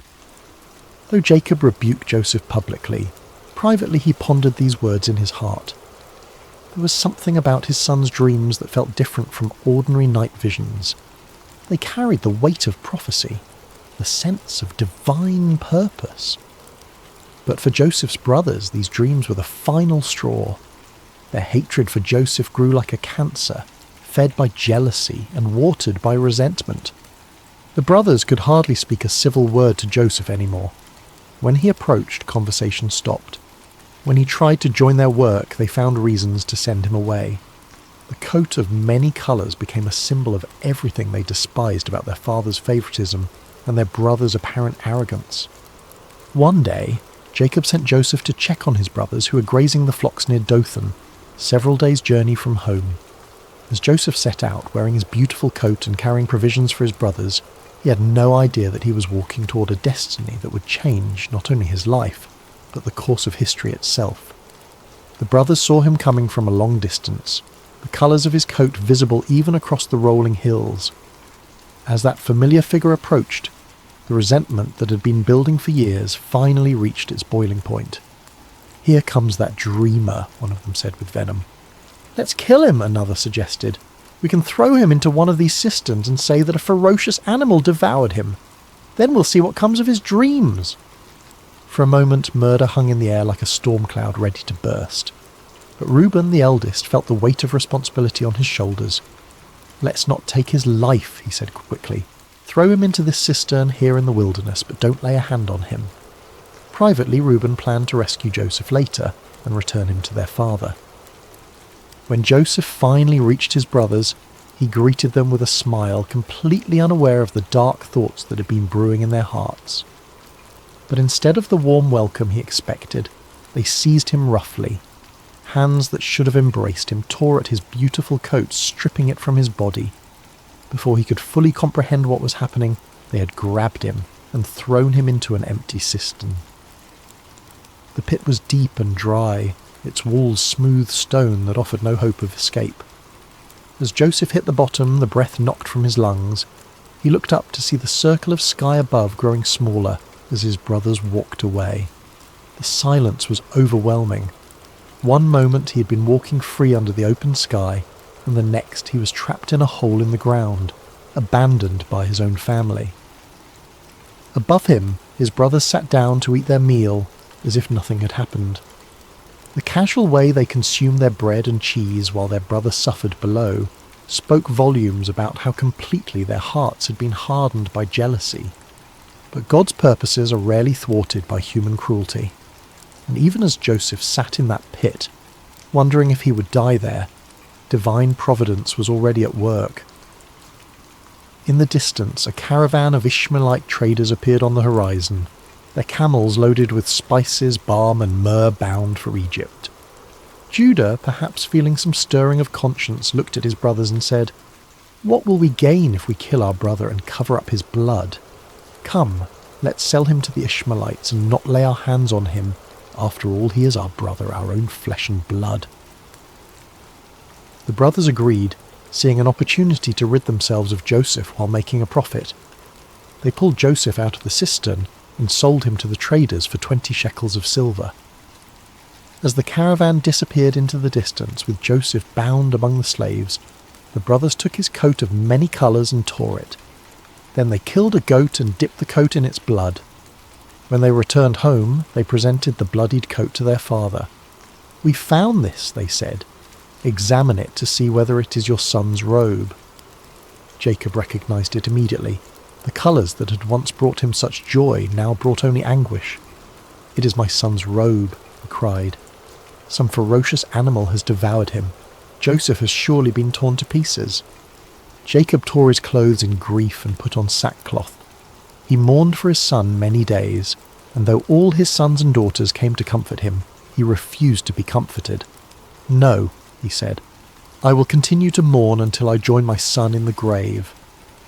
Meanwhile, the caravan carrying Joseph continued its journey toward Egypt, each step taking him further from everything he had ever known and loved. As the young man looked back at the fading hills of his homeland, he could not have imagined that this betrayal, this moment that felt like the end of everything, was actually the beginning of a story that would demonstrate the power of God to bring beauty from ashes and purpose from pain. The journey to Egypt was long and grueling. Joseph, who had never known anything but comfort and privilege, now found himself chained among slaves, his feet bloody from walking across rough terrain, his throat parched from the desert sun. The traders were not cruel, but neither were they kind. He was simply merchandise to them, a commodity to be delivered in good condition to fetch the best price. As the caravan crested the final hill before entering Egypt, Joseph's eyes widened at the sight before him. Egypt was unlike anything he had ever seen. The Nile River stretched like a blue ribbon through the landscape, its banks lined with lush green vegetation that stood in stark contrast to the golden desert beyond. Pyramids rose majestically in the distance, monuments to the power and sophistication of this ancient civilization. The cities teemed with activity, merchants hawking their wares, craftsmen plying their trades, and everywhere the bustle of a society that had mastered the art of turning the desert into a garden. In the slave market of Memphis, Joseph stood with the others as potential buyers examined them like livestock. His youth and obvious intelligence caught the eye of several bidders, but it was Potiphar, an officer of Pharaoh and captain of the guard, who ultimately purchased him. Potiphar was a man of considerable wealth and influence, with a household that required numerous servants to maintain its operations. Joseph's new life began in Potiphar's house, where he was assigned to work among the other servants. Everything about his circumstances had changed. He who had once worn a coat of many colours now dressed in the simple linen of a slave. He who had once been served was now serving others. He who had once been the favoured son was now property, with no rights and no freedom. But something remarkable happened in Potiphar's house. Instead of becoming bitter or despondent, Joseph chose to serve with excellence. When he was given a task, he completed it better than anyone expected. When he was assigned to care for something, he treated it as if it were his own. His attitude was not that of a man who'd been wronged, but of someone who understood that his character was more important than his circumstances. It didn't take long for Potiphar to notice this exceptional young man. While other servants did only what was required of them, Joseph anticipated needs before they were expressed. He learned the Egyptian language with remarkable speed, mastered the customs of the household, and demonstrated an administrative ability that was far beyond his years. Most importantly, there was something about Joseph's presence that seemed to bring blessing wherever he went. Potiphar began to entrust Joseph with greater responsibilities. First, he made him his personal attendant. Then he put him in charge of his household affairs. Before long, Joseph was managing all of Potiphar's possessions, his property, his servants, his business dealings. The Egyptian captain of the guard had never seen anything like it. Everything that Joseph touched seemed to prosper. Years passed, and Joseph grew from a teenager into a handsome young man. The hardships he had endured had not broken him, but had instead forged him into someone of remarkable character and capability.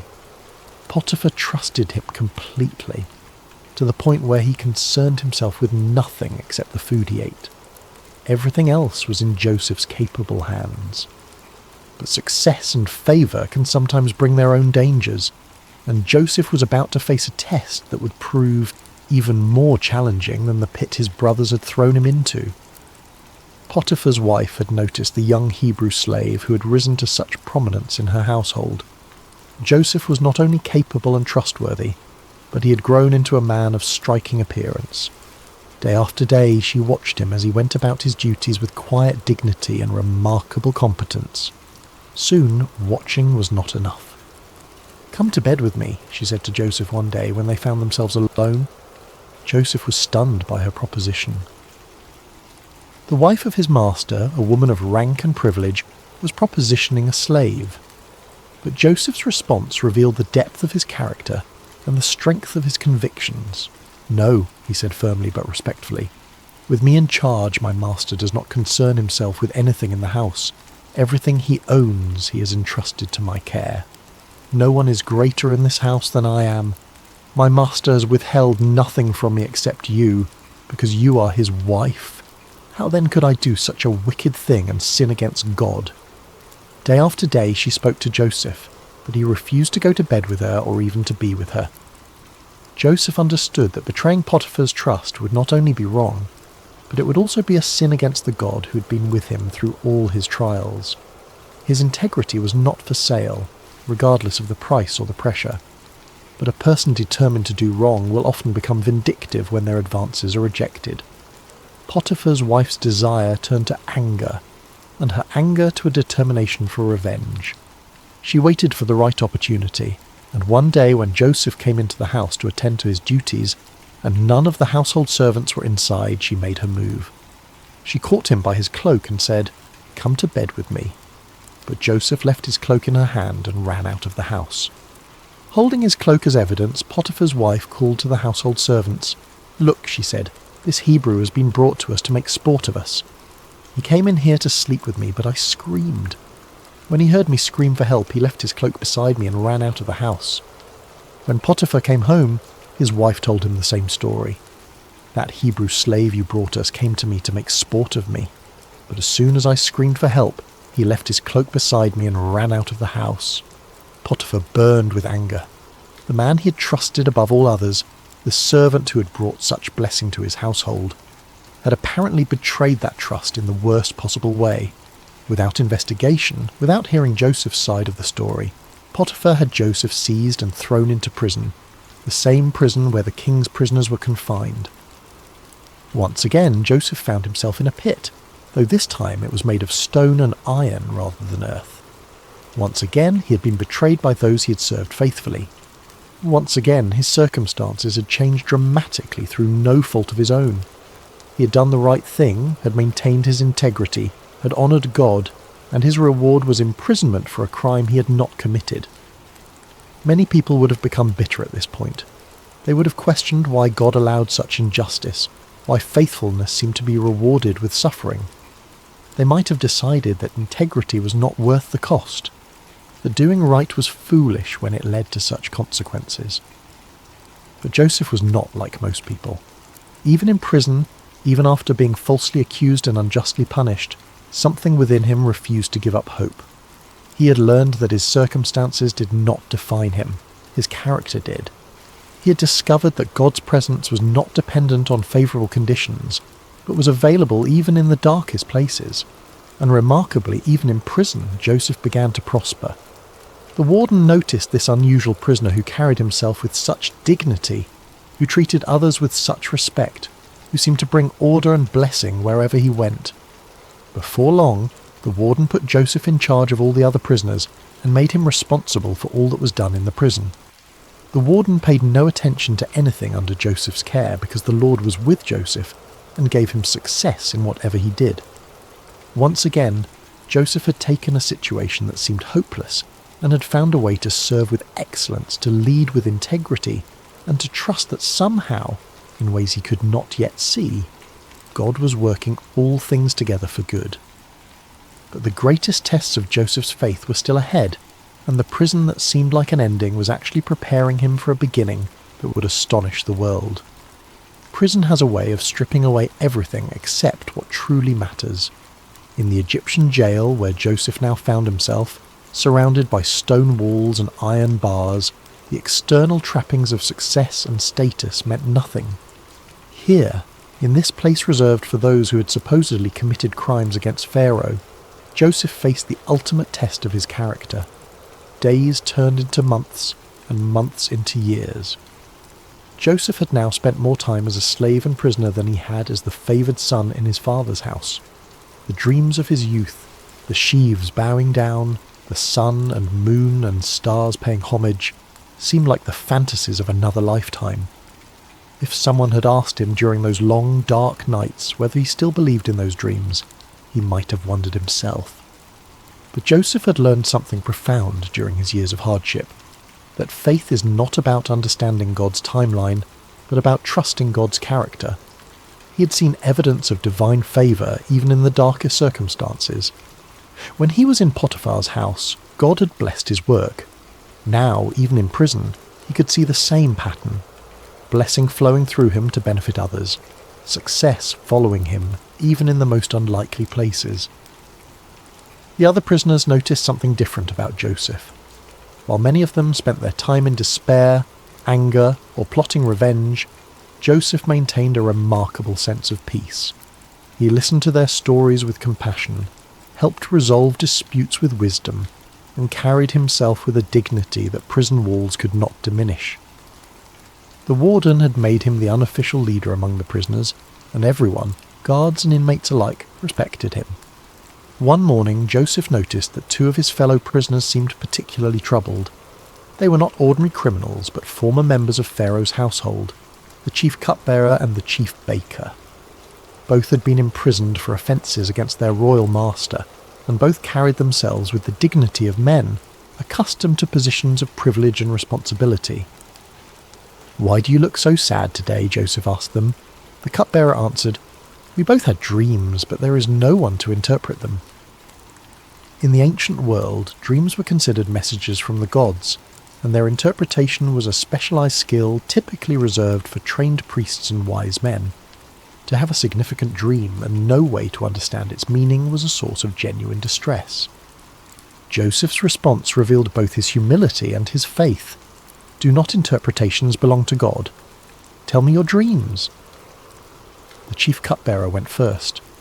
In my dream, he said, I saw a vine in front of me, and on the vine were 3 branches. As soon as it budded, it blossomed, and its clusters ripened into grapes. Pharaoh's cup was in my hand, and I took the grapes, squeezed them into Pharaoh's cup, and put the cup in his hand. Joseph listened carefully, and as the cupbearer spoke, understanding came to him with a clarity that felt like sunrise after a long night. This is what it means, Joseph said. The 3 branches are 3 days.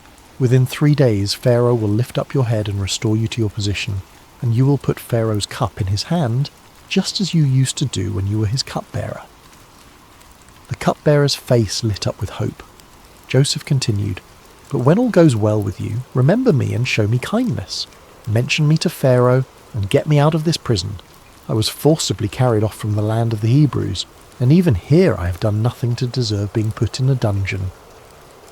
When the chief baker saw that Joseph had given a favourable interpretation to the cupbearer's dream, he eagerly shared his own vision. I too had a dream, he said.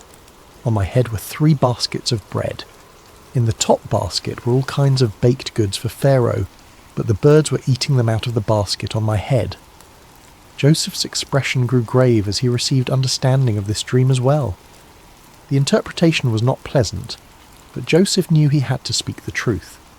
This is what it means, he said gently. The 3 baskets are 3 days. Within 3 days, Pharaoh will lift off your head and impale your body on a pole, and the birds will eat away your flesh. 3 days later, it was Pharaoh's birthday, and he gave a feast for all his officials. He lifted up the heads of the chief cupbearer and the chief baker in the presence of his officials. He restored the chief cupbearer to his position, so that he once again put the cup into Pharaoh's hand. But he impaled the chief baker, just as Joseph had said to them in his interpretation.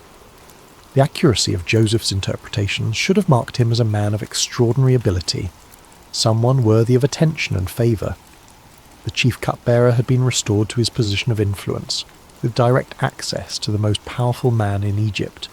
Surely he would remember the prisoner who had correctly interpreted his dream and had specifically asked to be remembered. But the chief cupbearer forgot about Joseph. This forgetting was perhaps one of the most difficult trials Joseph had yet faced. It was not the active betrayal of his brothers or the false accusation of Potiphar's wife, but the passive neglect of someone who simply failed to keep his word.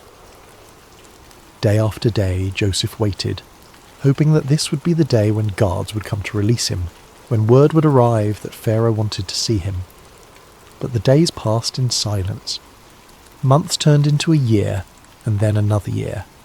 2 full years passed, and still the cupbearer, busy with his restored duties and privileges, did not remember the Hebrew slave who had correctly interpreted his dream. It was as if Joseph had been forgotten not just by one man, but by the entire world. During these 2 years of waiting, Joseph could have become bitter. He could have concluded that helping others was pointless, that kindness was wasted on those who would not return it. He could have decided that his gift for interpreting dreams was worthless if it could not even secure his own freedom. Many people would have given up hope entirely. But Joseph continued to trust, continued to serve, continued to maintain his character even when it seemed to bring no reward. He understood something that many people never learn, that our calling is to be faithful, not to control outcomes. His job was to use his gifts with integrity and kindness. God's job was to handle the timing and the results. In the darkness of those 2 forgotten years, Joseph's faith was refined like gold in a furnace. The dreams of his youth were still alive within him, but they had been purified of any pride or presumption. He was learning that God's promises are always fulfilled, but rarely on our timeline or in the way we expect. And unbeknownst to Joseph, his time of preparation was nearly complete. All the lessons he had learned, about integrity under pressure, about leadership in difficult circumstances, about maintaining faith when it seemed unrewarded, were about to be put to their ultimate test. The pit had prepared him for the palace, but first he would need to prove that he was ready for both the privilege and the responsibility that awaited him. The stage was being set for one of the most dramatic turnarounds in human history, and the forgotten prisoner was about to become the second most powerful man in the greatest empire on earth. Pharaoh stood on the balcony of his palace, looking out over the magnificent kingdom that stretched as far as the eye could see. The Nile flowed majestically past the royal residence, its waters reflecting the first light of dawn. Egypt was at the height of its power and prosperity, with abundant harvests, thriving trade, and monuments that would stand for millennia as testaments to its greatness. But on this particular morning, Pharaoh was deeply troubled. For 2 nights in a row, he had been visited by dreams so vivid and disturbing that they left him unable to rest. These were not ordinary dreams. They carried the weight of divine communication, the sense that the gods were trying to tell him something of vital importance. But what? The first dream had been strange and unsettling. Pharaoh had dreamed he was standing by the Nile when 7 cows, fat and sleek, came up out of the river and began grazing among the reeds. Then 7 other cows came up out of the river after them, but these were ugly and gaunt, more wasted and emaciated than any cattle Pharaoh had ever seen in all of Egypt. The ugly, gaunt cows ate up the 7 fat, sleek cows, but even after eating them, they looked just as ugly and gaunt as before. The second dream was equally mysterious. This time, Pharaoh saw 7 heads of grain growing on a single stalk, healthy and good. Then 7 other heads sprouted after them, but these were thin and scorched by the east wind. The thin heads of grain swallowed up the 7 healthy full heads. Pharaoh woke from each dream with a sense of foreboding that he could not shake. These dreams meant something, but what? He immediately called for all the magicians and wise men of Egypt, men who were trained in the ancient arts of dream interpretation and divine communication. They came quickly at their king's summons, eager to demonstrate their wisdom and earn royal favour. But as Pharaoh recounted his dreams to them, something unprecedented happened.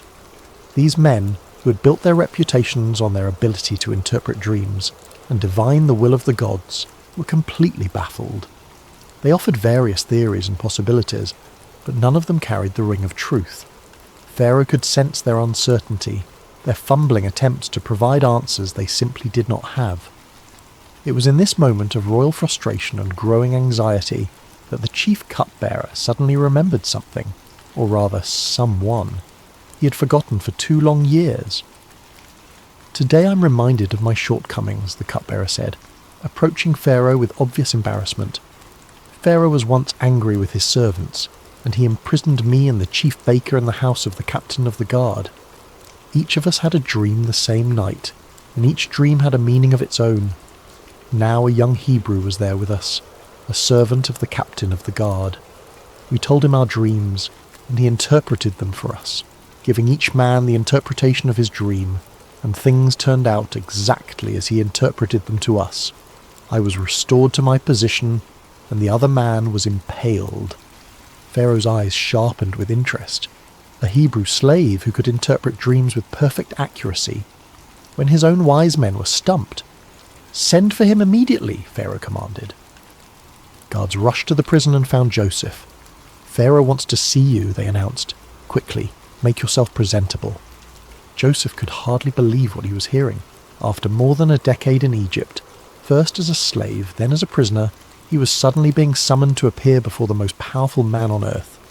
He shaved, changed his clothes, and tried to prepare himself mentally for whatever was about to happen. As Joseph was led into the royal presence, he could not help but be awed by the magnificence that surrounded him.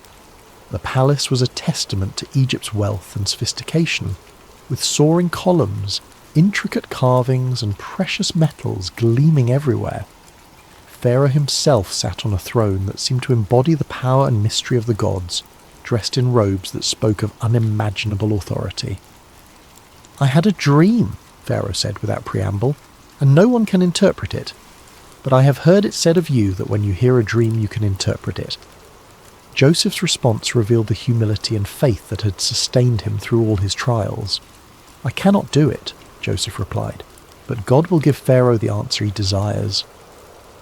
This was a remarkable statement for several reasons. First, Joseph gave no credit to himself, acknowledging that any ability he had came from God. Second, he was confident that God would provide the interpretation, even though he had not yet heard the dreams. Third, he was willing to stand before the most powerful man on earth and speak about his Hebrew God, a courageous act that could have had serious consequences if Pharaoh had taken offence. Pharaoh proceeded to tell Joseph both of his dreams in detail, describing the fat and gaunt cows, the healthy and withered grain. As he spoke, Joseph listened with the same careful attention he had given to the dreams of his fellow prisoners years earlier. When Pharaoh finished, Joseph spoke with clarity and confidence that amazed everyone present. "The dreams of Pharaoh are one and the same," he said. "God has revealed to Pharaoh what he's about to do. The 7 good cows are 7 years, and the 7 good heads of grain are 7 years. It is one and the same dream. The 7 lean, ugly cows that came up afterward are 7 years, and so are the 7 worthless heads of grain scorched by the east wind. They are 7 years of famine." Joseph continued, his voice carrying the authority of divine revelation. "It is just as I said to Pharaoh. God has shown Pharaoh what he's about to do. 7 years of great abundance are coming throughout the land of Egypt, but 7 years of famine will follow them. Then all the abundance in Egypt will be forgotten, and the famine will ravage the land. The abundance in the land will not be remembered, because the famine that follows it will be so severe. The reason the dream was given to Pharaoh in 2 forms is that the matter has been firmly decided by God, and God will do it soon." But Joseph did not stop with the interpretation. Drawing on his years of experience in administration and his natural wisdom, he offered practical advice for dealing with the crisis that was coming. "And now let Pharaoh look for a discerning and wise man and put him in charge of the land of Egypt. Let Pharaoh appoint commissioners over the land to take 1/5 of the harvest of Egypt during the 7 years of abundance. They should collect all the food of these good years that are coming and store up the grain under the authority of Pharaoh, to be kept in the cities for food. This food should be held in reserve for the country, to be used during the 7 years of famine that will come upon Egypt, so that the country may not be ruined by the famine." The plan was brilliant in its simplicity and scope. During the 7 years of abundance, Egypt would systematically store 1/5 of each harvest. This would require massive organisational skills, enormous storage facilities, and careful distribution networks. It would be one of the most ambitious administrative undertakings in human history. Pharaoh and his officials were amazed not only by the interpretation, which had the unmistakable ring of truth, but also by the comprehensive plan Joseph had outlined. Here was a man who could not only understand divine communication, but could also translate that understanding into practical action. "Can we find anyone like this man?" Pharaoh asked his officials. "One in whom is the Spirit of God?" Then Pharaoh said to Joseph, "Since God has made all this known to you, there is no one so discerning and wise as you. You shall be in charge of my palace, and all my people are to submit to your orders. Only with respect to the throne will I be greater than you." And so, in a single day, Joseph went from being a forgotten prisoner to being the 2nd most powerful man in Egypt. Pharaoh took his signet ring from his finger and put it on Joseph's finger. He dressed him in robes of fine linen and put a gold chain around his neck. He had him ride in a chariot as his second in command, and people shouted before him, "Make way!" Pharaoh also gave Joseph an Egyptian name, Zaphenath-Paneah, and gave him Asenath, the daughter of Potiphera, priest of On, to be his wife. Joseph was 30 years old when he entered the service of Pharaoh, king of Egypt. 13 years had passed since his brothers had thrown him into that pit in Dothan. 13 years of slavery, false accusation, imprisonment, and being forgotten. But now those years of preparation were revealed as exactly that. Preparation for a responsibility that would affect not just Egypt, but the entire known world. As Joseph began his new role, organising the massive project of storing grain for the coming famine, he could not help but remember the dreams of his youth. The sheaves bowing down, the sun and moon and stars paying homage. Those dreams had seemed so impossible during the dark years of his trials. But now he was beginning to see how God had been weaving a story of redemption that was far grander than anything he could have imagined as a 17-year-old boy in his father's house. The 7 years of abundance began exactly as Joseph had predicted. and Egypt's harvests were more bountiful than anyone could remember. Under Joseph's careful supervision, vast storehouses were built in every city, and grain was collected and preserved on an unprecedented scale. The administrative system he designed was so efficient and comprehensive that it became a model for future generations. During this time, Joseph and his wife Asenath were blessed with 2 sons. He named the first Manasseh, saying, "It is because God has made me forget all my trouble and all my father's household." The second son he named Ephraim, saying, "It is because God has made me fruitful in the land of my suffering."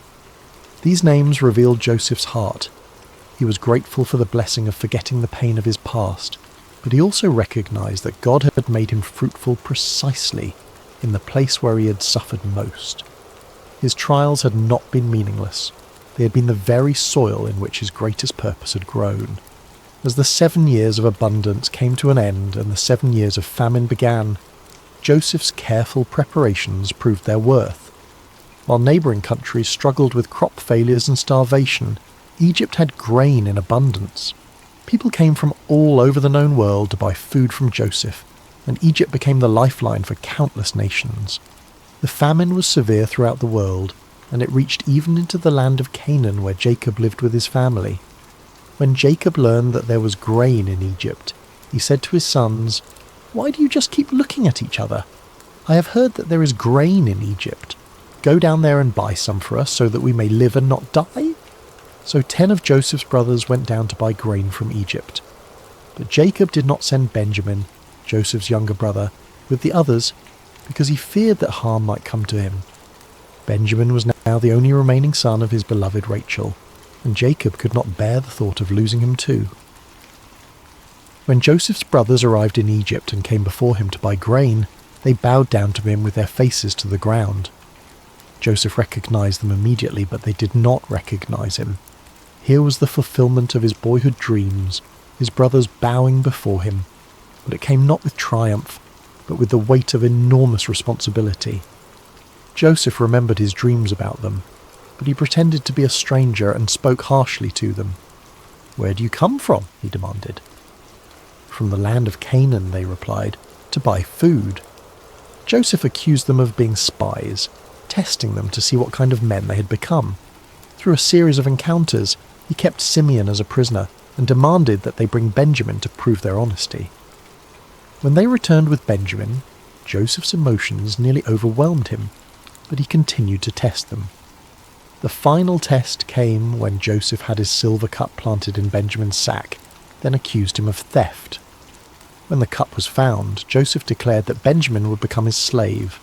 It was then that Judah, the same brother who had suggested selling Joseph years before, stepped forward and offered to take Benjamin's place as a slave, saying he could not bear to see his father's grief if Benjamin did not return. This act of selfless love broke Joseph's heart. His brothers had changed. The jealous, cruel men who had thrown him into a pit were now willing to sacrifice themselves for each other and for their father's happiness. Joseph could no longer control himself. He sent all his attendants away and revealed himself to his brothers. "I am Joseph. Is my father still living?" he said, weeping so loudly that the Egyptians heard him. His brothers were terrified, but Joseph reassured them, "Come close to me. I am your brother Joseph, the one you sold into Egypt. And now, do not be distressed and do not be angry with yourselves for selling me here, because it was to save lives that God sent me ahead of you. For 2 years now there has been famine in the land, and for the next 5 years there will be no ploughing and reaping. But God sent me ahead of you to preserve for you a remnant on earth, and to save your lives by a great deliverance. So then, it was not you who sent me here, but God." This was the heart of Joseph's story, not revenge, but redemption, not bitterness, but blessing. He had learned to see God's hand even in the betrayal and suffering he had endured. "You intended to harm me," he would later tell them, "but God intended it for good to accomplish what is now being done, the saving of many lives." Joseph brought his entire family to Egypt, where they were given the best land in Goshen. Jacob, who had mourned Joseph as dead for over 20 years, was reunited with his beloved son. The family was restored, the famine was survived, and the promises God had made to Abraham, Isaac, and Jacob continued to unfold through their descendants. When Jacob died years later, Joseph's brothers feared that he might finally take revenge on them. But Joseph wept and said, "Don't be afraid. Am I in the place of God? You intended to harm me, but God intended it for good to accomplish what is now being done, the saving of many lives. So then, don't be afraid. I will provide for you and your children." Joseph lived to be 110 years old, seeing his family multiply and prosper in Egypt. Before he died, he made his brothers promise that when God eventually led them back to the Promised Land, they would carry his bones with them.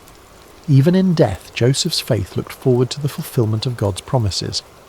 Joseph's story teaches us that God can use even the worst circumstances to accomplish his greatest purposes. The pit prepared Joseph for the palace, but more importantly, it prepared his heart for forgiveness. His sufferings were not meaningless. They were the very experiences that shaped him into a man capable of saving nations and reconciling families. In our own lives, we may face betrayal, false accusations, forgotten promises, and years of waiting that seem endless. But Joseph's story reminds us that God is always working, even when we cannot see his hand.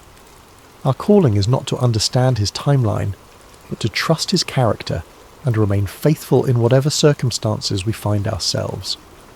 The dreams God gives us may take decades to fulfill, and they may come to pass in ways we never expected.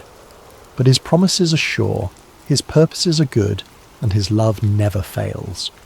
From the pit to the palace, from slavery to salvation, from betrayal to blessing. This is the pattern of redemption that runs through Joseph's story, and through our own lives when we place our trust in the God who makes all things work together for good. Rest well tonight, dear friends of Sacred Slumber, knowing that your story too is being written by a loving God who specialises in turning mourning into dancing, ashes into beauty, and the deepest valleys into the highest mountains of purpose and joy.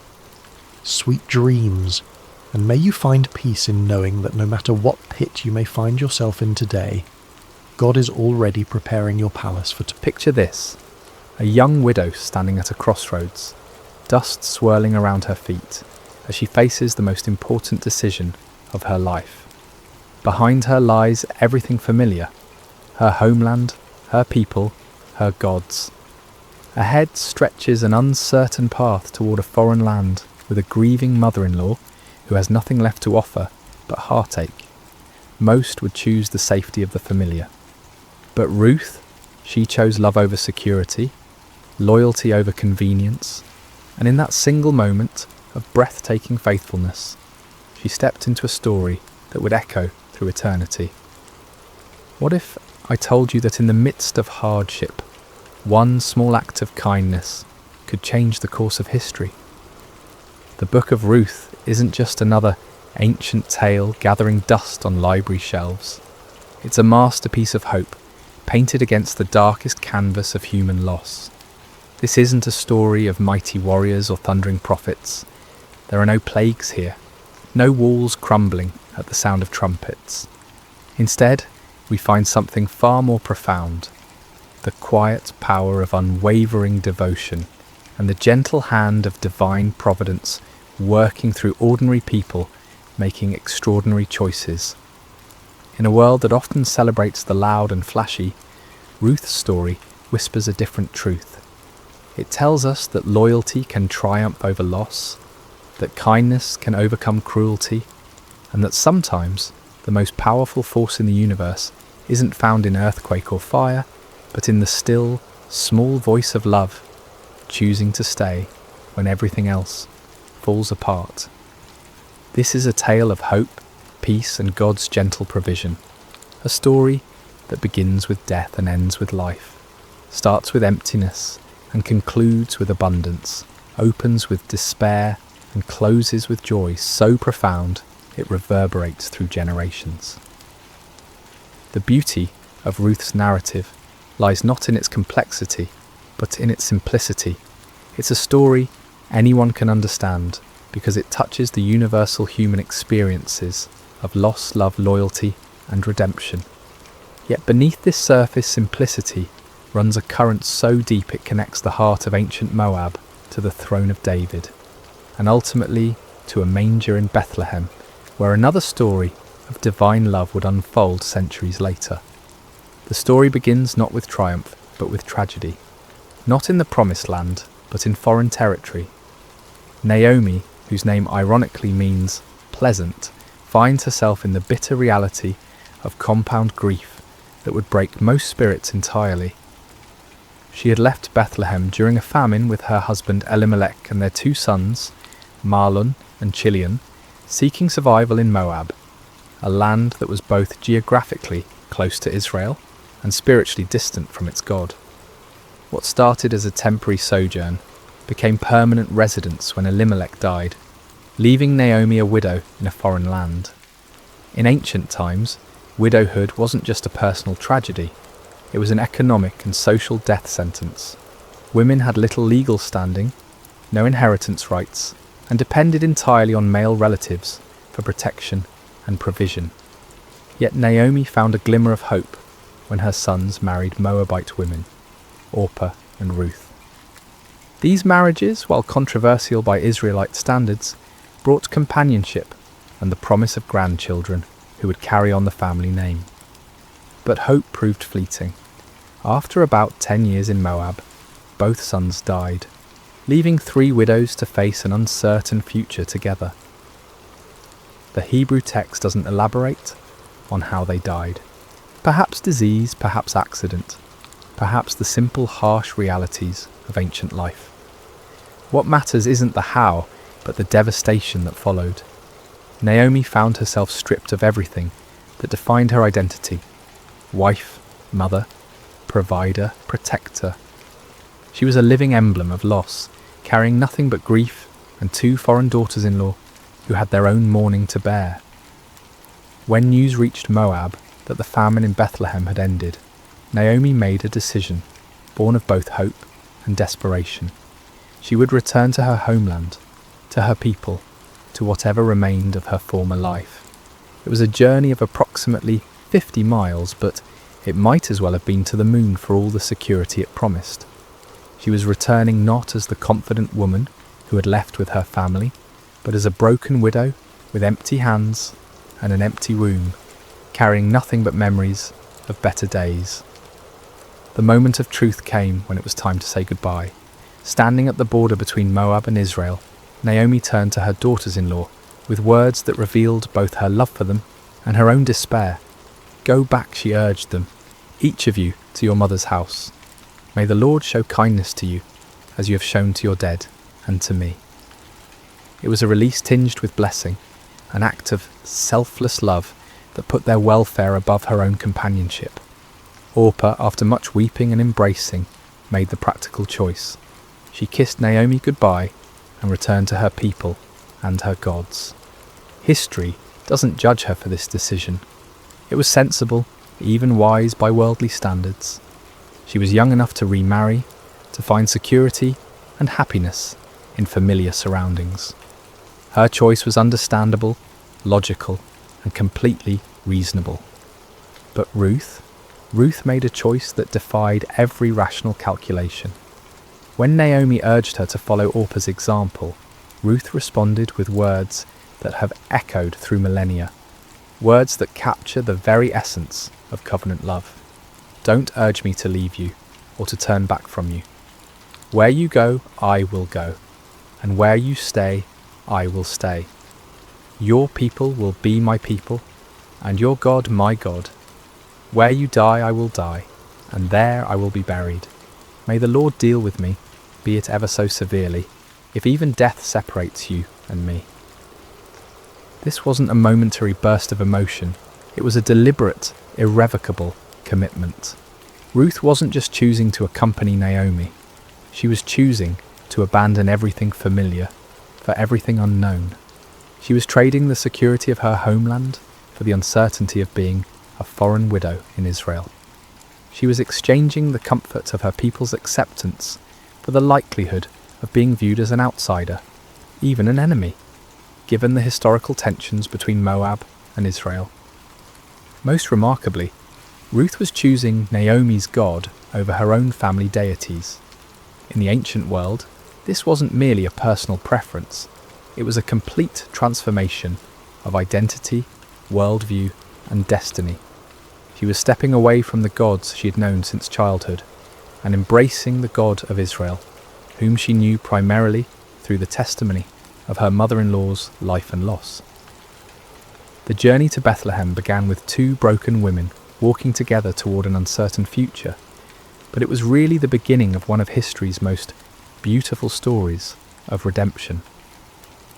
Ruth's choice to stay wasn't just loyalty to Naomi, it was an unconscious choice to step into the stream of God's redemptive plan for humanity.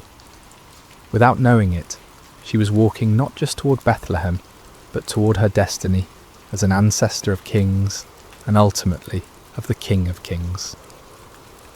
The arrival in Bethlehem was far from triumphant. When Naomi and Ruth entered the town, the women who had known Naomi before could hardly believe their eyes. "Can this be Naomi?" they asked, seeing the toll that loss and hardship had taken on their former neighbour. Naomi's response revealed the depth of her pain. "Don't call me Naomi, call me Mara, because the Almighty has made my life very bitter. I went away full, but the Lord has brought me back empty." It was barley harvest time, a detail that might seem incidental, but carries profound significance. In God's economy, timing is never accidental. They arrived not during the lean months when work was scarce and food scarcer, but during the season of harvest when there might be opportunities for survival. Still, being widowed foreigners in a patriarchal society meant they stood at the very bottom of the social ladder, dependent on the kindness of others and whatever work Ruth could find. Ruth, whose name likely means friendship or companion, immediately proved the accuracy of her name through her actions. Without waiting for Naomi to devise a plan or wallowing in self-pity over their circumstances, she took initiative with the words that reveal her character. "Let me go to the fields and pick up the leftover grain behind anyone in whose eyes I find favour." This simple statement masks the courage it required. Ruth was volunteering to do backbreaking labour in the scorching sun, to work alongside the lowest members of society, to face possible harassment or rejection, all to provide for the woman she had chosen to love. Gleaning was God's provision for the poor, embedded in the law of Moses as a safety net for society's most vulnerable. Landowners were commanded not to harvest to the very edges of their fields and not to go back for grain that was dropped or missed.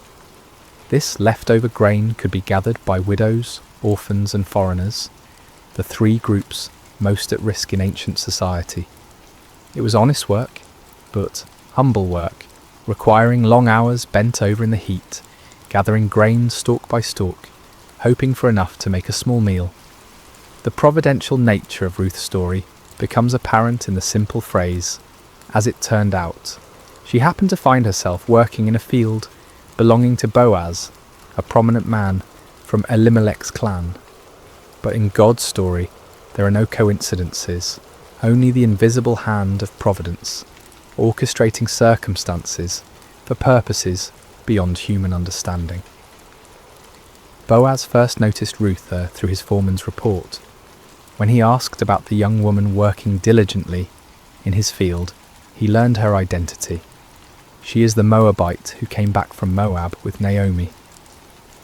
That description carried weight. Moabites were not generally welcomed in Israelite society. They were descendants of Lot through an incestuous relationship, and their nation had historically been hostile to Israel. For Ruth to be identified first by her nationality rather than her name suggests the social barriers she faced.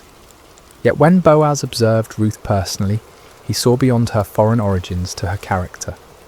He watched her work with steady dedication, saw her respectful interaction with his workers, and most importantly, he had heard of her kindness to Naomi. In a society that valued family loyalty above almost all other virtues, Ruth's devotion to her mother-in-law had become legendary. Word had spread throughout Bethlehem of the young Moabite woman who had abandoned everything to care for her husband's mother. Boaz's first words to Ruth were revolutionary for their kindness. "My daughter, listen to me. Don't go and glean in another field, and don't go away from here. Stay here with the women who work for me." He was offering her protection, stability, and dignity. In ancient times, young women working in fields were vulnerable to harassment and worse. By placing her under his personal protection and encouraging her to work alongside his regular female employees rather than as a desperate outsider, Boaz was treating Ruth not as a foreign charity case, but as a valued person worthy of respect. But his kindness went further. He instructed his workers to let her drink from their water jars when she was thirsty, in a time and place where clean water was precious. He told her to eat with his harvesting crew, sharing in the roasted grain and vinegar that sustained the workers. Most remarkably, he quietly instructed his harvesters to pull out some stalks for her from the bundles and leave them for her to pick up, and don't rebuke her. Ruth's response to this unexpected kindness reveals both her humility and her wisdom. She fell prostrate before Boaz, asking, "Why have I found such favour in your eyes that you notice me, a foreigner?" Her question acknowledges her outsider status while expressing genuine gratitude for treatment she neither expected nor felt she deserved. Boaz's answer illuminates the reputation Ruth had already built in Bethlehem. "I've been told all about what you have done for your mother-in-law since the death of your husband, how you left your father and mother and your homeland and came to live with a people you did not know before. May the Lord repay you for what you have done. May you be richly rewarded by the Lord, the God of Israel, under whose wings you have come to take refuge." These words are more than polite conversation. They're a blessing that recognizes Ruth's choice to trust in Israel's God. The image of taking refuge under God's wings evokes the protective presence of the Almighty, like a bird sheltering its young. Boaz was acknowledging that Ruth's kindness to Naomi was really an act of faith, a stepping into the covenant community of Israel despite her foreign birth. That day Ruth gathered approximately an ephah of barley, about half a bushel, far more than a typical gleaner could hope to gather. When she returned home and showed Naomi her extraordinary harvest, along with the leftover food from the workers' meal, Naomi immediately recognized God's hand in these events. Her response, "Blessed be he by the Lord, whose kindness has not forsaken the living or the dead," reveals her growing awareness that their apparent coincidental encounter with Boaz was actually divine appointment. When Naomi learned that the field owner was Boaz, her excitement was palpable. "The man is our close relative," she explained to Ruth. "He is one of our kinsman redeemers." This wasn't just good news, it was the first glimpse of hope Naomi had felt since leaving Moab. The kinsman redeemer system was God's provision for protecting family lines and property. A close male relative had both the right and responsibility to buy back family land that had been sold due to poverty and to marry a widowed relative to preserve the family name and inheritance. Ruth continued working in Boaz's fields through both the barley and wheat harvests, likely a period of several months. Day after day, she laboured faithfully, building a reputation for diligence and integrity while gradually becoming part of the community. She was no longer just the Moabite woman, but Ruth, the devoted daughter-in-law whose character spoke louder than her foreign birth. During this time, a subtle transformation was taking place. Ruth was learning the ways of Israel, observing their customs, participating in their community life. She was also, unknowingly, becoming the object of Boaz's growing admiration and affection. Though significantly older than Ruth, Boaz found himself drawn not to her physical beauty, but to the beauty of her character, her loyalty, her faith, and her gentle strength. This season in the fields was more than economic survival. It was Ruth's integration into the covenant community of Israel and the beginning of a love story that would have implications far beyond the borders of Bethlehem. As the harvest season continued, the relationship between Ruth and Boaz deepened through daily interactions marked by mutual respect and growing affection. Boaz's kindness wasn't mere politeness, it was the recognition of extraordinary character in someone society might easily overlook. Every morning when Ruth arrived in his fields, every conversation they shared, every protective gesture he made, was weaving a tapestry of love, built on a foundation of honour and integrity. Naomi, meanwhile, was experiencing her own transformation. The bitterness that had defined her return to Bethlehem was gradually giving way to something she hadn't felt in years: hope. Watching Ruth's faithful service and witnessing Boaz's unprecedented kindness toward her daughter-in-law, Naomi began to see the hand of God moving in their circumstances. The woman who had declared herself empty was beginning to see the possibility of fullness once again. It was Naomi who first recognized what Ruth, in her humility and focus on daily survival, might have missed. Boaz's interest was more than benevolent concern for a hard-working gleaner. His protection of Ruth, his generous provisions, his public praise of her character, all pointed to something deeper. In a culture where marriages were often arranged for economic and social advantage, here was a man of standing choosing to honour a foreign widow, not for what she could bring him, but for who she was. The harvest season was also a time of community celebration. The successful gathering of crops meant survival for another year, and the people of Bethlehem marked these occasions with festivals and gatherings. During these celebrations, Ruth would have had opportunities to observe Israelite customs, to learn their songs and stories, to better understand the God she had chosen to follow. She was becoming not just a resident of Bethlehem, but a true daughter of Israel. Boaz's generosity during this time went far beyond legal requirements or social expectations. The law required landowners to allow gleaning, but it didn't require them to ensure the gleaners found substantial amounts. When Boaz instructed his workers to intentionally drop extra grain for Ruth, he was going above and beyond duty into the realm of love. When he invited her to share meals with his workers, he was treating her as family rather than charity case. The other workers in the field would have noticed this special treatment. In small communities, nothing goes unobserved, and Boaz's obvious favour toward Ruth would have been the subject of much discussion.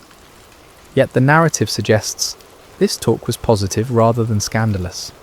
Ruth's reputation for integrity and Boaz's character as a righteous man meant their growing relationship was viewed with approval rather than suspicion. During these months, Ruth was also learning about the God of Israel through observation and experience. She saw how the law protected the vulnerable, how the community cared for its members, how even foreigners could find acceptance when they showed faithfulness. The God she had committed to following in her pledge to Naomi was revealing himself to be trustworthy through the kindness of his people. The emotional climate was changing for all three main characters. Ruth, while still focused on providing for Naomi, was discovering that life could hold possibilities beyond mere survival. Naomi was moving from despair to cautious optimism as she watched events unfold. And Boaz, a man who might have remained unmarried and childless, was finding his heart stirred by a woman whose character exemplified everything he valued. The religious significance of this season cannot be understated. Ruth was effectively completing her conversion to Judaism, not through formal ceremony, but through lived experience. She was learning to trust in the God of Israel, not through theological instruction, but through witnessing his provision and protection. Her faith was being refined and deepened through the daily rhythm of work, community, and growing relationship with both Naomi and Boaz. The harvest season was also a time when family relationships and inheritance rights became particularly relevant. With successful crops came discussions of land ownership, family obligations, and the duties of kinsman redeemers. Naomi would have been acutely aware of these conversations, knowing that her late husband's property rights and family obligations remained unresolved. The presence of a kinsman redeemer like Boaz, combined with his obvious interest in Ruth, would have sparked hope for resolution of their precarious situation. As the wheat harvest drew to a close, the foundations had been laid for the dramatic events that would follow. Ruth had proven her character through months of faithful work. Boaz had demonstrated his integrity and growing love through consistent kindness. Naomi had moved from bitter resignation to hopeful planning. The community had accepted Ruth as one of their own, and God's providence had been orchestrating circumstances toward a conclusion that would provide redemption, love, and legacy for generations to come. The harvest season was ending, and with it came both celebration and anxiety about the future. Naomi, who had been quietly observing the growing relationship between Ruth and Boaz, decided it was time to take decisive action. Her plan, which she shared with Ruth, was both bold and risky. Ruth would approach Boaz at the threshing floor during the harvest festival and essentially propose marriage by invoking his rights and responsibilities as a kinsman redeemer. "My daughter," Naomi said to Ruth, "I must find a home for you, where you will be well provided for." This wasn't merely matchmaking, it was strategic thinking about survival and security. Naomi understood that while Boaz's kindness during harvest season had been extraordinary, the relationship needed to move beyond casual benevolence to formal commitment if it were to provide lasting security for both women. The plan required enormous courage from Ruth. She would need to bathe, perfume herself, put on her best clothes, and go to the threshing floor where Boaz would be winnowing barley. After he had eaten and drunk and was sleeping beside the grain pile, she was to uncover his feet and lie down. When he woke and asked what she wanted, she was to say, "Spread the corner of your garment over me, since you're a kinsman redeemer." This might sound forward by modern standards, but it was actually a proper, though bold, way for a woman to request marriage from a kinsman redeemer. The act of lying at his feet was a gesture of submission and trust. The request to spread his garment over her was asking him to take her under his protection as his wife. The same imagery Boaz had used earlier when he spoke of Ruth taking refuge under God's wings.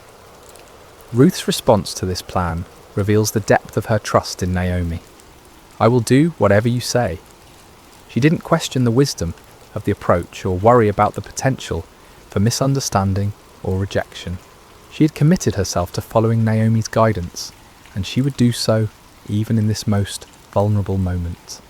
The night at the threshing floor was a pivotal moment in the story.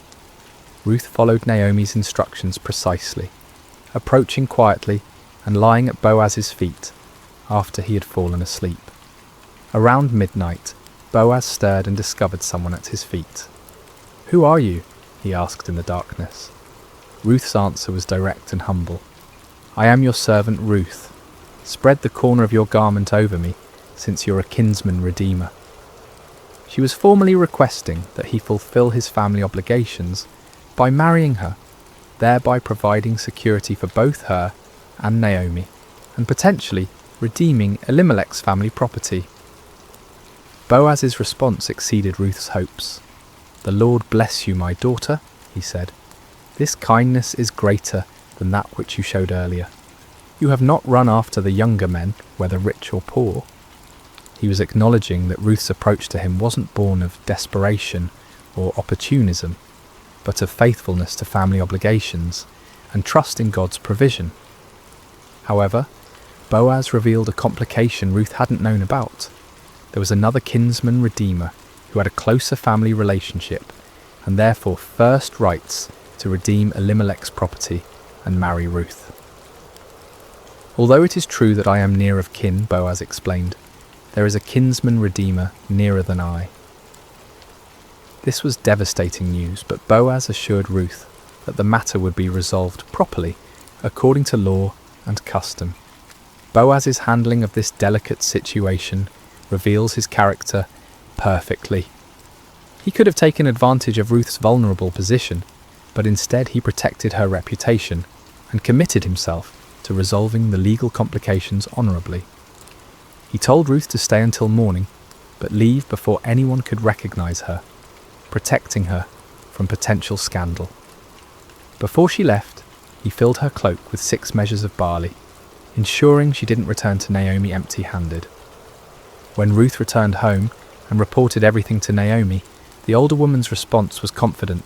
"Wait, my daughter, until you find out what happens, for the man will not rest until the matter is settled today."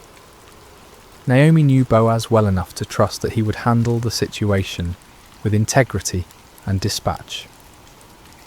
That very morning, Boaz went to the city gate, the place where legal and business matters were conducted in ancient Israel. He sat down and waited for the other kinsman redeemer to pass by. When the man appeared, Boaz called him over and assembled a group of 10 elders as witnesses for the legal proceedings that would follow. The negotiation was masterful. Boaz began by telling the man about a piece of land that had belonged to their relative Elimelech, which Naomi was selling. According to law, the nearest kinsman redeemer had first rights to purchase the property, to keep it in the family. The man was interested until Boaz explained the complete package. "On the day you buy the land from Naomi," Boaz said, "you also acquire Ruth the Moabite, the dead man's widow, in order to maintain the name of the dead with his property." This changed everything. Purchasing the land was one thing, but marrying Ruth meant taking responsibility for supporting her and Naomi, and any sons born to Ruth would inherit the redeemed property rather than being part of the Redeemer's own family line. The closer kinsman declined. "Then I cannot redeem it because I might endanger my own estate. You redeem it yourself. I cannot do it." His refusal, while disappointing for him personally, was providential for Ruth and Boaz. To formalise the transaction, the man took off his sandal and gave it to Boaz, the customary way of transferring rights in Israel. Boaz then made a public declaration before the assembled witnesses. "Today you are witnesses that I have bought from Naomi all the property of Elimelech, Kilion, and Mahlon. I have also acquired Ruth the Moabite, Mahlon's widow, as my wife, in order to maintain the name of the dead with his property, so that his name will not disappear from among his family or from his hometown." The witnesses responded with a beautiful blessing. "We are witnesses. May the Lord make the woman who is coming into your home like Rachel and Leah, who together built up the house of Israel. May you have standing in Ephrathah and be famous in Bethlehem. Through the offspring the Lord gives you by this young woman, may your family be like that of Perez, whom Tamar bore to Judah." This blessing was prophetic in ways the speakers couldn't imagine. They were comparing Ruth to the matriarchs of Israel and expressing hope for the continuation of significant family lines. Their mention of Perez was particularly significant, as Perez was an ancestor of Boaz and would be an ancestor of David and ultimately Jesus. The marriage between Ruth and Boaz was celebrated throughout Bethlehem. Here was a love story that had captured the community's imagination. The virtuous foreign woman and the honourable landowner, brought together by providence and confirmed by their own choices of faithfulness and integrity. Their wedding was not just a personal celebration, but a community affirmation of God's goodness and the power of loyal love. Ruth, who had come to Bethlehem as a destitute foreign widow, was now the wife of one of the town's most respected men. Naomi, who had returned empty, was now provided for and honoured as the mother-in-law of a prominent family. Boaz, who might have remained childless, was married to a woman whose character and beauty had won his heart. The redemption was complete, financially, socially, emotionally, and spiritually. The marriage of Ruth and Boaz represented more than the happy ending to a beautiful love story. It was the beginning of a legacy that would reshape history. Their union produced a son named Obed, whose birth brought completion to the themes of redemption and restoration that had woven throughout the narrative. When the women of Bethlehem saw Naomi holding her grandson, they declared, "Naomi has a son," acknowledging that through Ruth's faithfulness, Naomi's line would continue. The birth of Obed was celebrated as divine vindication of Ruth's loyalty and God's faithfulness to his people. The same women who had witnessed Naomi's bitter return to Bethlehem now rejoiced with her in this ultimate reversal of fortune. "Praise be to the Lord, who this day has not left you without a kinsman redeemer," they told Naomi. "May he become famous throughout Israel. He will renew your life and sustain you in your old age. For your daughter-in-law, who loves you, and who's better to you than 7 sons, has given him birth." The significance of being better than 7 sons cannot be overstated in a culture that prized male heirs above all other blessings. 7 was the number of completeness and perfection. So to say Ruth was better than 7 sons was to declare her the ultimate blessing, a foreign woman who had proven more valuable than the greatest treasure a family could hope for. But the story of Ruth and Boaz was part of a much larger narrative that wouldn't be fully revealed for generations. Their son Obed became the father of Jesse, who became the father of David, the shepherd boy who would become Israel's greatest king. Through their lineage, Ruth, the Moabite widow, became the great-grandmother of the man after God's own heart, whose dynasty would rule Israel and whose throne God promised would endure forever.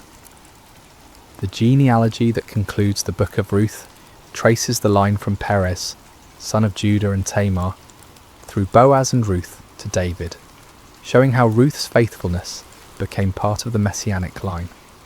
What began as a simple act of loyalty to a grieving mother-in-law ultimately contributed to God's plan for redeeming all humanity. Ruth's decision to stay with Naomi and adopt Israel's God placed her squarely in the centre of salvation history. This foreign woman, who could have been excluded from the covenant community, instead became one of only 4 women mentioned in Matthew's genealogy of Jesus, along with Tamar, Rahab and Bathsheba. Each of these women had unusual circumstances that made their inclusion remarkable, but Ruth's story is particularly beautiful because it demonstrates how God's love extends beyond ethnic and national boundaries to embrace all who respond to him in faith. The legacy of Ruth extends beyond genealogy to the realm of character and faith.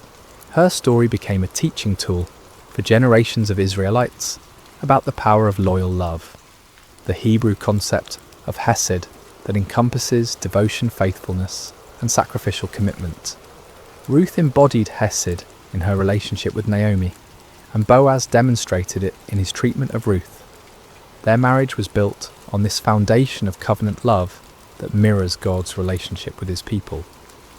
Ruth's integration into Israelite society also established an important precedent for how foreigners could be welcomed into the covenant community. Her acceptance wasn't based on her ethnicity or social status, but on her character and faith. She proved that nationality was less important than loyalty, that birth circumstances mattered less than personal choices, and that God's family was open to all who chose to belong to it. The story of Ruth also demonstrates God's providence in the seemingly ordinary events of life.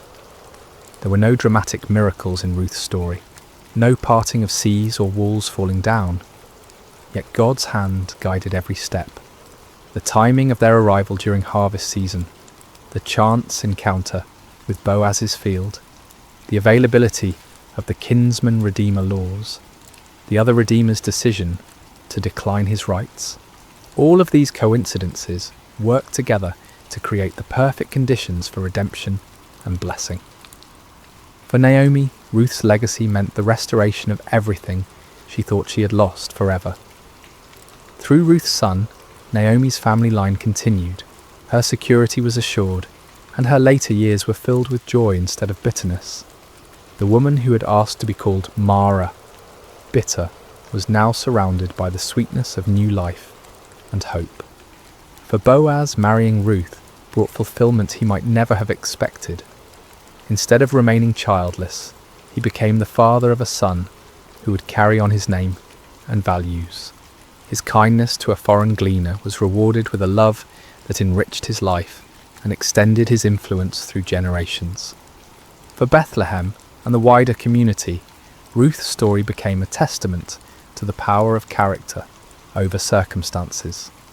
Her reputation for faithfulness outlasted her foreign origins, and her descendants would bring honour to the very town where she had once worked humbly in the fields. The house of bread, Bethlehem's meaning, became truly blessed through the presence of this woman who had chosen loyalty over security. The themes of Ruth's story, loyalty rewarded, faithfulness blessed, love conquering prejudice, and providence working through ordinary events, would resonate throughout scripture and human experience. Her example of sacrificial love prefigures the ultimate sacrifice that would come through her descendant, Jesus, who would demonstrate the same kind of loyal love on a cosmic scale. Ruth's legacy teaches us that small acts of faithfulness can have eternal consequences, that God's plans often work through unlikely people in unexpected ways, and that the greatest blessings sometimes come disguised as difficult choices. Her decision to stay with Naomi seemed like the harder path, but it led to blessings she could never have imagined. As we close the pages of Ruth's story, we're left not with the thunderous echoes of conquest or the dramatic flourishes of miracle, but with something far more profound, the quiet certainty that love endures, that faithfulness matters, and that God's gentle hand guides even the most ordinary moments toward extraordinary purposes. Ruth's tale doesn't shout at us, it whispers truths that settle into our hearts, like seeds waiting for the right season to bloom. The beauty of Ruth's narrative lies in its accessibility. We may never face exile in a foreign land or need to glean in harvest fields, but we all encounter crossroads where we must choose between security and loyalty, between what's easy and what's right. Ruth's story reminds us that these moments, when we choose love over convenience, faithfulness over comfort, are the building blocks of legacy. In our contemporary world, where relationships are often disposable and commitment is seen as restriction rather than strength, Ruth's devotion to Naomi offers a counter-narrative. Her famous words, "Where you go, I will go, and where you stay, I will stay," weren't just poetry. They were a life philosophy that valued connection over independence, loyalty over self-preservation. In an age of radical individualism, Ruth models radical commitment. Her story also speaks to anyone who has ever felt like an outsider. Ruth was foreign by birth, widowed by circumstance, and poor by necessity. 3 strikes that should have kept her on society's margins. Yet through character and faith, she moved from the periphery to the centre of God's plan. Her journey from Moabite stranger to beloved ancestor of kings offers hope to everyone who has wondered if their background, circumstances, or mistakes disqualify them from significance. The gentleness of God's providence in Ruth's story offers comfort to those who wonder if their lives matter in the grand scheme of things. There were no burning bushes or angelic visitations in Ruth's experience, just the quiet orchestration of ordinary events toward extraordinary outcomes. Her story suggests that God is just as present in the mundane moments as in the miraculous ones, working through harvest seasons and chance encounters to weave tapestries of grace. For those experiencing seasons of loss like Naomi, Ruth's story offers hope without minimizing pain. Naomi's bitterness was real and justified. She had lost everything that mattered to her. Yet through Ruth's faithfulness and God's providence, her empty hands were filled again. The story doesn't suggest that loss isn't real, or that pain isn't valid, but it does promise that emptiness isn't the end of the story. Boaz represents the power of kindness and integrity in a world that often seems harsh and selfish. His treatment of Ruth demonstrates how one person's compassion can transform another's entire trajectory. He saw beyond her circumstances to her character, beyond her foreignness to her faithfulness. In doing so, he models how we might approach the marginalised and struggling people in our own communities. The redemption theme that runs throughout Ruth's story speaks to our deepest longing for second chances and new beginnings. Ruth redeemed Naomi's emptiness through loyalty. Boaz redeemed Ruth's vulnerability through love. Their union redeemed a family line that seemed destined for extinction. This pattern of redemption points toward the ultimate Redeemer, who would come through their lineage, offering restoration to all who are broken, lost, or forgotten. Perhaps most powerfully, Ruth's story reminds us that our choices ripple through eternity in ways we cannot foresee. When Ruth chose to stay with Naomi, she had no idea she was choosing to become the great-grandmother of King David or an ancestor of Jesus. She simply chose love. Her decision, made in a moment of grief and uncertainty, affected the course of history and the salvation of the world.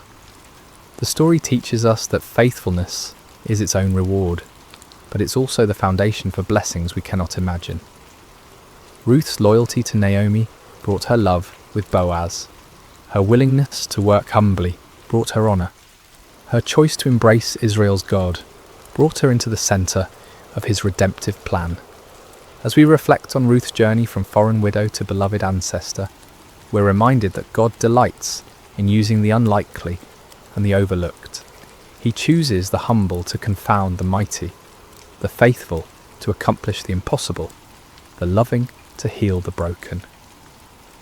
Ruth's story is ultimately not about her exceptional character, though that was remarkable, but about God's exceptional grace working through ordinary obedience.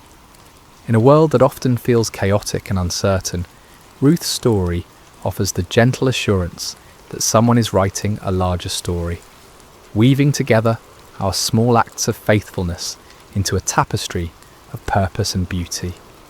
Every choice to love instead of abandon, to stay instead of leave, to serve instead of demand, becomes part of a narrative larger than ourselves. The final truth Ruth's story whispers to our hearts is perhaps the most beautiful of all. Sometimes the smallest acts of love carry the weight of eternity. A foreign woman's decision to care for her grieving mother-in-law became part of the story that leads to Christmas morning and the cross of Calvary. Her simple faithfulness participated in God's plan to redeem not just a family, but a world. Ruth's legacy lives on not only in the genealogies of Scripture, but in every act of sacrificial love, every choice of loyalty over convenience, every decision to stay when leaving would be easier. Her story continues in our stories when we choose, as she did, to let love be our guide and faithfulness be our strength. In the end, Ruth teaches us that we don't need to be heroes to be heroic. We don't need to be perfect to be used by God. And we don't need to see the whole staircase to take the next step of faith. Sometimes, all that's required is the courage to say, like Ruth, "Where you go, I will go," and trust that the God who guided her steps will guide ours as well. The gentle hope of Ruth's story rests in this beautiful truth. In God's economy, no act of love is ever wasted, no gesture of faithfulness ever forgotten, and no choice to follow him ever in vain. Sometimes the smallest acts of love carry the weight of eternity, echoing through generations and touching the very heart of God's redemptive plan for humanity.